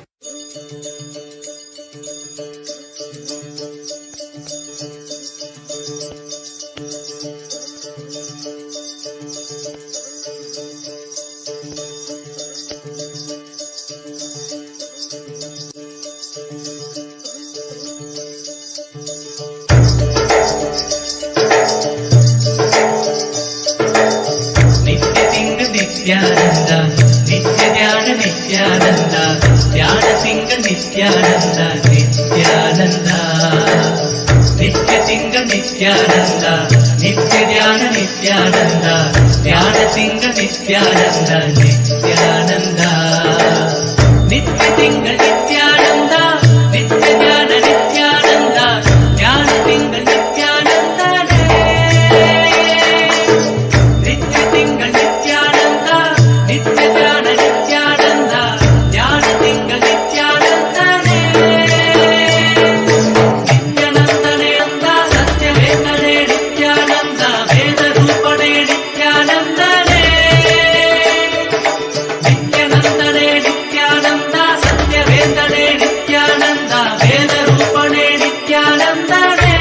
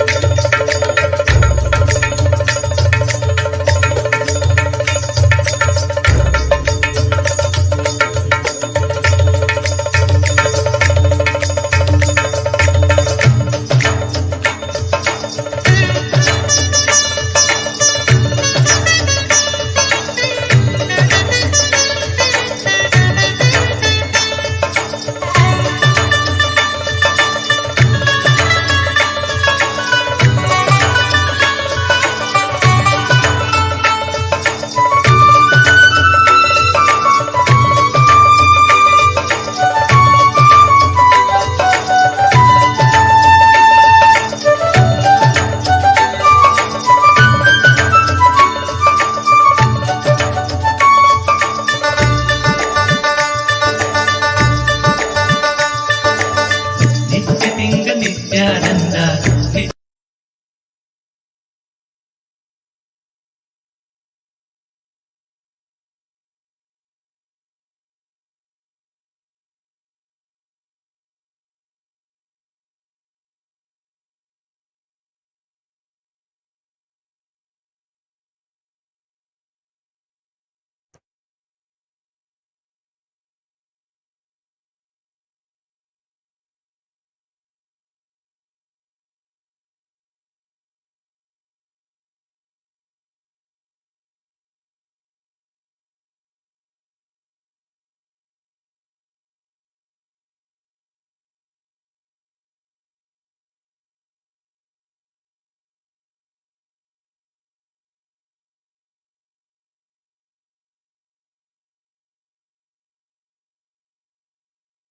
I welcome you all with my love and respects. I welcome all the devotees, disciples, Samajis, Satsangis, Srimahans, Mahans, Tanedar Kotari, visitors, viewers, Sarvanyapeta Kartas, Sarvanyapeta Yajamans, manifestors, Sarvaparityagis, Srimahans, Mahans, ministers, ambassadors, Mantreshwaras, Vidyeshwaras, Ganeshwaras, Lokeshwaras, Astreshwaras, everyone sitting with us all over the world. I welcome all of you with my love and blessings.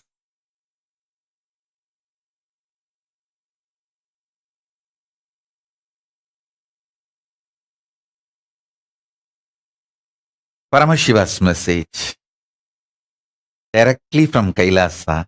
Listen. Physics of the conscious sovereignty is all understanding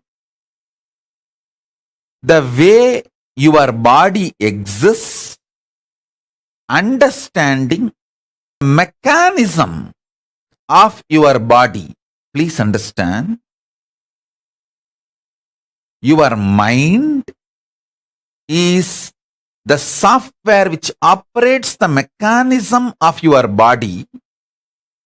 If you understand the mechanism of your body, you can even control the mechanism by yourself without the need for the automated software which is controlled by somebody else remotely and gets updated by somebody else, which can be used even to spy you. Listen. Mind. If you allow mind to control you, society can control you. Because society is all about controlling the mind of the mass. So don't make your software as in charge for your life. Make your mechanism as the in charge of your life. Your mechanism, your software is different. Mechanism means knowing the intimate connection of how you feel with your body and how, based on your feeling with your body, you respond, act, react to the life. I tell you,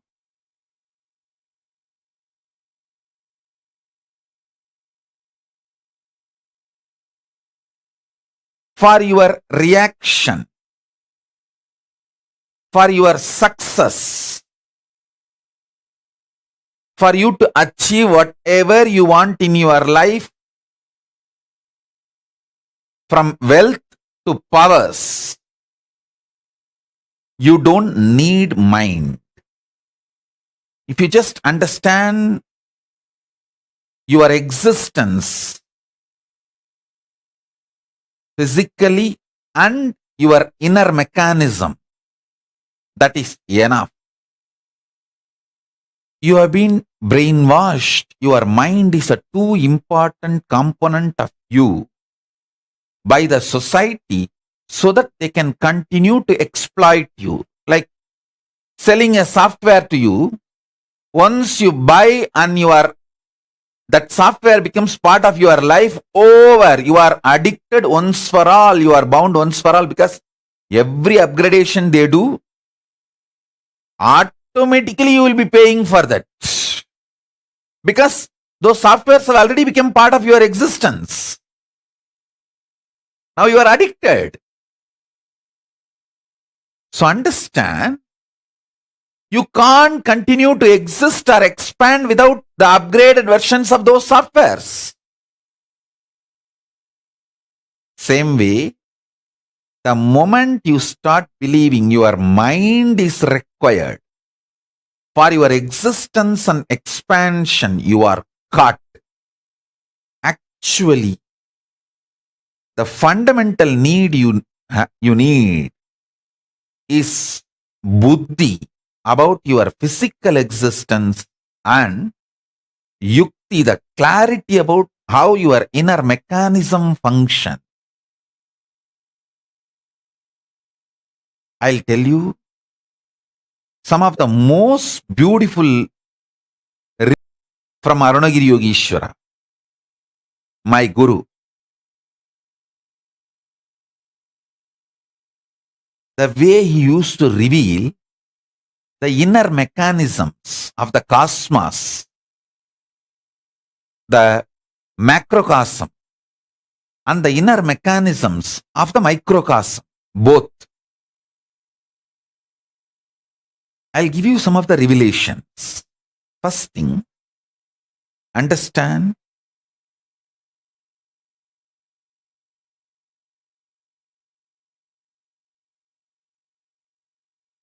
the source and core of your existence is Paramashiva. Don't feel bored when I repeat this till you become Paramashiva, or till your mind gets bored and leaves you once for all. Oh God, this fellow, he is going to hang on to this Nithyananda, who is constantly going to repeat, you are Paramashiva, you are Paramashiva, and you are Paramashiva. And I cannot fight with this fellow because this fellow is got caught with Nithyananda. Better let me leave this guy and go to somebody else. Your mind should get tired of you, get terrorized by me, repeating that you are Paramashiva, and bored of fighting with you, and it should leave you. Till then, I will repeat, you are Paramashiva, you are Paramashiva, you are Paramashiva. Now listen. Obviously, for obvious delusional reasons, you are not going to accept you are Paramashiva the moment I say you are Paramashiva. You will say, no. I am Paramashiva. I just want here $1 billion to appear. It's not appearing. Means I am not Paramashiva. This delusory application of a truth just to prove that truth is not truth is called delusion. You just want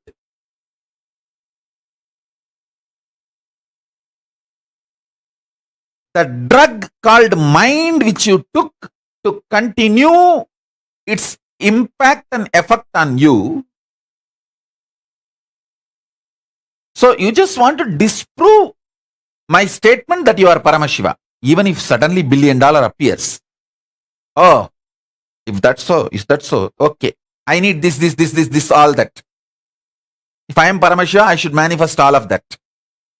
Oh, it's not yet happening, na? So I am not Paramashiva. If that also happens, again you will have something else.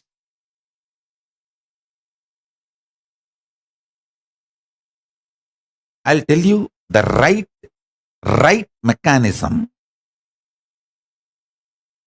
See,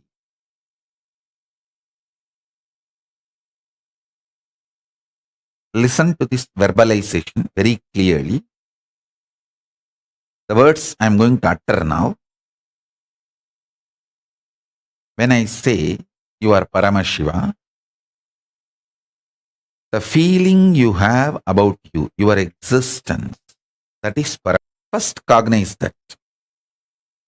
Then that feeling, how it gets mapped into your cognition, into your thoughts, into your emotions, into your physical mechanism, into your body, into your life. That mapping, the impact of the mapping is not the proof for the existence you are Paramashiva. Actually,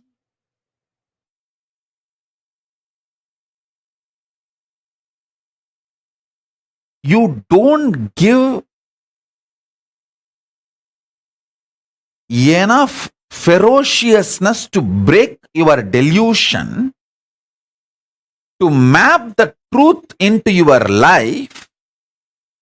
You question the truth before even mapping that into your life.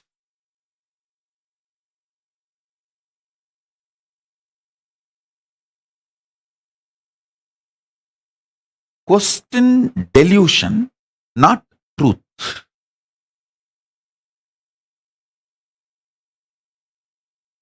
question delusion, not the truth. When I say you are Paramashiva, and if you have a problem and you don't feel you are Paramashiva and you are not ready to cognize you are Paramashiva, then question your mind, not the truth. You should know the truth is the truth. If I am not able to cognize, then where I am missing? If you start questioning the delusion, you will experience Paramashiva.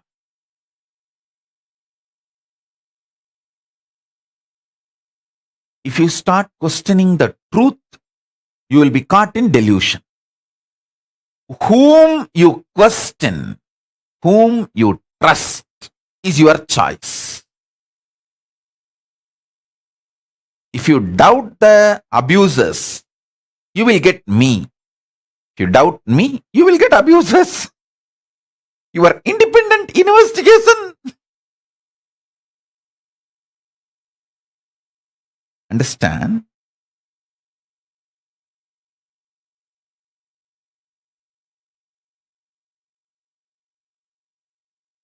About my gurus, I will neither believe abusers' version. Even they had abusers in those days in the village. The village way of abusing. Oh, I went to that yogi for a solution. He gave me some instruction to go to some temple. And I don't have money to go to the temple. Why he cannot solve the problem on his own? Why is he asking me to go to the temple? I don't believe in gods. All that kind of even in those days, there was enough of abusers and even different abusal. My guru, Vibhudananda Puri, she used to take care of her Isaki Swami. And naturally, different gender. Even if they are old people, the abusers don't look at all that. Are Ram Surat Kumar, such an elderly person. And he doesn't even have a private room. He used to be all the time outside in the public. Those few female disciples who used to sit next to him, they started building stories. Why the Swami having women serving him? Ramana Maharishi never had a room with lock or door.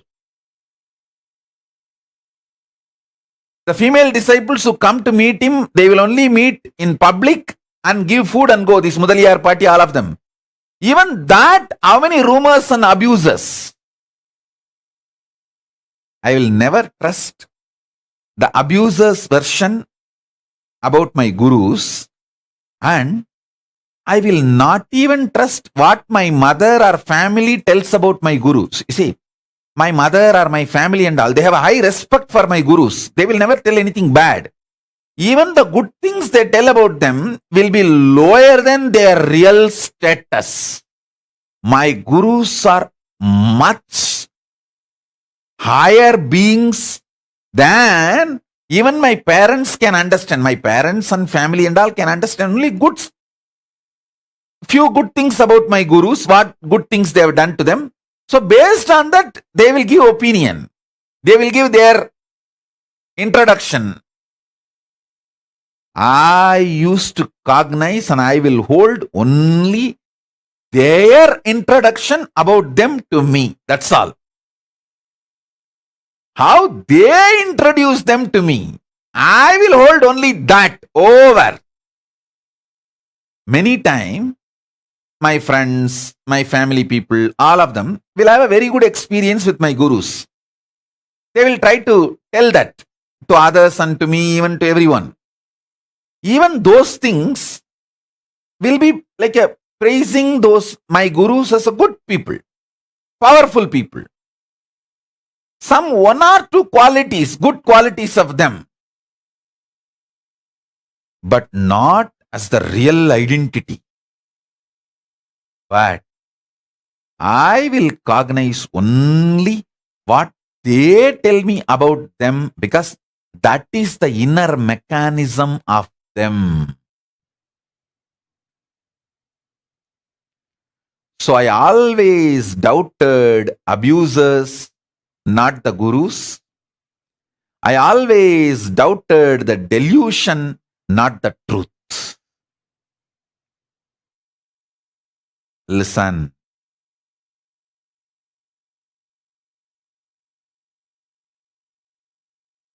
Whenever my gurus used to give me aushadas, like a medicine, the word aushada is not precisely, it cannot be translated into an English word medicine, because the aushada works on the whole mechanism. It can work directly even on your consciousness. The word medicine, no medicine can work on your consciousness, but aushada can work on your consciousness. So I can only use the word Hindu medicine. The word aushada cannot be translated as a medicine. It can only be translated as Hindu medicine. So whenever they ask me to take these Hindu medicines, sometimes the taste will not be good, but they will push me to take the Hindu medicine. So whenever I drink, and the result which is supposed to happen, sometimes if it doesn't happen, listen carefully.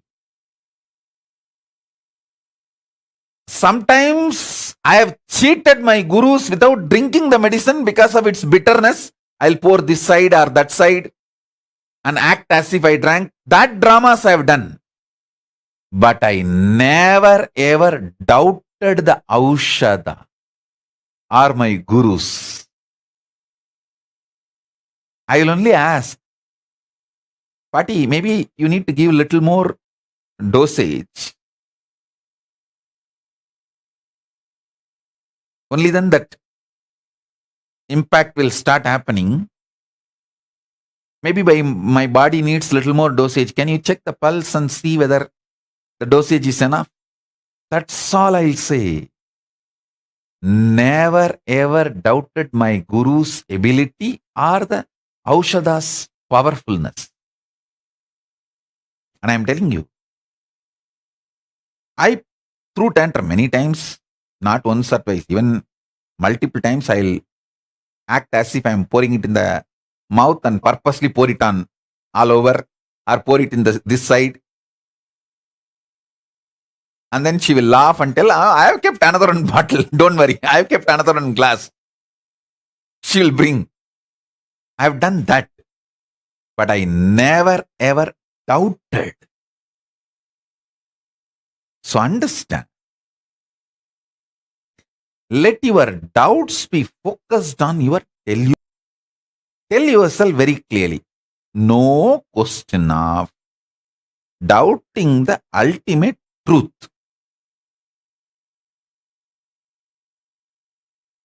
I will doubt why I am not able to grasp it. My delusion I will doubt,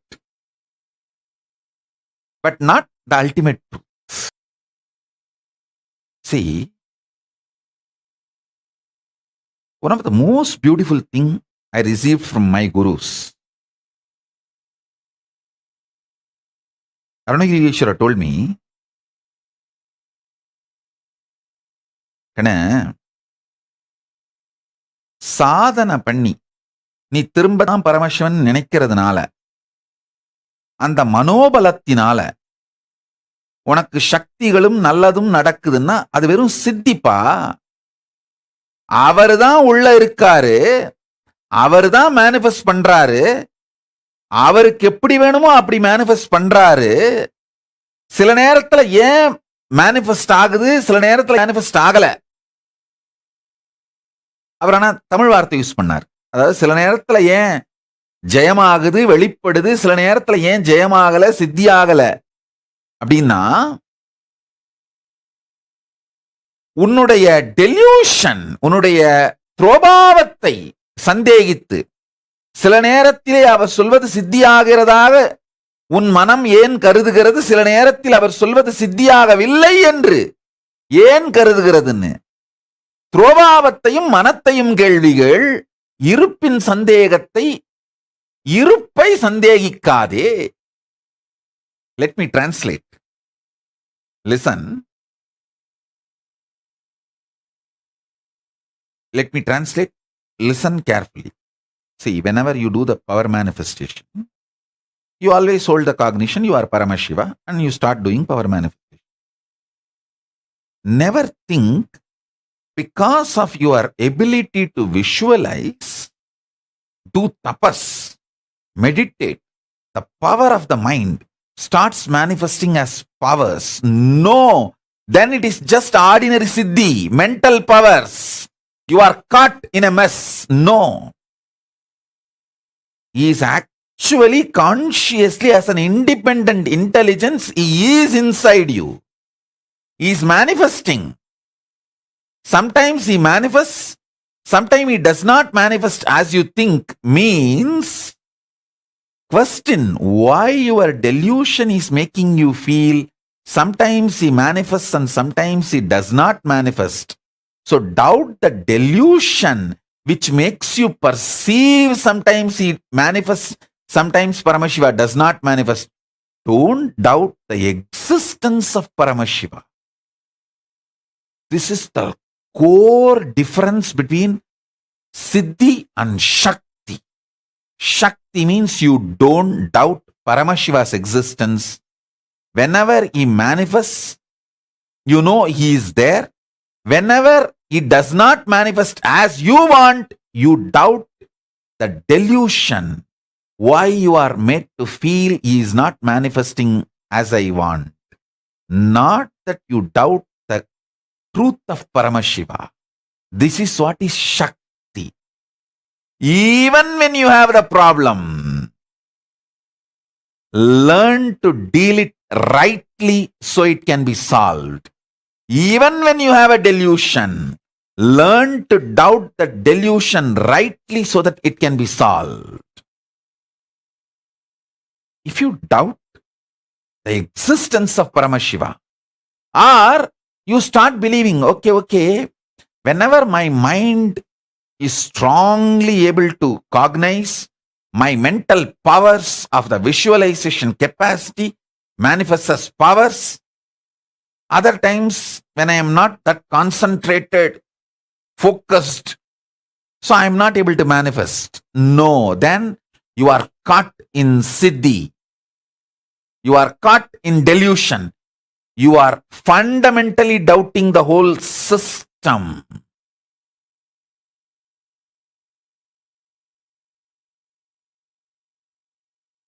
The truth is you are Paramashiva. Sometimes you manifest means he is manifesting. Sometimes if you are not manifesting Paramashiva as you want, then doubt the delusion.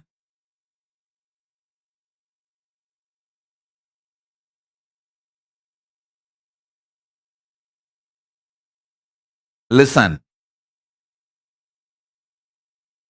Doubt the delusion.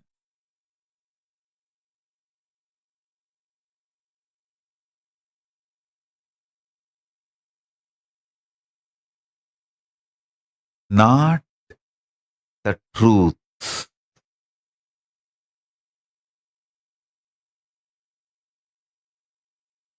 Preparing body to receive the truth. Understanding the mechanism to manifest the truth. And during the period of manifestation, during the period of unmanifest manifesting, doubt the delusion, not the truth. During the sadhana period, doubt the delusion, not the truth. I don't even want to call the sadhana period because there is no Sadhana need to be done. He is there as an independent intelligence. It's not that you will do some billion japa and put it in the bank account, immediately Paramashiva passes the blank check. No, he's an independent intelligence. Your sadhanas are immaterial for his decision to manifest or not manifest. So understand the authority, independent intelligence, conscious sovereignty of Paramashiva in you. You will realize your conscious sovereignty because he is you, you are him. Recognizing the glory of Paramashiva is your decision to recognize your possibility. Recognizing the glory of Paramashiva is recognizing the glory of you. You always get frightened about recognizing the glory of Paramashiva because you know now you have to just enter into that powerfulness. Even you don't like things going very good with your life. You can see in your life. For 3 days, if you properly got up early morning, Brahma Muhurta, and did the yoga and ate rightly and keeping yourself healthy and happy, excited, even you feel something is wrong, bad about it. 3 days I did it so properly, enough. Today let me rest. Even you are feeling little weird about you being so good with you, about you in your life. You say, no, I don't need to be so sincere. 3 days I did it now. Okay, 1 day rest. Bye-bye. Today no Brahma Muhurtam.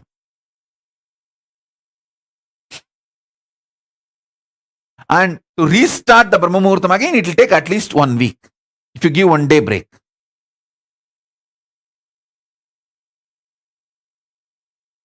Even you don't want to be so good for yourself.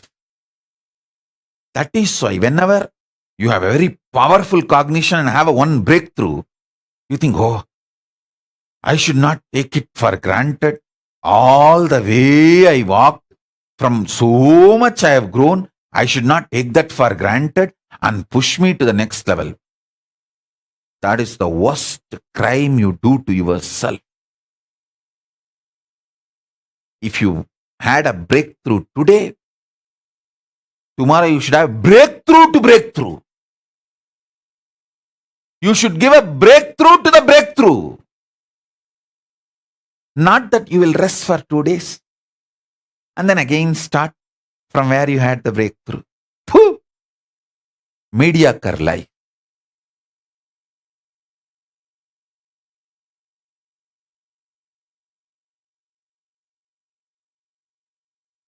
When I see people with mediocre life, I don't even spit. I only make sound. Uchishta is too powerful. Saliva can make them enlightened. So I don't even spit and waste saliva. I only make the sound poo. So listen.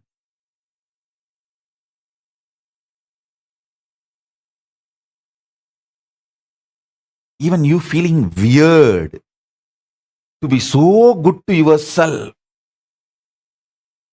is the foundation of delusion. Foundation of delusion. It means your mind is not ready to settle with the upgradation of your existence. It feels that it is losing its power over you.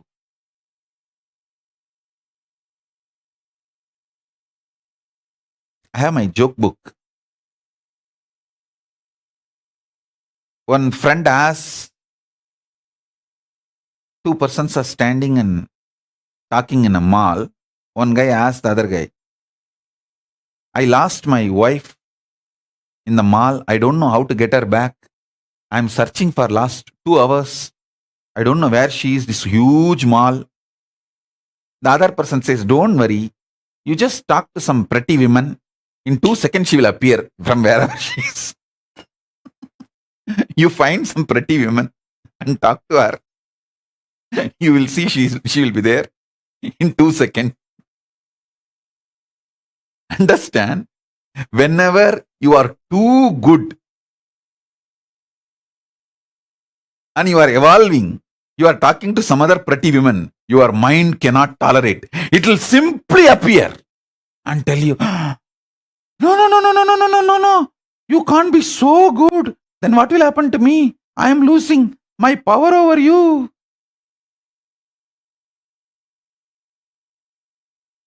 From this vast world, your mind will simply appear in front of you.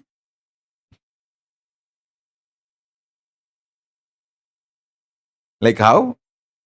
If you talk to a pretty woman in the mall, your wife appears within 2 seconds. 2 hours you will be searching for her, you won't be able to find her. It takes only 2 seconds to get her with the right method. Same way your mind. If you are too good to yourself, it can't tolerate. It gives you all the words. Oh, don't take your past for granted. How much you traveled, you evolved, you grew, you did sadhana. Don't take all that for granted. You should not be expecting too much breakthrough about you, within you, about you. No.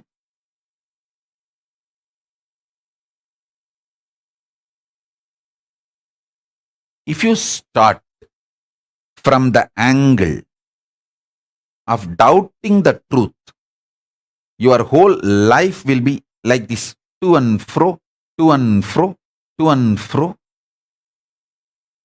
Be very clear. There is no such thing as breakthrough. He is there. Paramashiva is there in me. It is just a hologramic existence.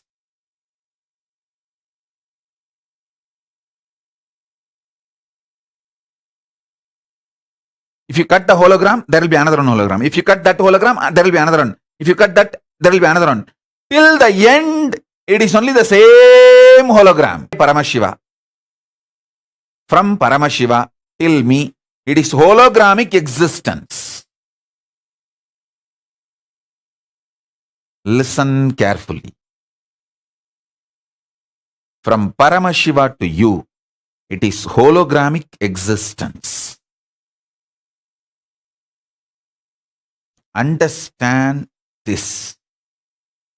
Doubt everything else, but not this ultimate truth.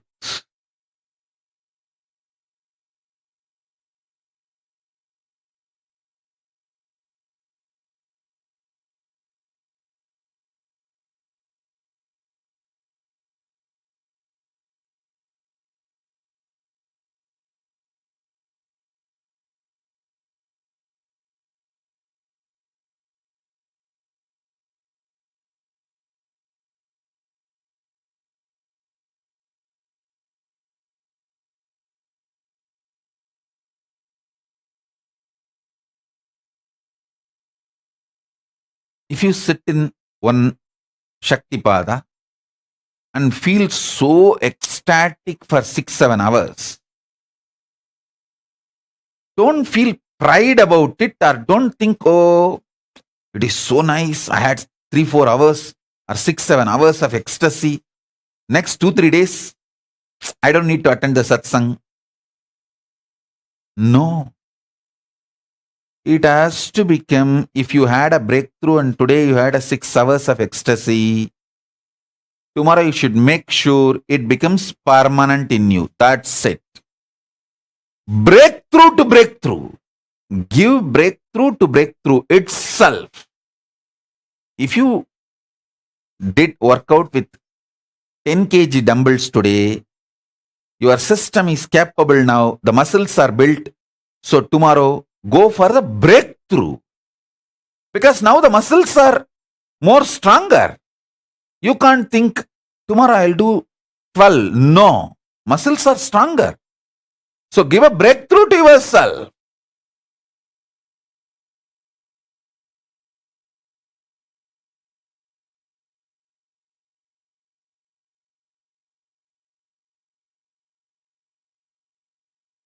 Don't take your mind into consideration. When you cognize you, your goal, your existence, your manifestation.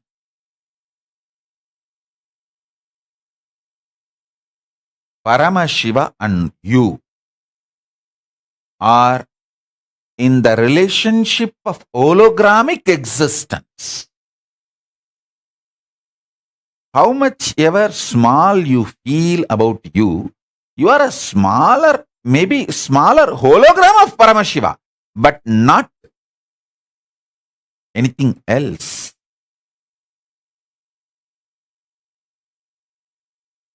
Purnamada Purnamidam Purnat Purnamudachyate Purnasya Purnamadaya Purnamevavasishyate. If the hologram is taken away from a hologram, the hologram remains as hologram. The hologram which is taken away from the hologram also remains as the hologram. The hologram which is taken away or from which it is taken away, both continues to remain as a hologram, and both continue to remain as a hologram. Because of that, we cannot use the word called both.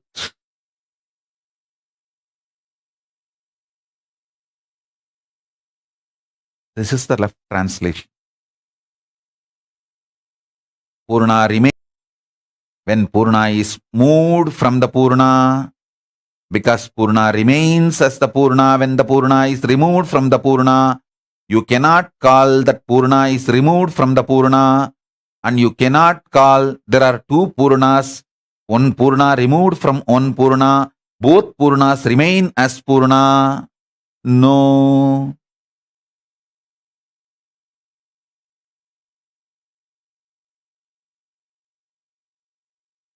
When Purna is removed from the Purna, Purna remains as the Purna. Because Purna remains as the Purna, you can't call Purna is removed from the Purna. You can't say there are two Purnas which continues to remain as Purna, and you can't say Purna is removed from the Purna. Purna can be added back to Purna. Purna remains as Purna. When you go through any idea of removing, adding 1, 2, 3 or no number, Purna remains as Purna.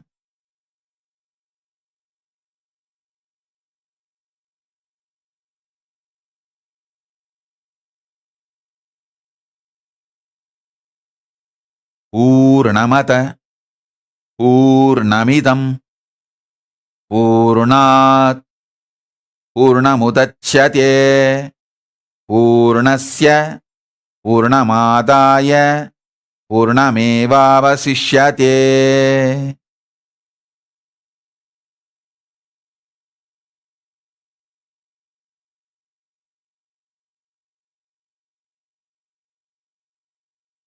The beauty of the truth is, if you spend a little time with it, the delusion dissolves.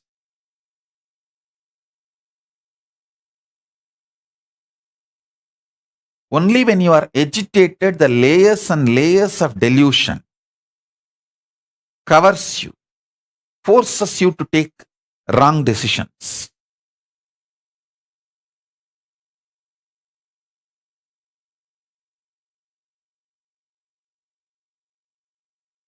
I have seen sometimes people, when they have this click and feel conscious sovereignty, they start getting the fear. I should retain this. What should I do? No, you don't need to retain. Because Paramashiva is inside you. He is going to retain. And you can't lose it. You need to attend only to your body. Make your body healthy, spiritually healthy, for conscious sovereignty to manifest. When I say healthy, don't think just you have a six-pack, you become healthy. No. Six-pack you can get even by eating the shit.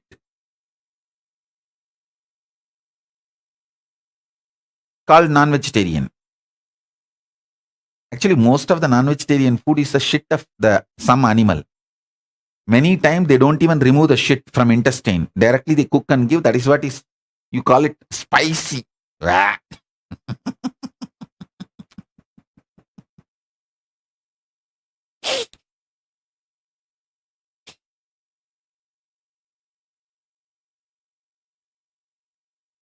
Prepare the body.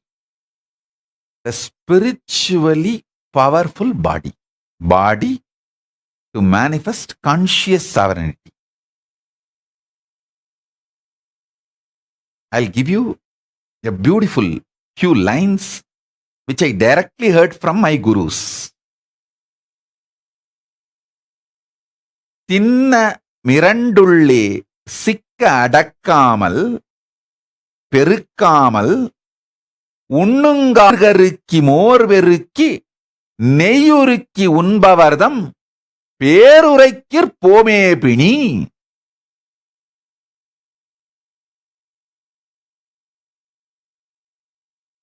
Means the mala jala, the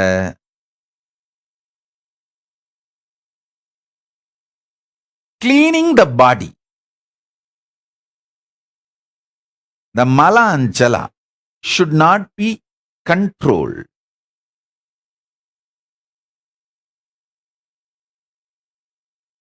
My gurus, when they taught me the agamic lifestyle, they told me, listen carefully.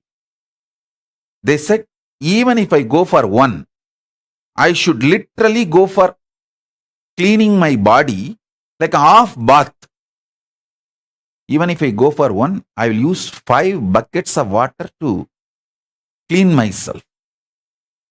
I used to wonder, why? Because in the schools I have seen these boys, they will just go and only wash the hands. Some boys won't even do that and just wipe it with a kerchief. But my gurus insist that I should wash literally. If I go for 1 or 2, how much I have to clean myself? The same washing I have to do even for 1. I never understood the reason. But I always did as my gurus told me. Later on I realized it is the laziness to wash. You don't go for 2 when you go for 1. Listen. Later on they told me, you should always go only for 2, even when you feel like going only for 1. So more cleaning. My gurus have told me very clearly, whenever you feel like going for 1, your body wants to do both. But your laziness to wash, you only go for 1 and don't go for both and you come back. How much it is true for all of you, I don't know, but I found it was true in my life. So I always decided, anyhow I have to wash. So no question of going only for 1. It should always be both. So naturally more cleaning. That one habit has kept me healthy so much in multiple levels. Now what I am saying is an extremely practical instruction to break the laziness in your healthy lifestyle. If you listen to what I am saying, you will say, oh God, I have this problem, I have this problem, I have this problem. How many of you have this problem of because you are lazy to wash, you go only for one, don't go for two, and you avoid or postpone going for two because you are lazy to wash? Put your comments. Then I can tell you guys how your laziness to wash is directly affecting your health.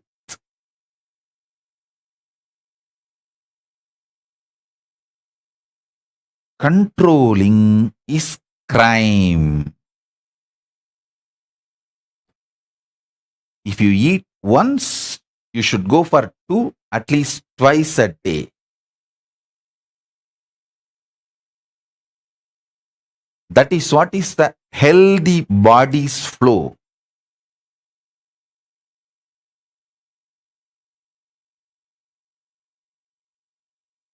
உண்ணுங்கால் நீர் கருக்கி மோர் பெருக்கி. When you eat, the water should be boiled water. Buttermilk should be diluted buttermilk. And the ghee should be completely melted and hot ghee. If your lifestyle is this, not only you will not have any disease, even the people who follow you, remember you, who imitate your lifestyle will not have disease.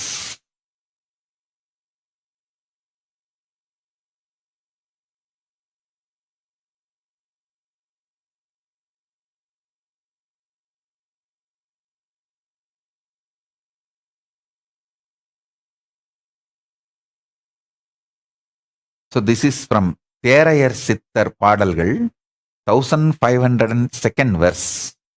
I have one more song from what I heard from my gurus. I am giving you, and I'll give you the interpretation also. Means the meaning. ஆறு திங்கட் கொருதடவை மனமருந்தையில்வோம் அடர் நான்கு மதிக்கொருக்கார் வேதியுரை நுகர்வோம் தேறு மதியொன்றரைக்கோர் தரணசியம் பெறுவோன் திங்களரைக்கிரண்டு தரஞ்ச வளவிருப்புருவோம் வீறு சதுர் நாட்கொரு கானை முழுக்கை தவிரோம் விழிகளு கஞ்சன 3 நாட்களுக்கொரு காலிடுவோம் 100 கந்தம் புட்பமிவை நடுநிசியின் முகரோம் நமனார்க்கு இங்கேது கவை நாமிருக்கும் இடத்தே. Means, once in 6 months, take the medicine which makes you vomit. Means cleaning the upper intestine through that vomiting as a technique. Once in 4 months, cleaning like a haritaki, which cleanses your body, laxatives, the Ayurvedic laxatives. And once in 1.5 months, clean the nostril to clear the kapha completely. Once in a week, clean the body hair and allow the body to inhale, breathe fully. Once in 4 days, have oil bath. Once in every 3 days, have Jnananjana for the eyes.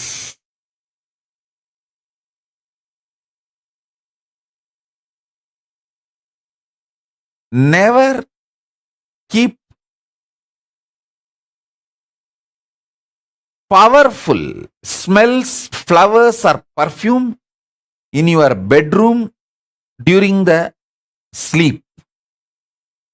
During the sleep, don't keep high smelling perfumes or the flowers. Your nostril should not be loaded during the late night sleep. And just by living all this, you will see the life where the yama, untimely death, never comes in your life. Never comes to your life.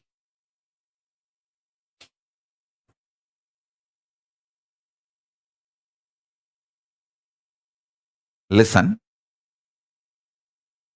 These revelations are basically to create conscious stamina, not just ordinary health, conscious stamina, which makes your body to manifest conscious sovereignty. The whole focus is helping you to manifest conscious sovereignty.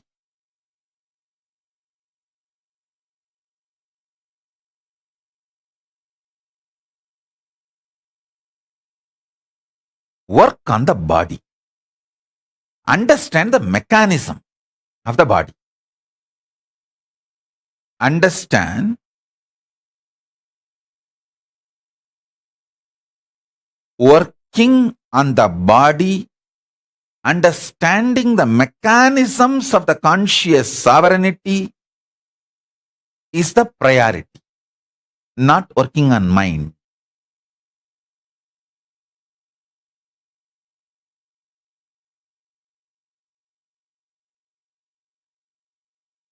So the essence of what I am trying to convey is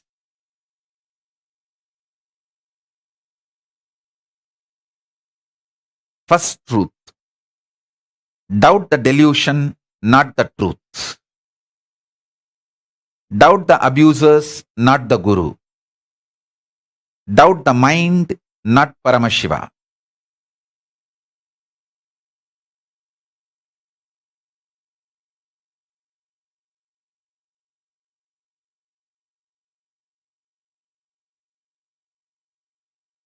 Cognize this. Let this become Shaktipada and Shaktinipada in you now.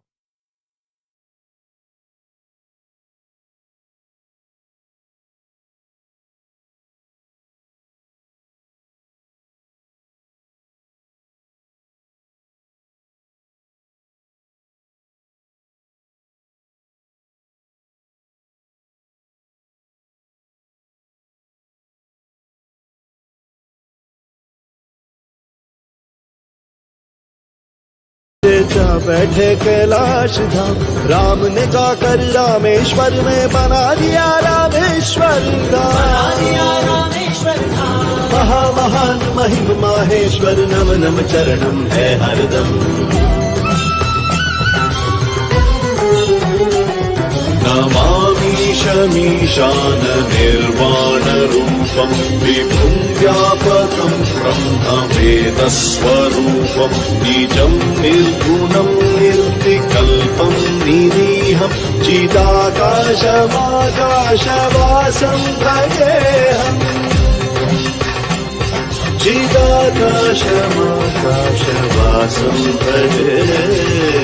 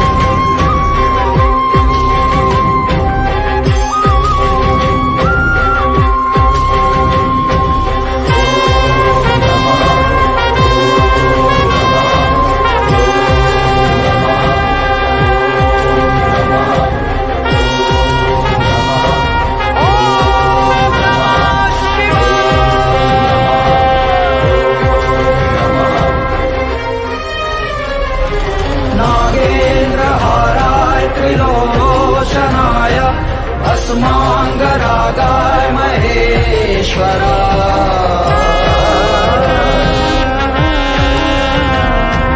नित्याय शुद्धाय दिगम्बराय तस्मै नकाराय नमः शिवाय।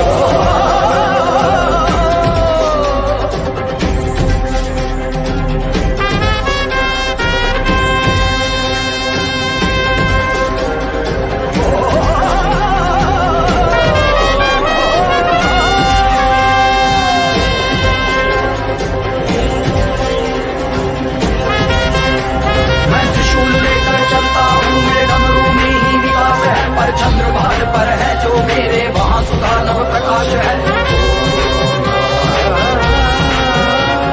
दृष्टि और लगी है ब्रह्मा इंद्र आदि सब भागे, मैं कैलाश शिखर पर बैठा रहा सभी से आगे। सात पिशाचों के रहता हूँ जो लाशों का लहू है पीते, मेरी प्रिय चंडिका करती जिससे कभी न दानव जीते। मैं जग को वैभव देता हूँ स्वयं दिगंबर रहने वाला, मैं फूलों की नहीं पहनता कभी कभी मुंडों की माला।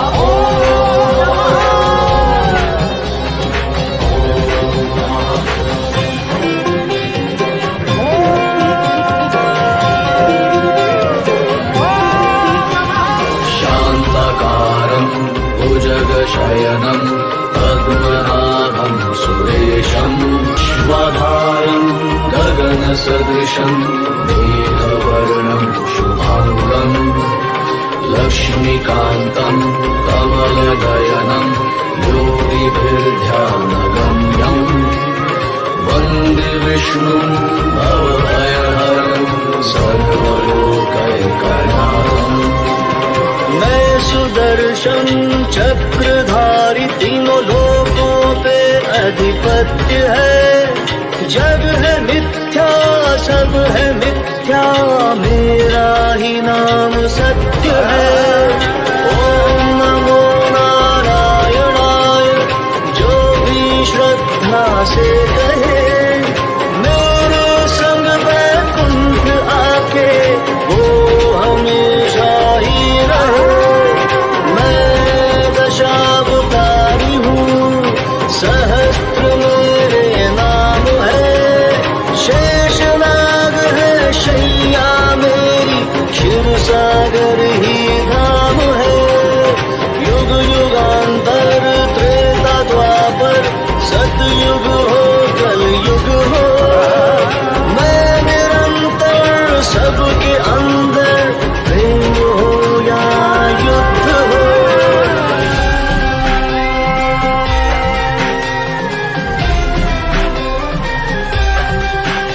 एक रुद्र है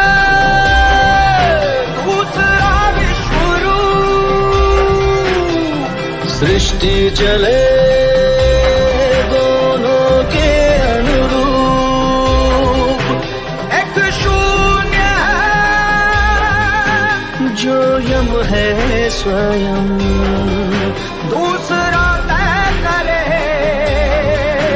क्या क्षम्य अक्षम्य। पृथ्वी लोक का जो सार है,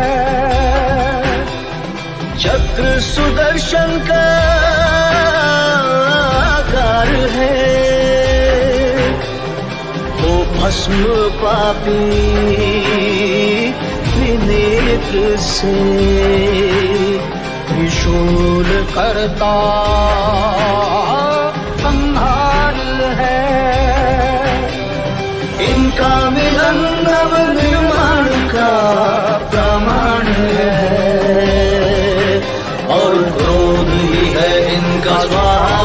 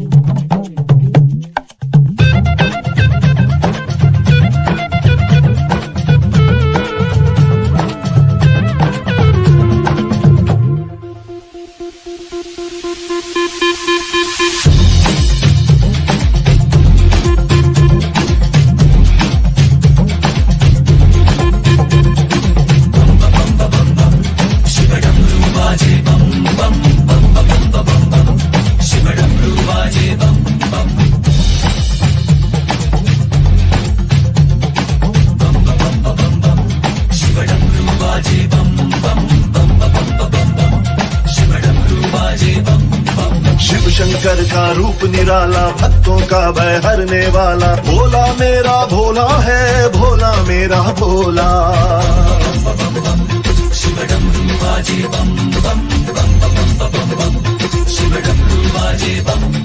शिव शंकर का रूप निराला, भक्तों का भय हरने वाला, भोला मेरा भोला है, भोला मेरा भोला।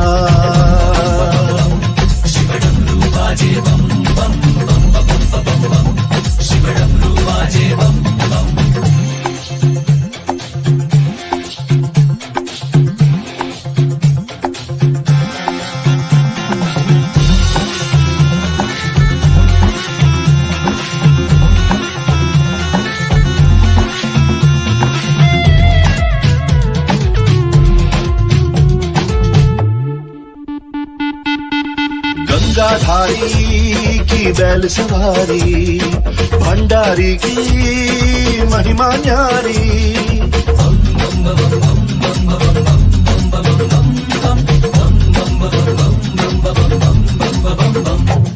गंगाधारी की बैल सवारी, भंडारी की महिमा न्यारी।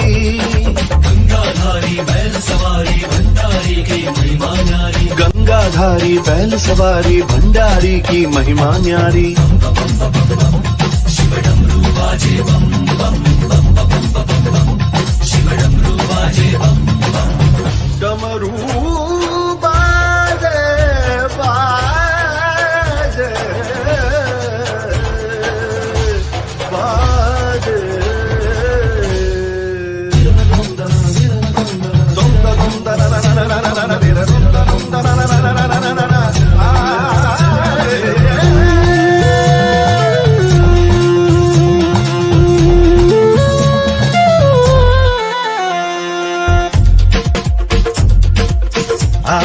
भस्म रमाए, धूनी जमाए, ध्यान लगाए, जोग समाए।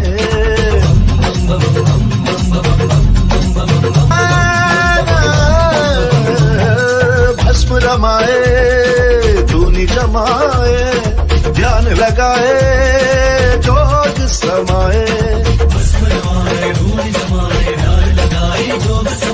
नीलकंठ विष पी जाए, नीलकंठ विष पी जाए, नीलकंठ विष पी जाए।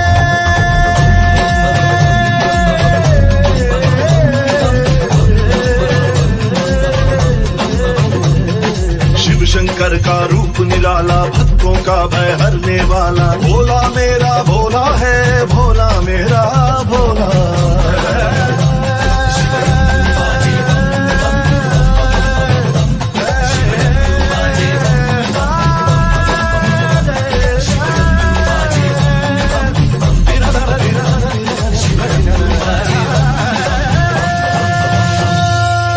எனக்கு சிவமயமே, இறைவாயமே, அத்தனில்லாமல் ஒரு அம்மையில்லை, அத்தனில்லாமல் ஒரு அம்மையில்லை, அந்த அம்மையில்லாமல் இந்த பிள்ளை இல்லை.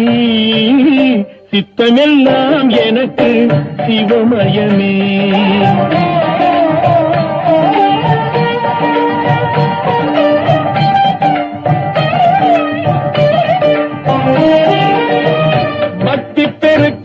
எந்தன் ஊன் உருக, அந்த பரவசத்தில் உள்ளே உயிர் உருக. பக்தி பெருக்கில் எந்தன் ஊன் உருக, அந்த பரவசத்தில் உள்ளே உயிர் உருக. சக்தி எல்லாம் திரண்டு சிவம் பெருக, சக்தி எல்லாம் திரண்டு சிவம் பெருக. எந்தன் சந்ததியே உந்தனுக்கு அடிபணிய இறைவா, சித்தமெல்லாம் எனக்கு சிவமயமே.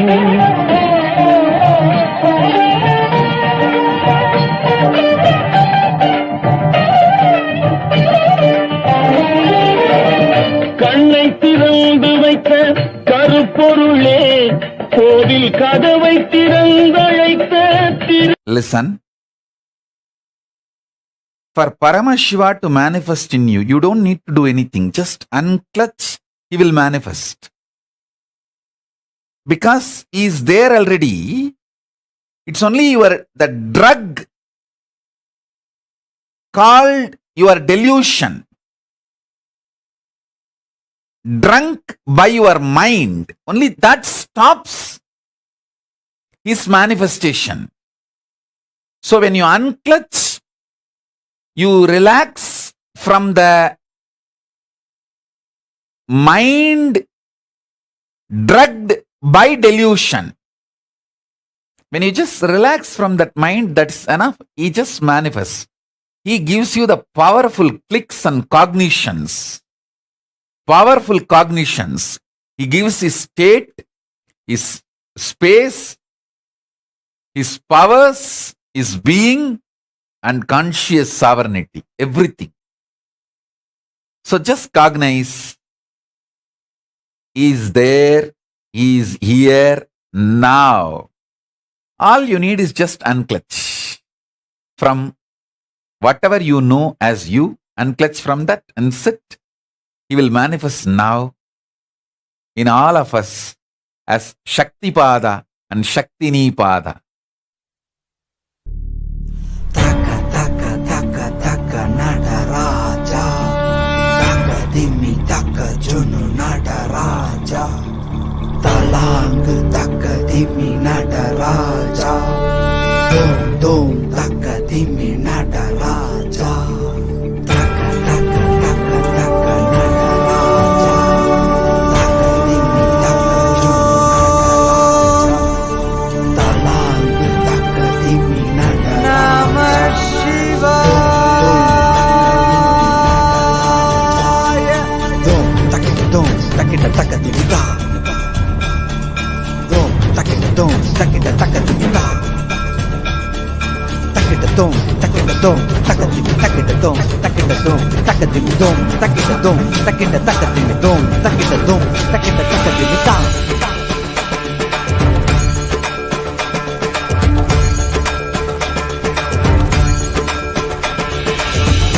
ஆடுகின்றான் அவன் கூத்தனாக திருப்பாதம் தூக்கி மறையோதுகின்றான் பிறை சூடி அந்தணரின் பாடலுக்கு தினம் ஆடுகின்றான் அவன் கூத்தனாக திருப்பாதம் தூக்கி மறையோதுகின்றான் பிறை சூடி அந்தணரின் பாடலுக்கு என்று இயலிசை நாடகமாய் முத்தமிழ் இயற்றிய நாயகனே தகதிமி தாளமொடு இல்லையில் ஆடிடும் தாண்டவனே இன்மைக்கும் ஈரேழு பிறவிக்கும் துயர் நீக்க பிறைந்தோடி வருகின்ற யமையாலும் நடராஜா பயமாகி மயமாகி வலியாகி ஒளியாகி சித்தத்துள் முக்தி தர நித்யனாய் வந்தவா நமச்சிவாய வாழ்க வாழ்க நாதன் தாழ் வாழ்க வாழ்க இமை பொழுதும் என் நெஞ்சில் நீங்காதான் தாழ் வாழ்க நமசிவாய வாழ்க வாழ்க நாதன் தாழ் வாழ்க வாழ்க இமை பொழுதும் என் நெஞ்சில் நீங்காதான் தாழ் வாழ்க அண்டாண்டம் பிண்டாண்டம் அதிலாடிய கூத்தணி நாடலை பார்த்திடவே ஆண்டாண்டு காலமோடு மானிட கூட்டமும் ஏங்கியதே ஆடுகின்றான் ஒரு பாதம் தூக்கி அவன் கூத்தனாக மறையோதுகின்றான் பிறை சூடி அந்தணரின் பாடலுக்கு திரணனா திரணனா திரணா திரணா திரணனா திரணனா திரணா திரணா சனி சரி சனி சரி சனி சரி சனி சரி சரி மபனி சனி பம பமரி சனி சரி சனி சரி சனி சரி சனி சரி சரி மபனி சனி பம பமரி சனி திரணா திரணா திரணா திரணா tajom takida takadimi tajom takida takadimi tajom takida takadimi tajom takida takadimi சிதம்பர திரு சபையில் நயமுடன் ஆடிடும் நர்த்தனனே உமையாம்பிகை நாயகனே உன்னை பாடிட வந்தேனே நால்வர் புகழ் பாடும் ஆடிய பாதத்தை நான் தொழ வேண்டும் அடியார்க்கும் அடியோனே அண்ட சராசரனே உடுக்கை ஒளிதனிலே தந்திட்ட தாண்டவனே முதல் மொழி தமிழ் மொழியாய், மறுபுறம் வடமொழி உயிர் மொழியாய். மதி மாறாமல் மனம் போகாமல் விதி சேராமல் உனை பற்றிடுவேன். 64 கலை கட்டிடவே அருள் புரிந்திடு எம் அம்பல தரசே. அச்சை அல்ல நீ அச்சம் நீக்கவே அண்டம் வந்த என் அம்பலவாணனே. நமச்சிவாய வாழ்க வாழ்க நாதன் தாழ் வாழ்க வாழ்க. இமை பொழுதும் என் நெஞ்சில் நீங்காதான் தாழ் வாழ்க. நமசிவாய வாழ்க வாழ்க நாதன் தாழ் வாழ்க வாழ்க. இமை பொழுதும் என் நெஞ்சில் நீங்காதான் தாழ் வாழ்க. ஆடுகின்றான் அவன் கூத்தனாக திருப்பாதம் தூக்கி மறையோதுகின்றான். பிறை சூடி அந்தணரின் பாடலுக்கு தினம் ஆடுகின்றான். ஒரு பாதம் தூக்கி அவன் கூத்தனாக மறையோதுகின்றான். பிறை சூடி அந்தணரின் பாடலுக்கு இயலிசை நாடகமாய் முத்தமிழ் இயற்றிய நாயகனே. தட்டதிமி தாளமொடு இல்லையில் ஆடிடும் தாண்டவனே. வயமாகி மயமாகி வலியாகி ஒலியாகி சித்தத்துள் முக்தி தர நித்யனாய் வந்தவா. நமச்சிவாய வாழ்க வாழ்க நாதன் தாழ் வாழ்க வாழ்க. இமை பொழுதும் என் நெஞ்சில் நீங்காதான் தாழ் வாழ்க. நமசிவாய வாழ்க வாழ்க நாதன் தாழ் வாழ்க வாழ்க. இமை பொழுதும் என் நெஞ்சில் நீங்காதான் தாழ் வாழ்க. நமசிவாய வாழ்க வாழ்க வாழ்க. இமை பொழுதும் தாழ் வாழ்க. நமசிவாய இமை பொழுதும் வாழ்க வாழ்க. இமை பொழுதும் என் நெஞ்சில் நீங்காதான் தாழ் வாழ்க.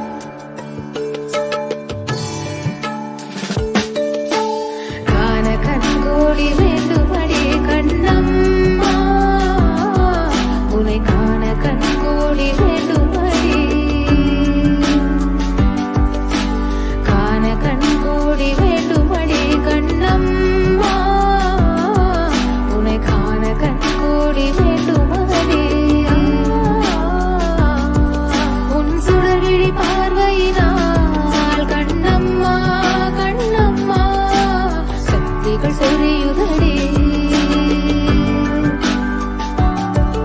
உன்மாய கண்களாலே கண்ணம்மா கண்ணம்மா கலந்தன உயிரினங்கள் சித்தத்தின் தெரிவுதலை கண்ணம்மா சிரிப்பால் உணர வைத்தாய் சித்தத்தின் தெரிவுதலை கண்ணம்மா சிரிப்பால் உணர வைத்தாய் உன் சிரிப்பால் உணர வைத்தாய் காண கண்கோடி வேண்டுமடி கண்ணம்மா உன்னை காண கண்கோடி வேண்டுமடி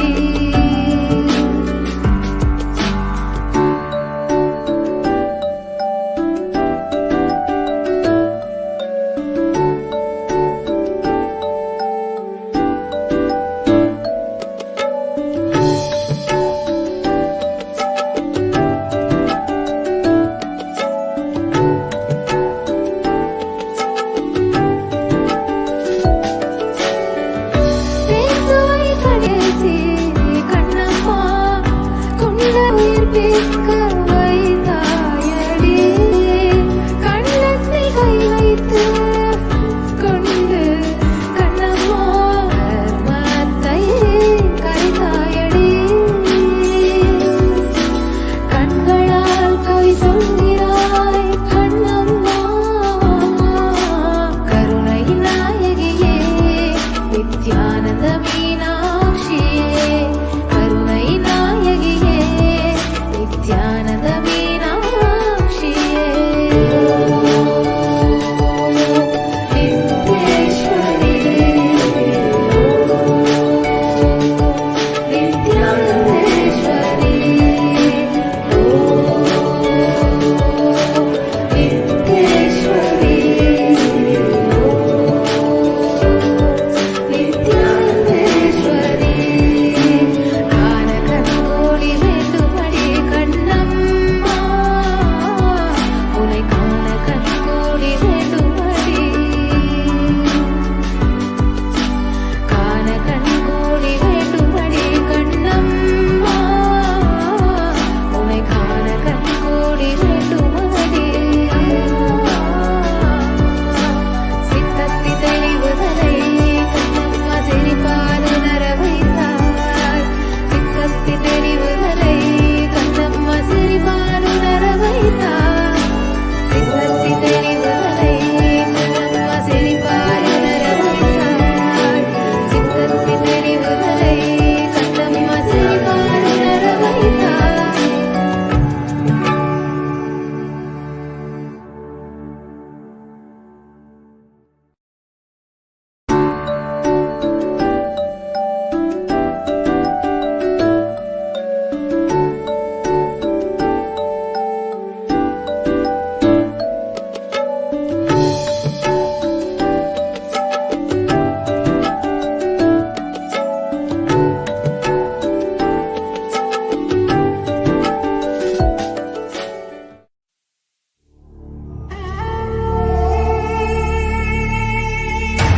भगवते रुद्राय ईशानतत्पुरुषाय अघोराय वामदेवाय सत्यजाताय नमः भगवते रुद्राय ईशानतत्पुरुषाय अघोराय वामदेवाय सत्यजाताय नमः ॐ नमो नमो नमः शिवाय ॐ नमो नमो नमः शिवाय ॐ नमो नमो नमः शिवाय ॐ नमो नमो नमः शिवाय ॐ नमो नमो नमः शिवाय ॐ नमो नमो नमः शिवाय परब्रह्म रूपारूप हेतोऽपि लिङ्गोद्भव शिवा शिवा सर्वभुवन पञ्चकृत्य कर्तो गुरु सदा शिवा शिवा कृत्यानि सकलतत्त्वमयमे महासदा शिवा जङ्गमा जङ्गम अन्तस्थ परब्रह्म परशिव जन्म मृत्युचक्रच्छेदक शक्तिदायक अवतार निगमागम पुनरुद्धारक नित्यानन्द परमशिवा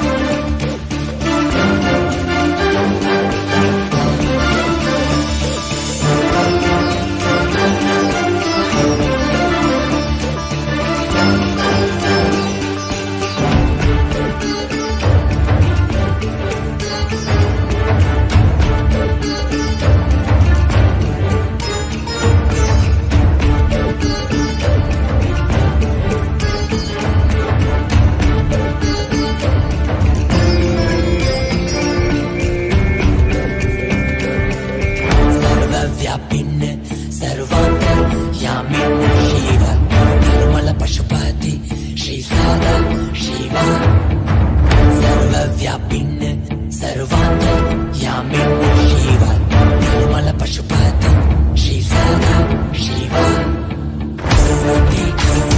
मुख जीवन महासदा शिव सर्वासां शक्तीनां पति परशिवा कैलास पुरुद्धारक अवतार श्रेष्ठ कृपाकर भक्ति गम्य नित्यानंद परमशिवा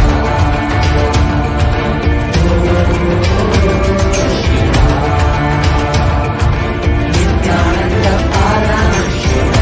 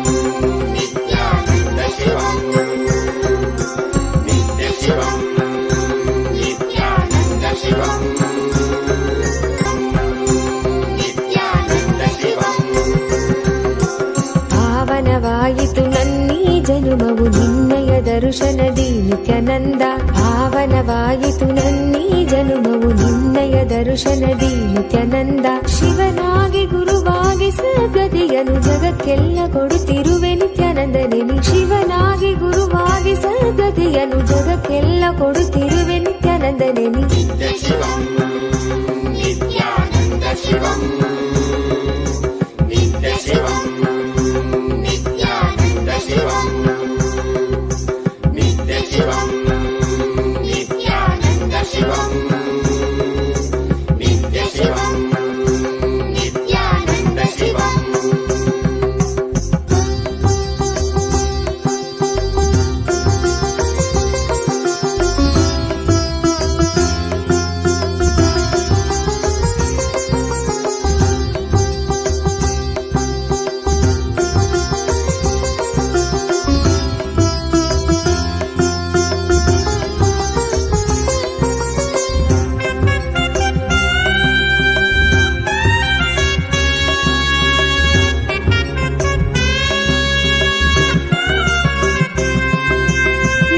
ಶಿವನಾಗಿ ನೀ ದೇವಿಗೆ ಇಂದಿದ್ದೆ ಜ್ಞಾನವ ಜ್ಞಾನ ಗುರುವಾಗಿ ನೀ ಕೊಡುತ್ತಿಹೆ ವಿಶ್ವಕ್ಕೆ ಪ್ರಜ್ಞೆಯ ಮನದಲ್ಲಿ ತನುವಲ್ಲಿ ಕಲ್ಮಶವ ತೆಗೆಯುವನಿ ನೆನೆದವರ ಮನದಲ್ಲಿ ನೆಲೆಸಿರುವನಿ ಮನದಲ್ಲಿ ತನುವಲ್ಲಿ ಕಲ್ಮಶವ ತೆಗೆಯುವನಿ ನೆನೆದವರ ಮನದಲ್ಲಿ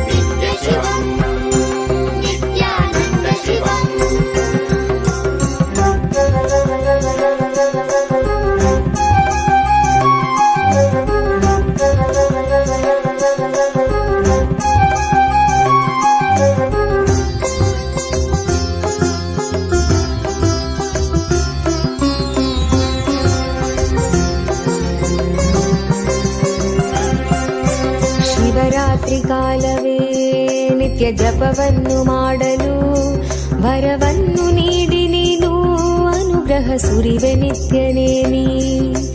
ಭವರೋಗವ ತಡೆದು ಭಾವದ ಚಿಂತೆಯೆಲ್ಲ ತೊಳೆದು ಕರ್ಮ ಸಂಸ್ಕಾರಗಳೆಲ್ಲ ಅಳಿಸಿ ಹೊಸ ಜೀವನ ಕೊಡುವೆ. ಪಾವನವೇ ನಾಡಿದು ನಿನ್ನ ಪಾದಗಳ ಸ್ಪರ್ಶದಿ, ಪಾವನವೇ ಬೀಡಿದು ನಿನ್ನ ಕಲ್ಪತರು ದರ್ಶನದಿ. ಶರಣಂಬನು ನಿತ್ಯೇಶನೇ ನಿನ್ನ ಶರಣಂಬನು ಆನಂದನೇ, ಶರಣಂಬನು ನಿತ್ಯೇಶನೇ ನಿನ್ನ ಶರಣಂಬನು ಆನಂದನೇ.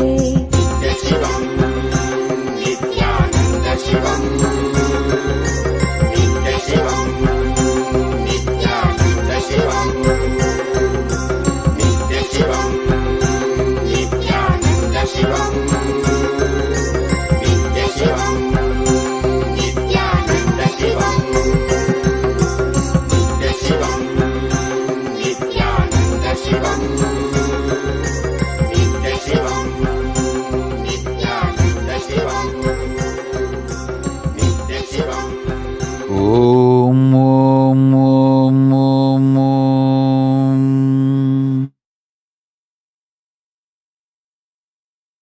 I bless you all. Let's all radiate it with integrity. Let's all radiate with integrity, collective integrity, authenticity, responsibility, enriching, causing, living Paramadvaitam, Shuddhadvaita Saivam, the state, space, powers, being, superconsciousness, and Kailas. Paramashivoham. Om Nithyananda Paramashivoham. The eternal bliss, Nithyananda. Thank you. Be blissful.